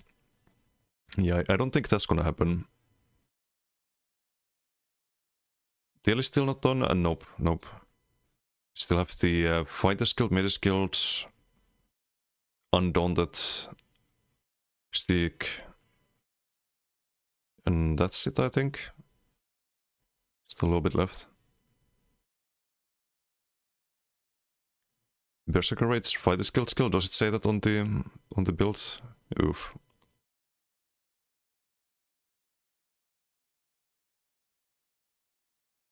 This is hardened armor. Even though the wait, I need to scroll up. Icon is clearly volatile. Yeah, I think I saw them. Don't build builds to be functional, they build them for the content, just to put something out there. Yeah, and that's not good, because new players come across those and they think it's their fault when they don't do well in PvP. Evo Hunter over Camo Hunter is a crime already. Yeah, but he was also a DK, just a pure class DK. I think Camo Hunter over Flames of Oblivion is a crime, but yeah, it should be like Flames of Oblivion, and if not, then Camo Hunter, and if not, then Evil Hunter, or I would probably put bots above Camo Hunter and Evil Hunter and just run different skill, but he doesn't have Vigor on the build. That's probably the first thing to address there. Matt got Zeus, then it will be a good setup. Oh, missing out. Yeah, it's another Gamba set. I wish they were better. I tried them, but they are kinda meh. Content filler, Decadego, he made a good PV heavy attack sword build. Wait, actually a good one. Let's make a bad heavy attack build for PV, just needs Empower and Sergeants. Yeah, I mean I would go do Hyperioxes for good heavy attack builds, I think. People make them probably hard to play the actual game. Xynod has played the game, that's the problem. He's played the game for a long time. This guy was in my team earlier, he did pretty well. And the community though, the effective on Sork, can also set solve wet dungeons. Slow Nuker has the best DC build. Then oh, Gerent in Alikir. Ooh, is this true? A line, what's the score? 20 and 0? Oh. Rehost back in Heavy Tech days was me birthday. Oh, yeah, I don't miss the Heavy Tech being popular meta. Oh, Salto's OP dueling set though. Playing Healing Soul in BGs. I played I played Honor to Death earlier, and I don't think it was that much worse. It was a lot of max sustain. In the duels as well. In duels it was 300 mac per second. And you don't need the Major Vitality to heal back to full, I think. At least with Torque. Inalite, how you doing? Play classic Nightbed next patch on one of your builds. Nightbed never dies. Nightbeds definitely do die. To working on today. I was making a beginner build, just easy to set up. Animal as Restoring Light setup, and played a few BGs with that, so I want to make a build video for it. Now we are testing some next patch tech with the Bloody Knife into Flameless. Should get off balance from this. It has travel time, so you can do Bloody Knife into Flameless and kinda instantly proc the Powerless. And on this build, we have the Warden's Charm as well, and we have Dakon. So you have a pull after 1 second and another pull after 2 seconds. So you can kinda almost guarantee the Warden pull lens. And that you land multiple Powerlesses. At least in theory. Triggered with the Dual Throne at the off balance, yeah. And you also proc your both of your sets. I don't think they set it too well in the previous PG. But that was with the wrong build. It's only 6% here. Because you proc any ground AoE with Blind Knife. You're not supposed to, but that's how it works.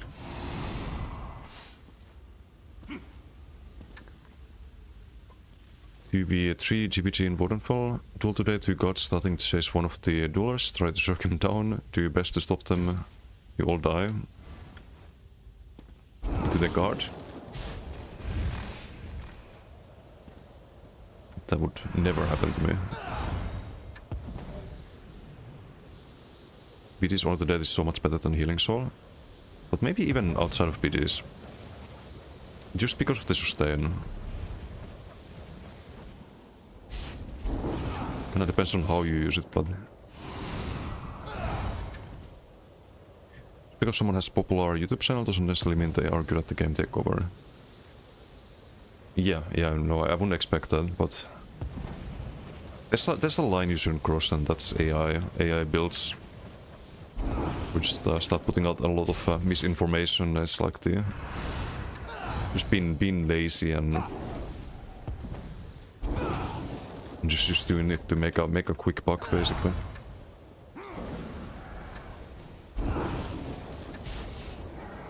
I don't think that should be like, promoted by SOS and celebrated and all of that. Lots of damage sigils. Kinda gotta wait for the team though. Okay. We don't have the blast bones anymore.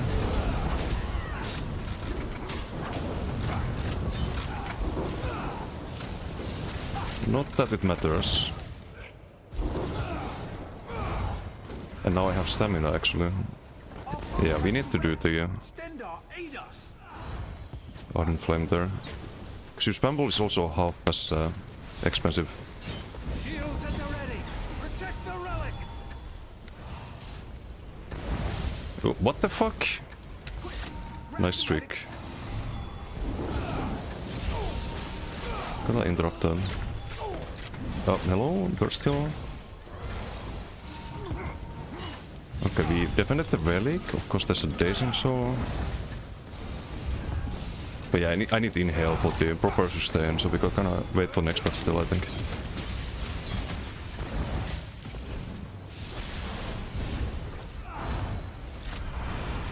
Or do more heavies, but... Snake in the stars, don't like that. Oopsie, got that.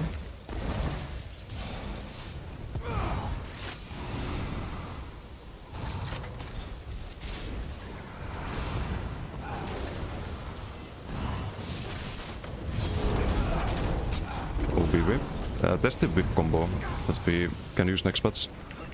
Spawless is also 70% more damage or something like that. It's gonna hit sleep like a truck basically. You're very likely to get the stun there with the pulse.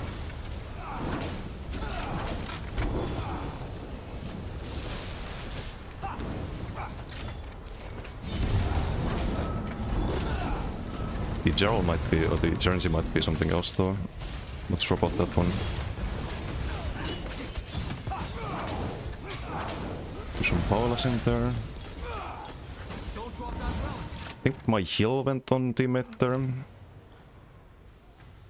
Great. Okay, I think we hunt some Sork here.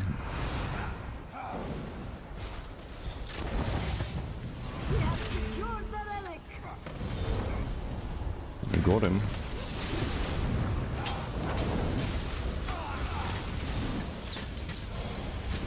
The heals are dog shit on this build though, at least compared to the previous thing we played. That is not ideal.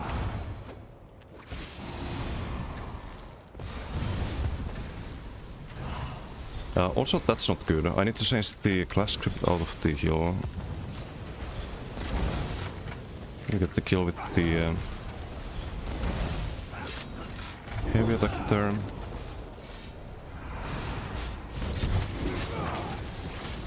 Powerless.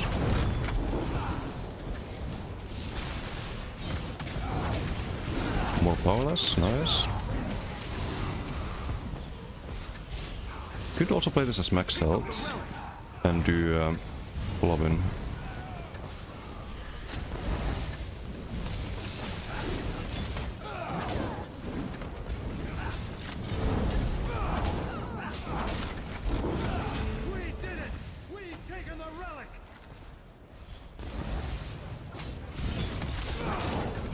Sagerency.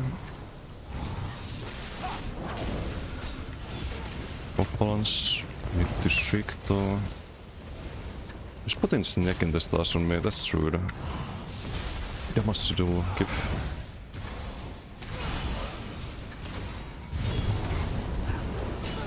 It's a charm. Even bubble doesn't save him.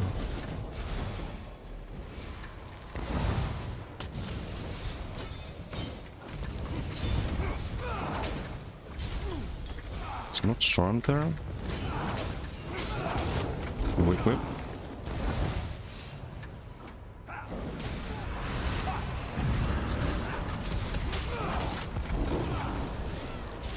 Oh, another one. Nice.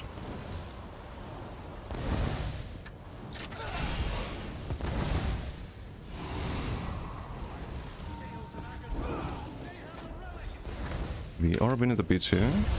They're off balance. You see how fast you can land the whip there after the doubles ash grab. I don't want to die to the bash. We outrange them. So this could also be very solid deck. Not just the toppling build, but also with just the double scribe. Because otherwise if you play pure DK, you want to get the off balance for Flameless, you have to do a full heavy. It's very counterable in comparison.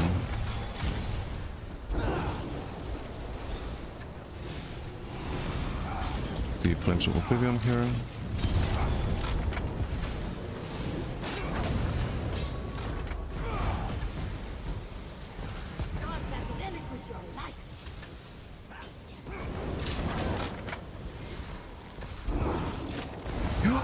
Okay, almost made a big oopsie there. Okay, I can't cast anything. Some off balance again. Gonna need to get out. This guy's just gonna block and I'm not gonna get the kill and then I'm gonna die. We actually get out of there.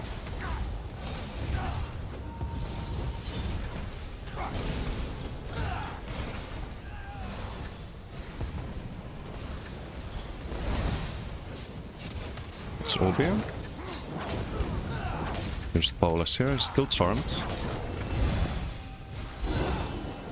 The double scribe also, you don't need a stun on it if you play Warden, so you can just have like a spammable damage tool with stun basically. With double pull if you do the Dark One. So it hits super hard.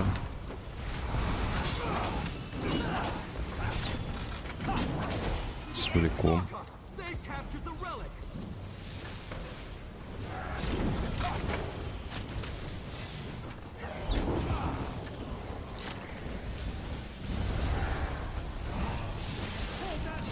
Not really worth the Dark One there. I should have streaked out.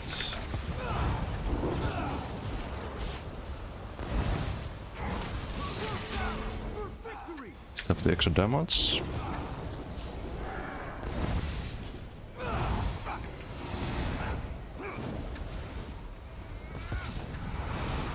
You have the Dark One here. It didn't proc for some reason. Not sure why. Can snipe from the base there.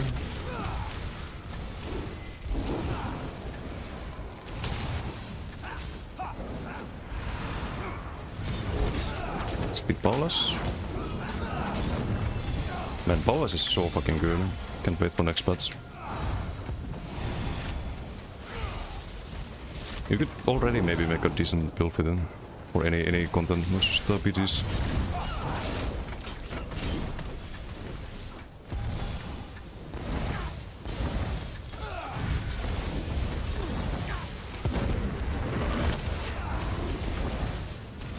Got a Psycult there. Sork is on a mission.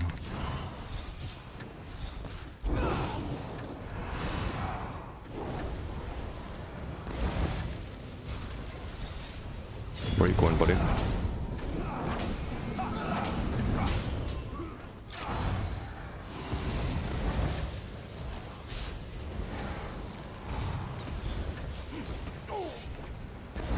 despite the Sork. He's on a assassination build with Stormcalling, I think. Don't get pulled because of the streak there. Still have powerless for him though.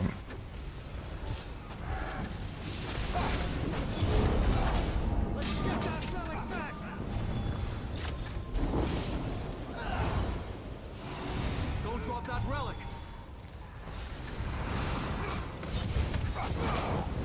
The other one has the OB. Get after that relic.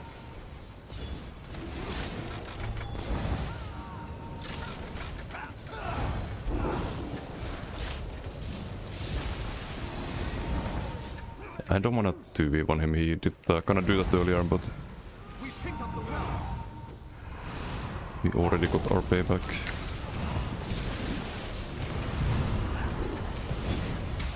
OB. This guy's tanky as fuck. Okay. 1.8 mil, decent, decent. The Sork did well as well.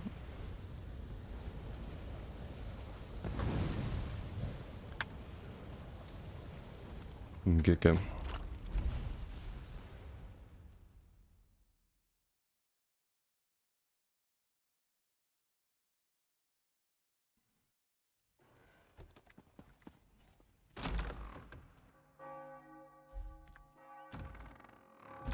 Good PT.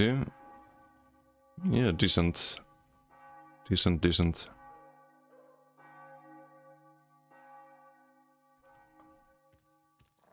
Why is light attack top damage? Plus 9.7, flameless 4.4, so you could say this is the same ability. Technically we got a 10.8 pull with the sigil at some point. Also the base flameless is also gonna heal next, but Gerency not good value. I could change the Gerency. Let's make it a stat set or something. Been enough PGs where Gerency doesn't get good value. It does proc whenever you land the stun though.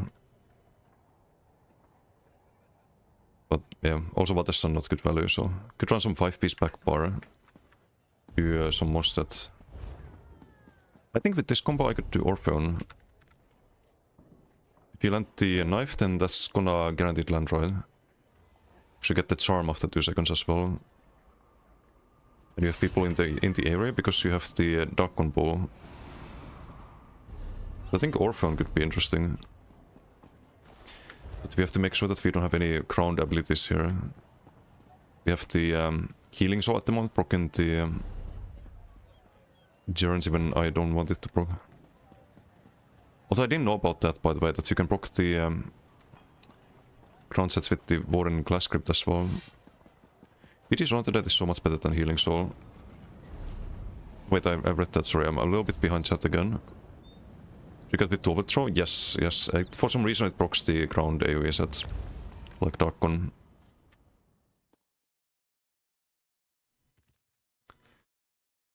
Just AI to make the offensive bubble setup. Which AI is that? I need to consult that one. Run Healthy Offering on all builds. Healthy Offering's Giga. Healthy Offering is the same... it's about the same cost as Honor the Dead, but Honor the Dead requires 6 seconds to get the full value. Whereas Healthy Offering is also giving you the minor mending, and it does cost you some health to cast, but it heals you before applying the dot to you. Prioteric, the problem with Prioteric is that it procs randomly from any AoE. And the Powerless is gonna be AoE next patch. So it's gonna proc when you don't want it to proc. But you could run Balog, you could run Orpheon if it's gonna land. I think the tooltip is decent. 6k and how much is Null Arca? Null Arca's 8k, it's a bit less than Null Arca, but it's a 2-piece, right? I think it's more than Selene, for example, or about the same as Selene. But yeah, this would be landing almost every time, right? And it's AoE.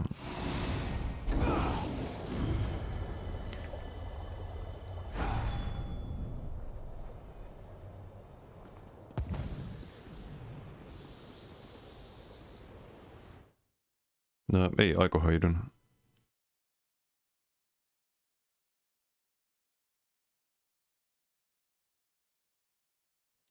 DK will be good for new players. They can kill somebody. DK's can be good for anyone next patch. Just Giga OP. But you can always subclass into DK. You can always treat the next patch as Season of the Dragon Knight. And if you want to play like a Templar or Sork or a Warden, any other classes main, just get like Ardent Flame from DK for example, and just subclass, right? It's always an option. It's just gonna have a Dragon Knight team, most likely. Aquarium hobby people assume just because someone works in a fish store, they are an authority on aquatics care, rather than just retail employee who happens to work in an aquatic store. Somewhat on the people for making assumptions. Maybe. You can make a YouTube channel. Still 130. Kill anybody still. Went on the one guy's channel to actually show gameplay, show the community what they can expect, and his response was, it's just for fun. Not necessarily his. Will do mental damage. Biggest mental damage is possible. That's the spirit. Always do mental damage. You want to defeat your opponents, not just in game, but also here.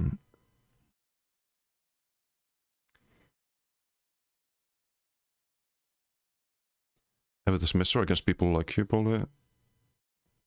Gameplays like Pot of Credentials. Must be hella toxic if game had voice chat, not gonna lie. Can you imagine? Can you imagine fighting certain IC players if there was a voice chat? You all know who I'm talking about. A certain EP group, mostly Russian players in IC. That would be fucking hilarious.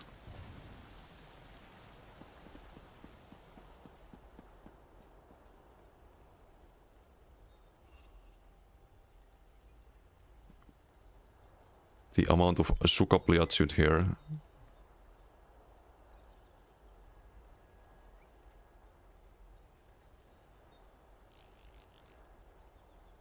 Ei Kokrahöjden. Merhaba Kades. Dima build coin Alikir fight Otachi and finish his career. Oh shit. Xander Otachi, when? I'm gonna spectate that duel. We're gonna do a full commentary on that duel.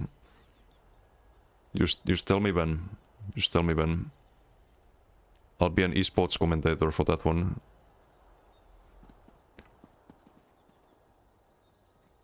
This needs to happen. Sisius, thank you for the follow. Thank you.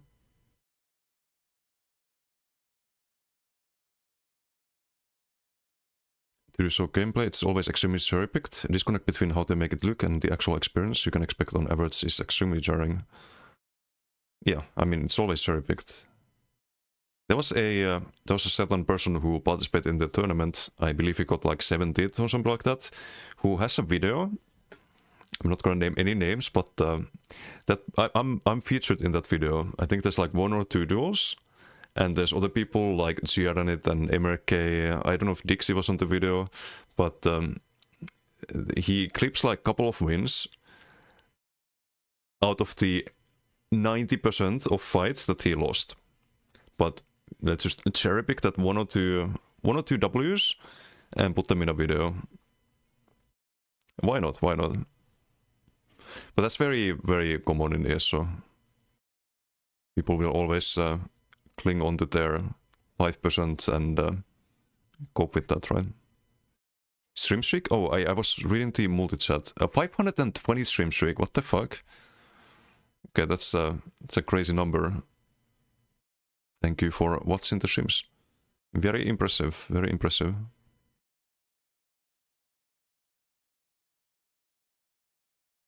Always good to have you here. Genkin would be so fun with voice chat. Oh, yeah, I can imagine. Skolci, how you doing? In a group context, find everything to be better than healing soul. That BS keeps prioritizing random dudes running in zero resistance builds and getting nuked instead of self-healing. I wish I had an option on this. I mean, I do with the Bolovin, but... How much is Arctic? It's probably not that much. 1.9%, is that even worth it? It's also 55 shield procs, it is worth it. Or almost worth it, I think. Console ESS proc set.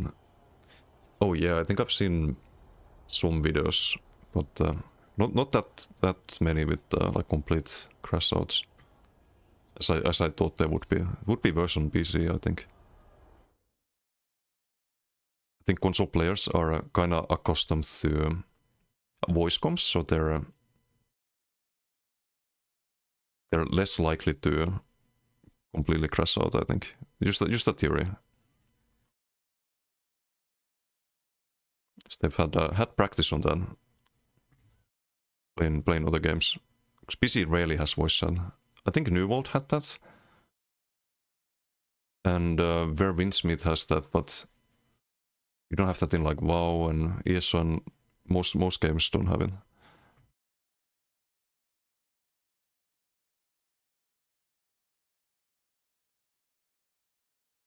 For some patches was bugged, worked cross-alliance. Oh, it doesn't work for... Okay, that explains. Yeah, if it works cross-alliance, you're gonna see some... or hear some... you're gonna hear some shit, but... I mean, there's probably... just in your own alliance some... crazy voice chat.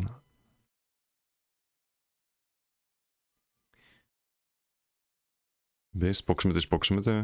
Negative shot, this game gets esports popular, especially how it's managed. Oh no, that's never gonna happen. They should still add a ranked arena though. Or some ranked PvP mode. Doesn't have to be esports. Like, I think Guild Wars 2 tried esports. It doesn't do it anymore, but still has the ranked arena. It's very popular there.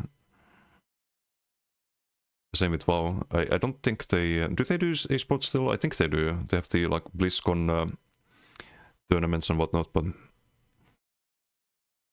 I think most MMOs have a ranked mode. ESO is a very rare exception of not having it. Dueling tubers are retarded. One guy on NA who thinks he's the best is just on a DK with Pyre Relican fighting people in Zero. What's a provoke? I think a Pyre Rele DK would get... it's not a bad setup, but I think on PCEU that kind of build would get... it would get a wake-up call, I think.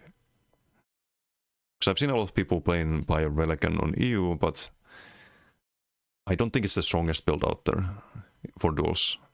It's very squishy, right?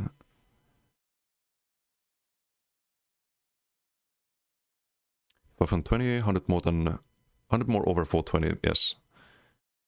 $20 for heavy tech build, $10 for other build requests. Wait, what the fuck? Is selling builds now? Guys, you can get that for free here with channel points. You don't have to pay anything. Just saying.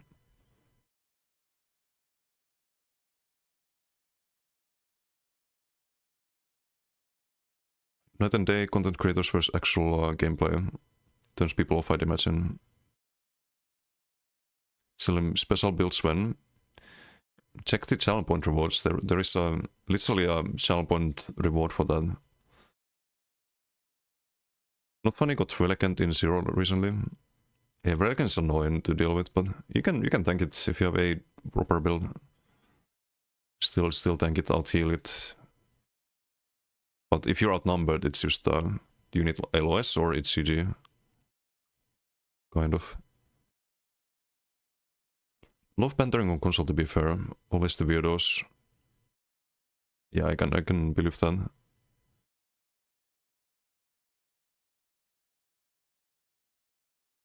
They have Balkan's ranked now. In Guild Wars 2, I think they have the... yeah, they have ranked PGs. And in WoW, I think there's also ranked Battlegrounds. There's ranked arenas and ranked Battlegrounds. If I'm not mistaken. There are tournaments in Guild Wars 2, but I don't think you can win anything substantial. But is it community organized or by the developers? Fire Relay is a pretty bad setup. It's very squishy. Twin builds tend to be squishier than open worlds. Completely countered with Shed Pain. Yeah, that's also true.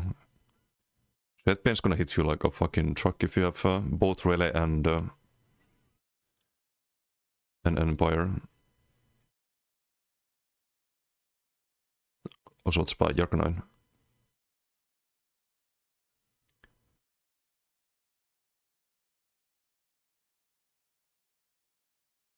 Earlier, Kokra recommending Xynoid builds.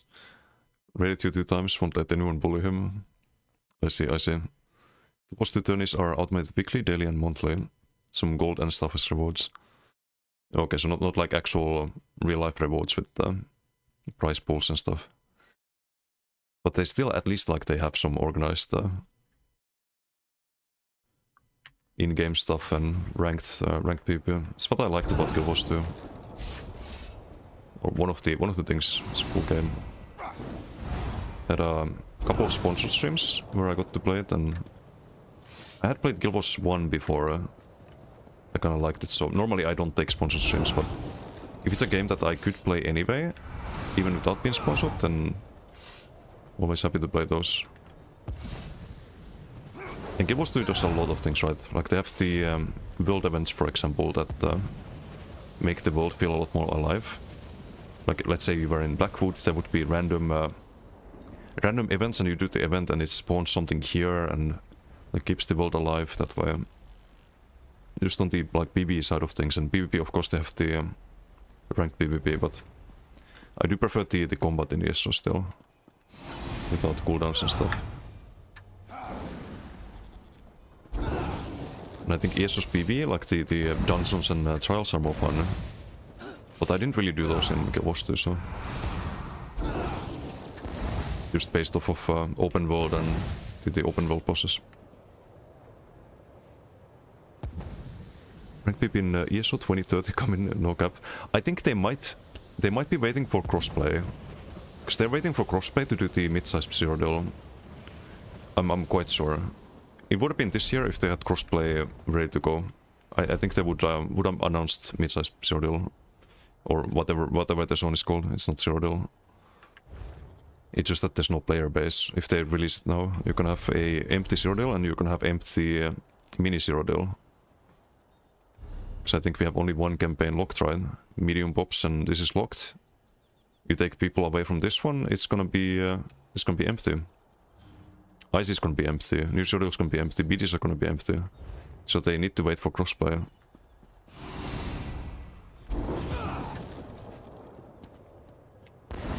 But after crossplay, anything is possible. So like double or triple the population. Monsters have special cosmetic rewards that can only be achieved from those turnies. Oh, that's really good. WoW does that as well. They have the gladiator mounts and titles. It's what we should have in ESO, but maybe one day. Maybe one day. Built-in system, as someone said. There are periodically organized tournaments, commentary and whatnot. So you have no idea if it's supported by ArenaNet in any way. If there's unique cosmetics, then it has to be supported by the devs.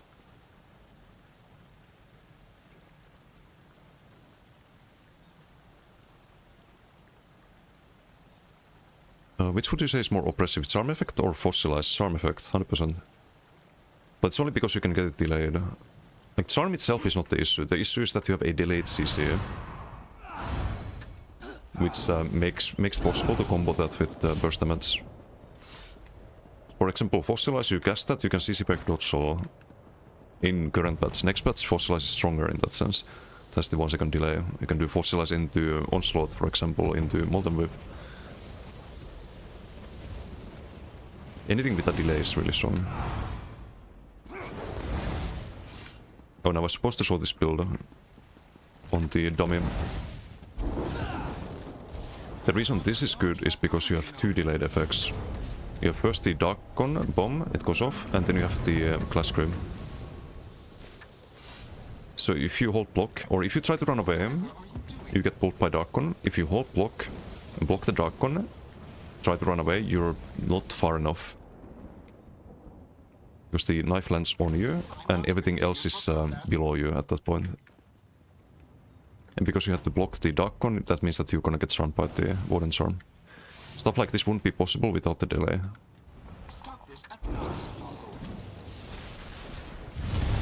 You see the purple, that's a pull 1 second after and then 2 seconds after. And you also get off balance, so you can just do the powerlesses. And again, next patch, this one is AoE. And the off balance, if they somehow don't get stunned by the... If they somehow don't get stunned by the impulse or the Warden Charm, you can just do medium wave and OB stun. And right now we also have Arctic Blast, so it's probably not necessary though, but it's gonna be Inhale next patch for the sustain and delayed burst. There's some funny things you can do with delays. Skill base higher on PC EU, don't at me. Will crossplays NA versus EU though. Ooh. I'm gonna kinda level a DK on NA. Play there a bit too. Just need to find time.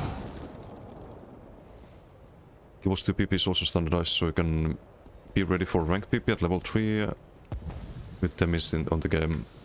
Yeah, so kinda like Vengeance. And like how Vengeance is gonna be. I do hope that they don't do that in ESO though, because they're just gonna do Vengeance. Or BGs or Arenas or something like that.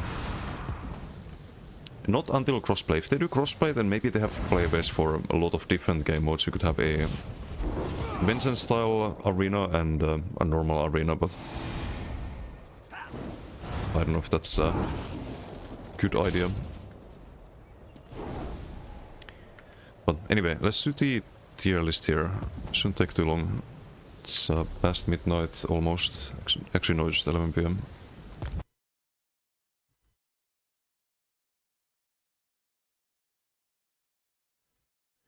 Kind of the way Guild to approach PP, played a little with some friends that made the game. Yeah, and because you have the standardization, you can actually play with them instead of having to worry about grinding gear and all of that. Like, that's the good side about that. It's also a good side about Vengeance in ES, so like a lot of us veterans don't really like Vengeance. It simplifies the game too much, but for new players it's not really necessarily a bad thing. But it is a bad thing if it takes people away from normal Cyrodiil and dilutes the player base, because then you have emptier Cyrodiil, emptier BGs. That's not good.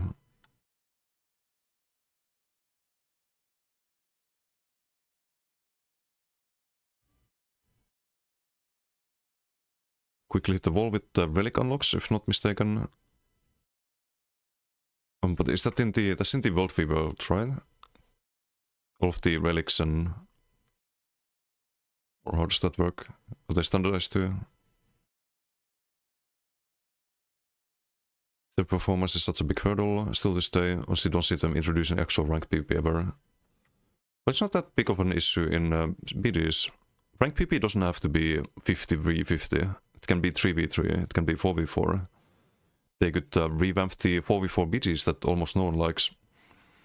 Just make them ranked 3v3, maybe shuffle for solo, have a different group mode. Unique rewards for both of them, so you're incentivized to play solo mode and then group mode separately. I think that would be the ideal way. It's just about rewarding things better, and performance is not that much of an issue in BDs.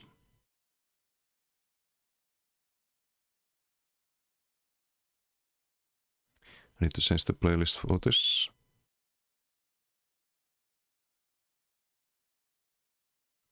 Some expansion ones lock behind unlocks. I have some lock besides despite having the necessary expansions. But the classes in Guild Wars 2 are the elite specs. Also, I think some of the weapons, I think the spear is locked behind one expansion or something like that. Oh, they're unlocked in Orange, okay. But that's new, right? I don't think that was a thing when I played. At least I just played a normal thief in arenas. I couldn't do the, what's called Deadeye, or I forgot what the Spectre, I think that was the name. Yeah, we did Werewolf last time. We have Fighters Guild.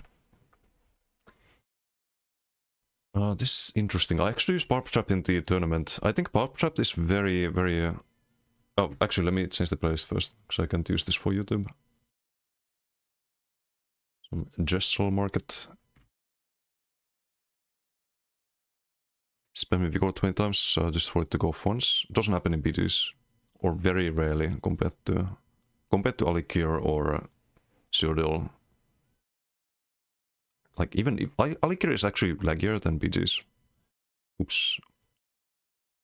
I want to close the ad, not open that.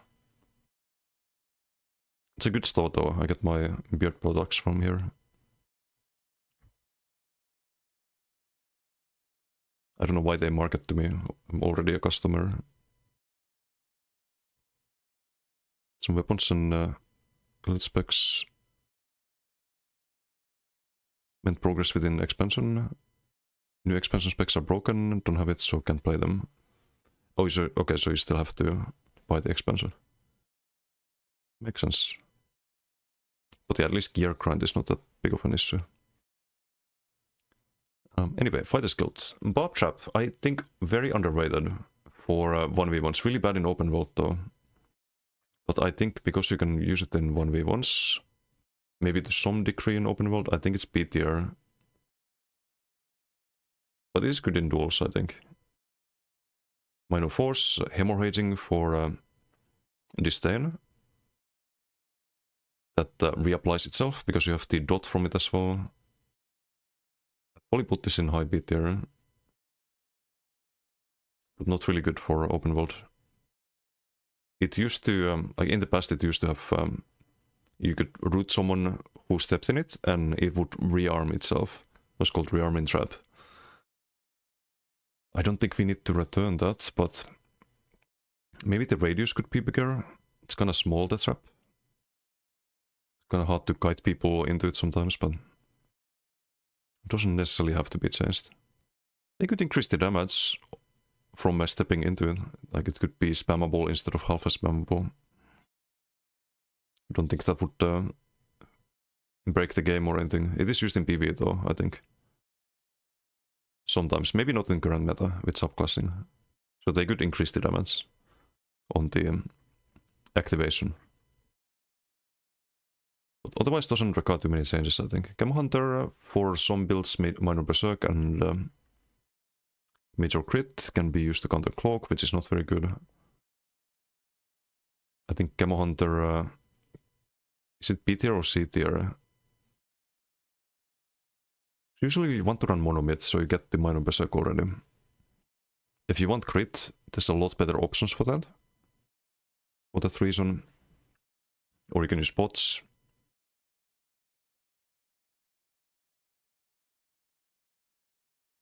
Like this has to be below things like armaments and Bowproc obviously and Flames Oblivion, but I think those are all in either A tier or S tier. So this could be like low B tier, I think. It's probably fair for Camo Hunter. Like around here? Something like that. This used to... I kind of missed the old Camo Hunter. I missed the time when this used to give you some proc damage from vampires. PP tier list? Yes, but any type of PP. So we consider bulk groups, we consider dueling, open world, just overall how useful the ability is. Like, is it super useful in a bulk group? Or in a duel, it might put it up a tier. Is it useful everywhere? Then it's probably S tier, right? Otherwise I need a billion tier lists.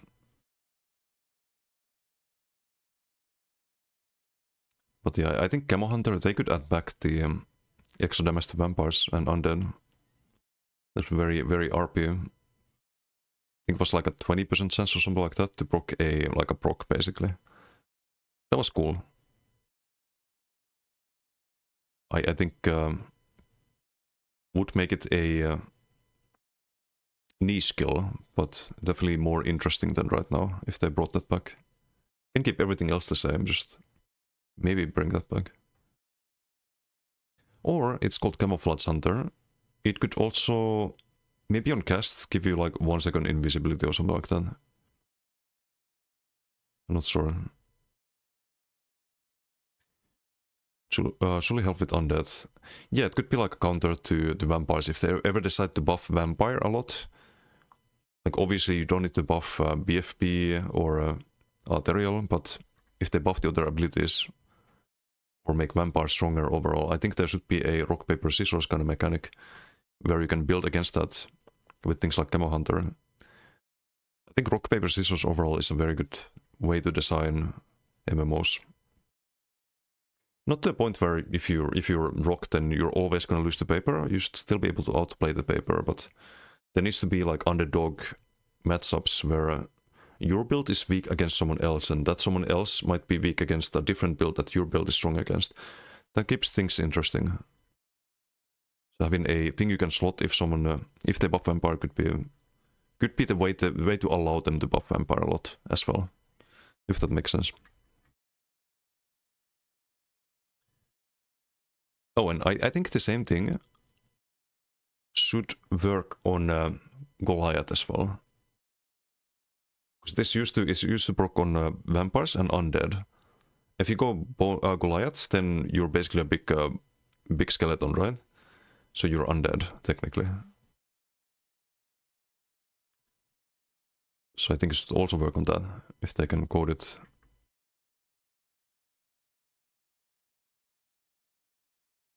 Is this the base morph? No, I think... Actually, yes, it is. This is the morph, and the other one is the CC. Dawnbreaker. Dawnbreaker is good. But I don't think it's S tier good. I think Dawnbreaker is probably high A tier.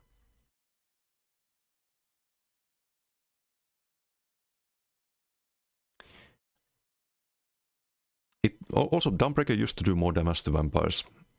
It still does via the passive. I think you get a plus 20% tooltip on it. Or something like that. You would usually run Crescent over Dawnbreaker unless you're missing a CC. I would sometimes Tether too if you run Soul Cleaver. But it's very niche. I think overall like has more use cases to do Dawnbreaker. So we probably put it a little bit ahead of Tether. But this could be better sometimes if you play Soul Cleaver Nightblade, but I think Dawnbreaker should get more extra damage against vampires. That could also be a way to get rid of the BFP meta. Where even like Nightblades are running that instead of Surprise Tag. Maybe allow people to build against that. So that could be interesting, but it doesn't really need changes.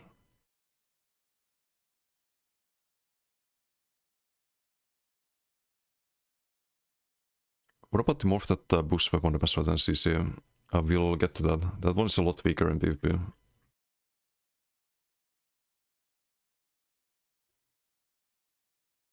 Evil Hunter. Onyx I know would run this skill at the moment. It's kind of like Camo Hunter, but worse. Actually, not that much worse. Because if you have Minor Berserk, then you do Evil Hunter. Because it's just more radius on the anti-cloak. But that means it's a lot more niche than the other morph. If the other morph is B tier, then this one is probably C tier. We'll put it high C tier. Probably around here. Or maybe not that high. Here. So this one, it also increased the damage of fighter skilled abilities, right? Wait, I need to Google this. I think it was everything except the ultimate. Why is there a restriction of not buffing the Dawnbreaker? For what reason? Yeah, it buffs Silver Shards, which should be better. Increase damage of your stamina costing fighter skill abilities by 25%. I think just remove the stamina costing and you can use Dawnbreaker with it. Why not? Like, why not? And if they buff the direct damage of Barb Trap, like I mentioned earlier, then you could run Evil Hunter and like Silver Bolts and Dawnbreaker could have a unique build with that. But only stamina costing abilities kinda removes a lot of value from it for no reason. Like, there's no PV reason for that restriction, no one runs Dawnbreaker there. Or, well, doesn't really use it if they run it. Like, there's nothing OP here that would be broken if you buff the damage by 25 after using a global for it. And I think the duration should be longer. Because it's 5 seconds. I think it should be 10 seconds. I don't think the detection should be 10 seconds though. That's probably fine at 5, but... What about while slotted, increase the damage of your stamina abilities? Of your fighter skill abilities by 25%. Would that be OP? It doesn't buff any of the class skills. You could maybe build around fighter skill that way. An Evil Hunter. I don't think that would be too OP, especially after DK rework. Like, even if it made Silver Shards really good spammable, it's not gonna be whip. 25% of your Dawnbreaker? Yeah, potentially. I don't think it would be OP. After DK rework, especially. Maybe at the moment on live it would be OP, but... not next patch. Compared to all the other OP shit you can do. So yeah, I would just make that a passive 25%. Then you want to make a fighter skill build, basically. That's an entirely new playstyle.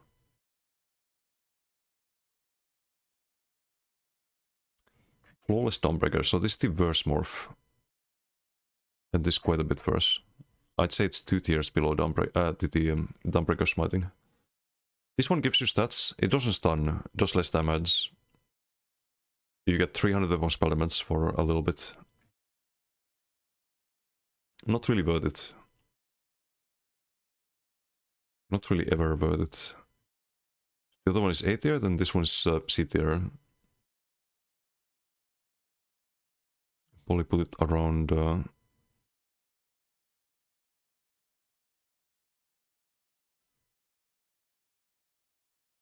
probably around here or somewhere. Also, because of the tournament, I'm gonna move this up. We'll put the unstable core a bit. It's really good in duels, so let's put it in B tier. You wouldn't want to run it open world, probably not on subclass builds. Javelin's still better, so we don't put it A tier, but or better overall, let's say.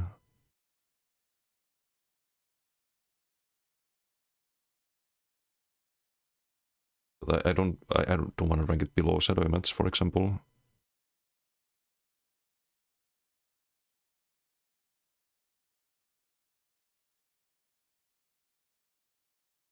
You probably have more builds with the dual scribe still that use that as a stun in open world as well. Let's put it here. I'm gonna rank it ahead of jabs. Or no, this can be used in open world. This can't. Let's put it here. Like high B tier because you can use it in duels. From C to B. Still good in subclass. If you subclass Dawnsweat, right? Yeah, as an ability is not terrible. But you can play a dueling build, I think, with Javelin Knife too. Or like Soul Stun. It's just like some builds you want to run unstable and it's best in shot on those.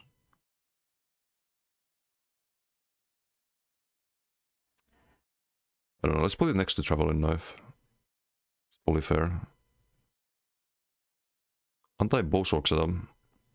Yeah, it kinda locks them down, right? First the snare, then a root. But I will say there is a counter to it with an add-on, and I think Strepsils wasn't even using the add-on, but he was doing the counter in the duels in the final, where he would get the root and then he does the destroyable block, apply dots, apply heal over times, rebuff. You wait a couple of seconds and you don't get the damage, you don't get the CC.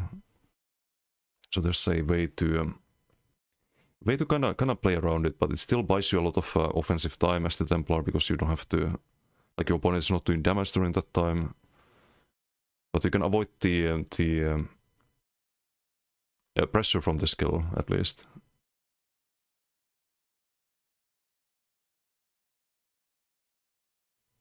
Just because the opponent to play right, which most people won't be doing.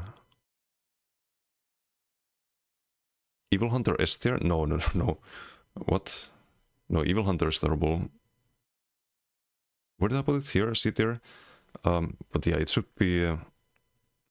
maybe they could reduce it. I think 25% that's a big number. Maybe 20% on fighter skill abilities. Well, it could be 25, fuck it. It's not gonna be OP. Flawless Dawnbreakers was the one we were ranking, right? What would I do with Flawless Dawnbreaker to make it worth using in PvP? I think if they added a extra damage against vampires and undead on Dawnbreaker Smiting, I think Flawless Dawnbreaker should be even more extra damage, because it's the weaker morph. So if that was like plus 20%, then this could be plus 50%. But it would be more niche than Dawnbreaker Smiting, something like that. Or they could increase the dot damage on the Flawless Dawnbreaker.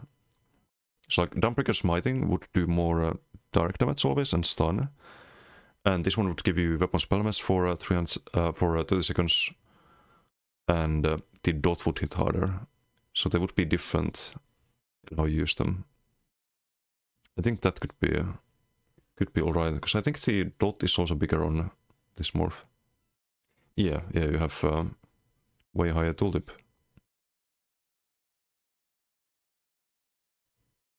I think it's enough if this one does more direct damage and stuns. You could just buff the dot there. Give the passive damage passively while slotted. Or that, but it becomes a, like, always slot this ulti for gank builds. In that case, every ganker's gonna run it. Or, well, every ranged gank that uses like LA Explo, for example, or the cringe crushing shock builds. Always gonna run that. Or you run your offensive ulti on the back bar and just switch to front before it lands, for example. Do something like Koro back bar, and then every Koro build runs this on the front. That would be a bit too broken, I think. I just buff the dot damage. Lightweight beast trap is terrible. You can place this down from range, but the radius is so small that it's kind of pain in the arse to land. And I don't think you get the guaranteed hemorrhaging, right? You still get minor force. I would increase duration on this one. The radius cost is whatever, you get 300 less time cost. I would increase the duration to 40 seconds on this morph as well.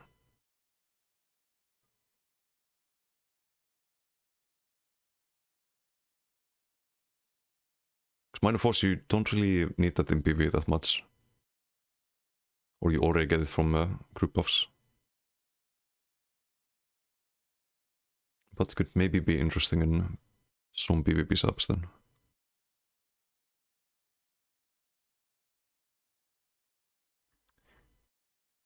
Wait, where did I move it? It's not D tier, or is it?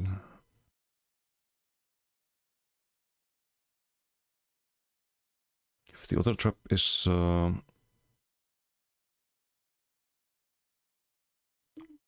didn't put it in A tier, did I? No.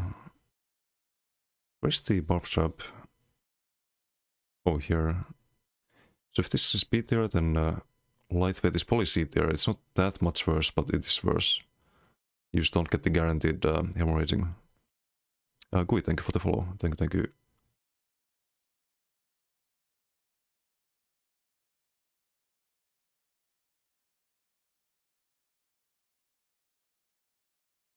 There is a few hundred on tooltips. Yeah, but it would still be best in slot because you also get the extra weapon spell damage from reslotting it. You get plus 3%. And then imagine you get 300 for free. Just for having it on the front. That'd be too strong. And you'd make it a like PV meta skill as well. Where you have your offensive ult on back bar in PV and you would always have the Dawnbreaker for more DPS on the front. So you can't have it like that, I think. But yeah, this one I think here. Also, I don't think Perfine Light should be C tier. I think we move it to B tier at least. Can't really be used in open world, but the heal from this is impactful. I've learned that.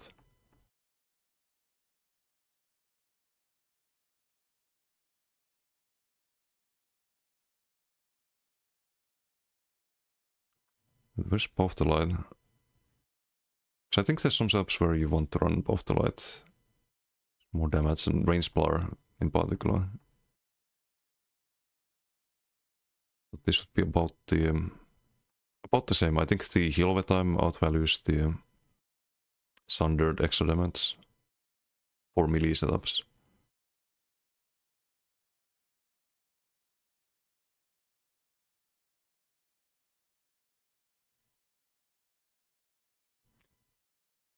But yeah, if you have all the like bulk group skills here in B tier, all the good dueling skills should also be there.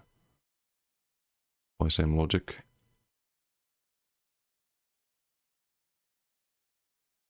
There's no way I put Path to Light in A tier. No.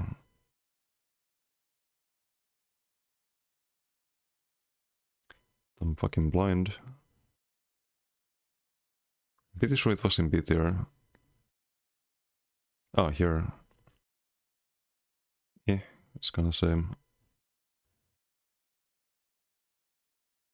Let's put it there. Any gamers on PS5 who can help you do a wet dungeon? Desperate for this monster helm. Which one are you trying to farm? Is there anyone in chat who could help with charms?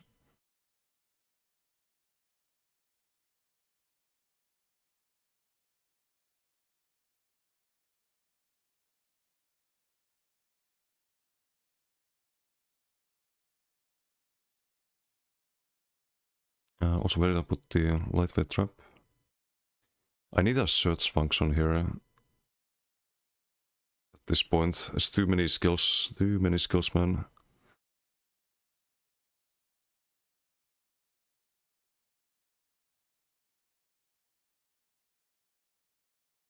So Bob's is here. This is here, I see it there.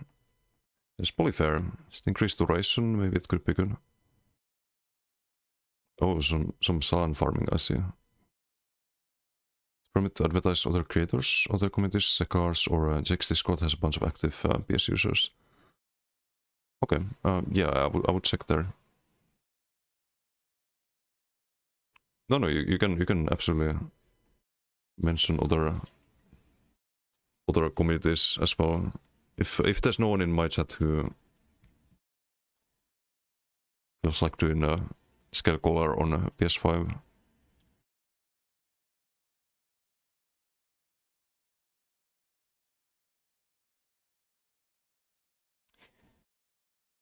Ring of Preservation, this is the verse morph. It has some healing, but it's a fucking 4-meter radius circle, I think. Or is it even 4? I think it's 5, but yeah, 5 meters. Oof. What's the tooltip on the hill? 0.19.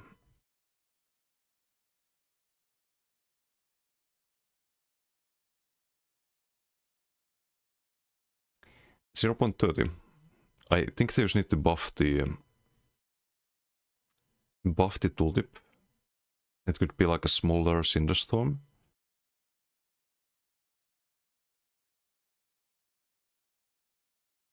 But right now this is a D tier ability. It's just such a tiny circle. And the heal is pitiful. You get minor endurance from it, not that useful.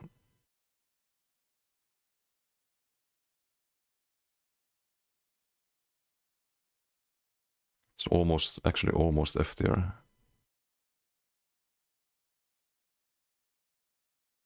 I think over here. So they just need to buff the healing, I think, and they can keep it a small circle, but... Hey Jordi, how you doing? ¿Qué pasa, hombre? ¿Cómo estás?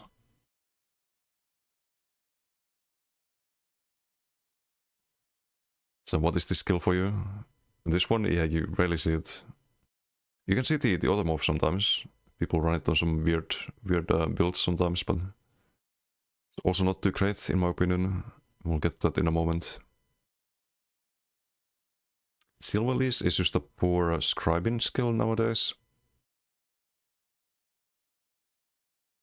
Unlike Decay Chain, it's dodgeable. I think they should make this do spammable damage. I don't see why the tooltip needs to be halved when scribing has similar damage but with a major debuff, for example, or more damage with dual scribe, I think. And that can be AoE-able. This is a single target. There's literally no reason to... Also way too expensive.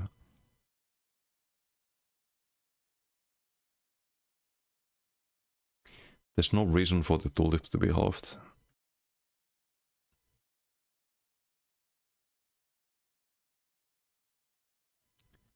.65, 0.97. Even Silvershard's tooltip is kind of bad. But yeah, it should be same cost. I think that's like 2200, right? Or 2300. Should be cheaper. And should do more damage. Then you could maybe consider it overscribing. Would be kind of annoying actually, someone would be spamming that and just pulling you. It's kind of like the Necro armor. But yeah, definitely just a terrible ability right now. But is it D tier? I think it is. Just higher D tier than some of the other stuff here. Maybe here. It should be better.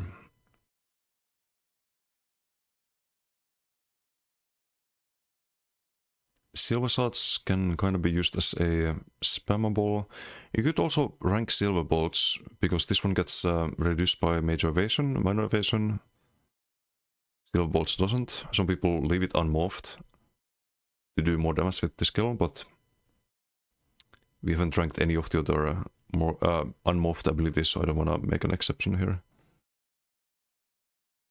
We'll just consider that this one is the unmorphed one in some cases. But yeah, there's force pulls. It's worse than force pulls, I think, overall. There are some range spells where you could maybe run it, but if they buff Evil Hunter, this could be good. If you make it do 25% more damage as a baseline, maybe then you would want to run it as spammable. Could be decent.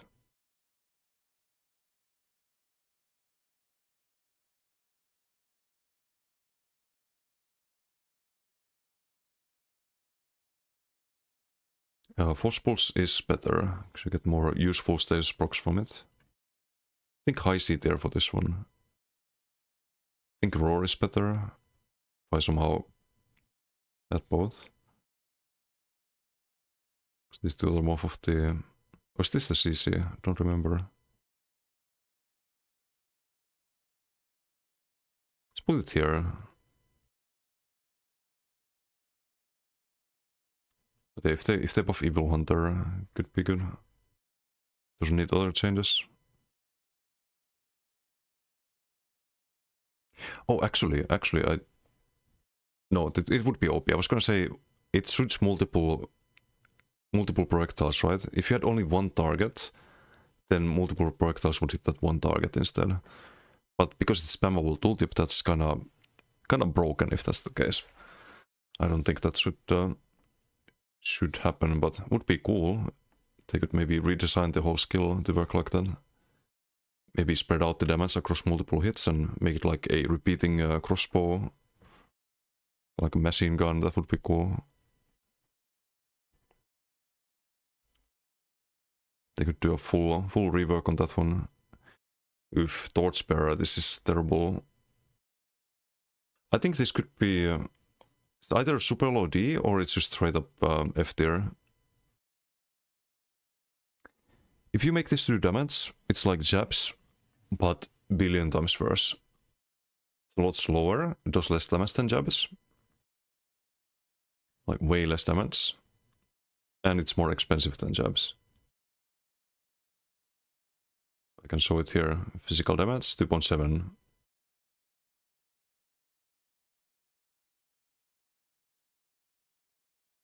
Biting jabs, 2.3. Tooltip, 0.41. Over 0.8. Torchbearer, 0.62 over 2 seconds. Just a lot less damage, basically. I don't know how they could... it should be faster, maybe that's how... Or it should be more hits than 3.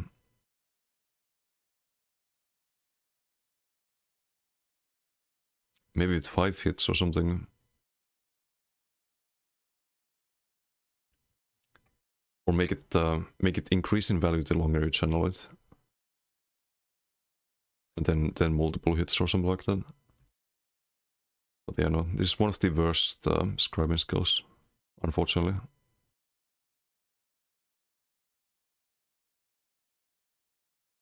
I think it's F tier. You need to buff that big time.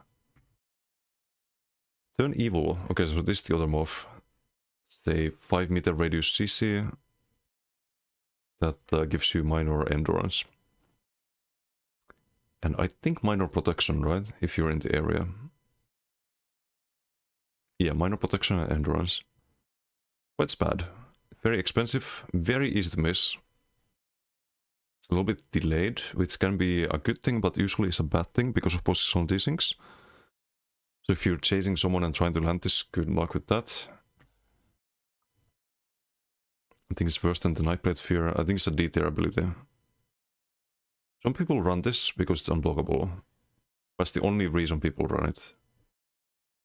And even then, I don't think it's worth it. I think you're better off doing a different build. Running Adric or running Fossilized Nextbats or Dispatch. Even going Shadow and doing Nightblade Fear, you get Major Covartis as well on the target. It's going to be a lot more pressure on them. I think it's a D tier at best.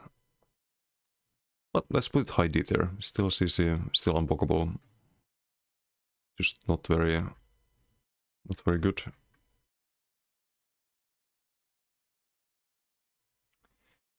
I would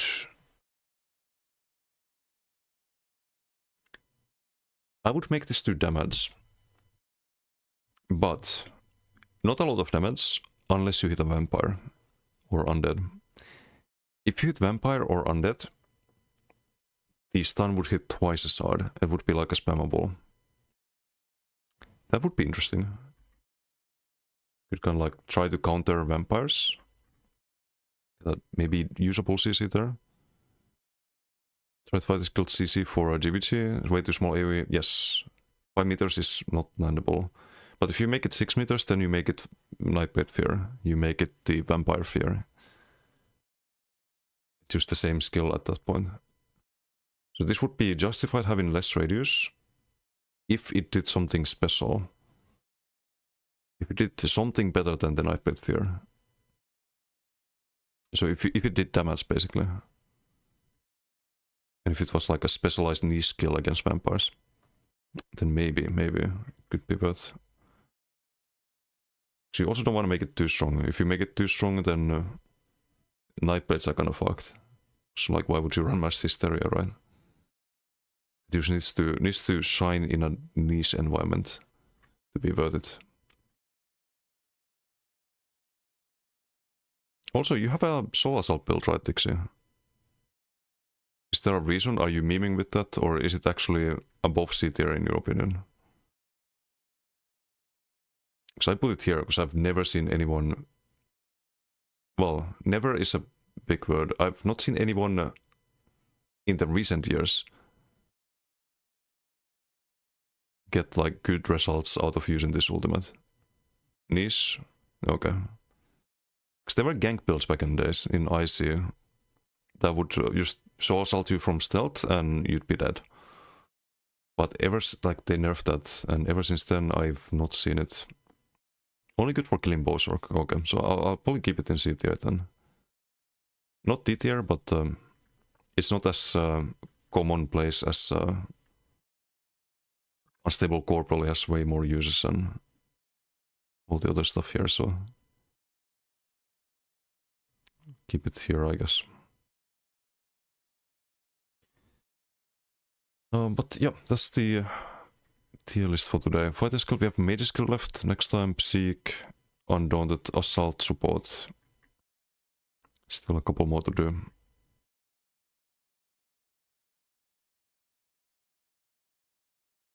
There's gonna be a lot of F tier when we do Undaunted.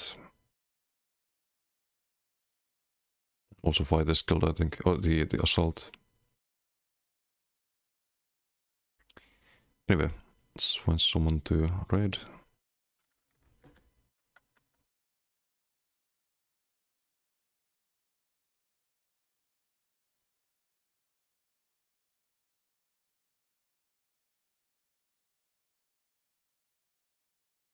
We read Kokra yesterday.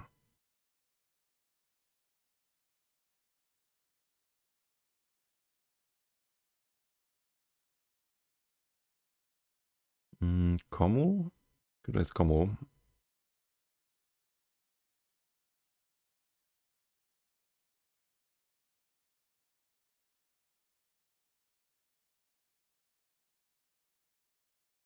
Yeah, I'll send you guys to Kamul.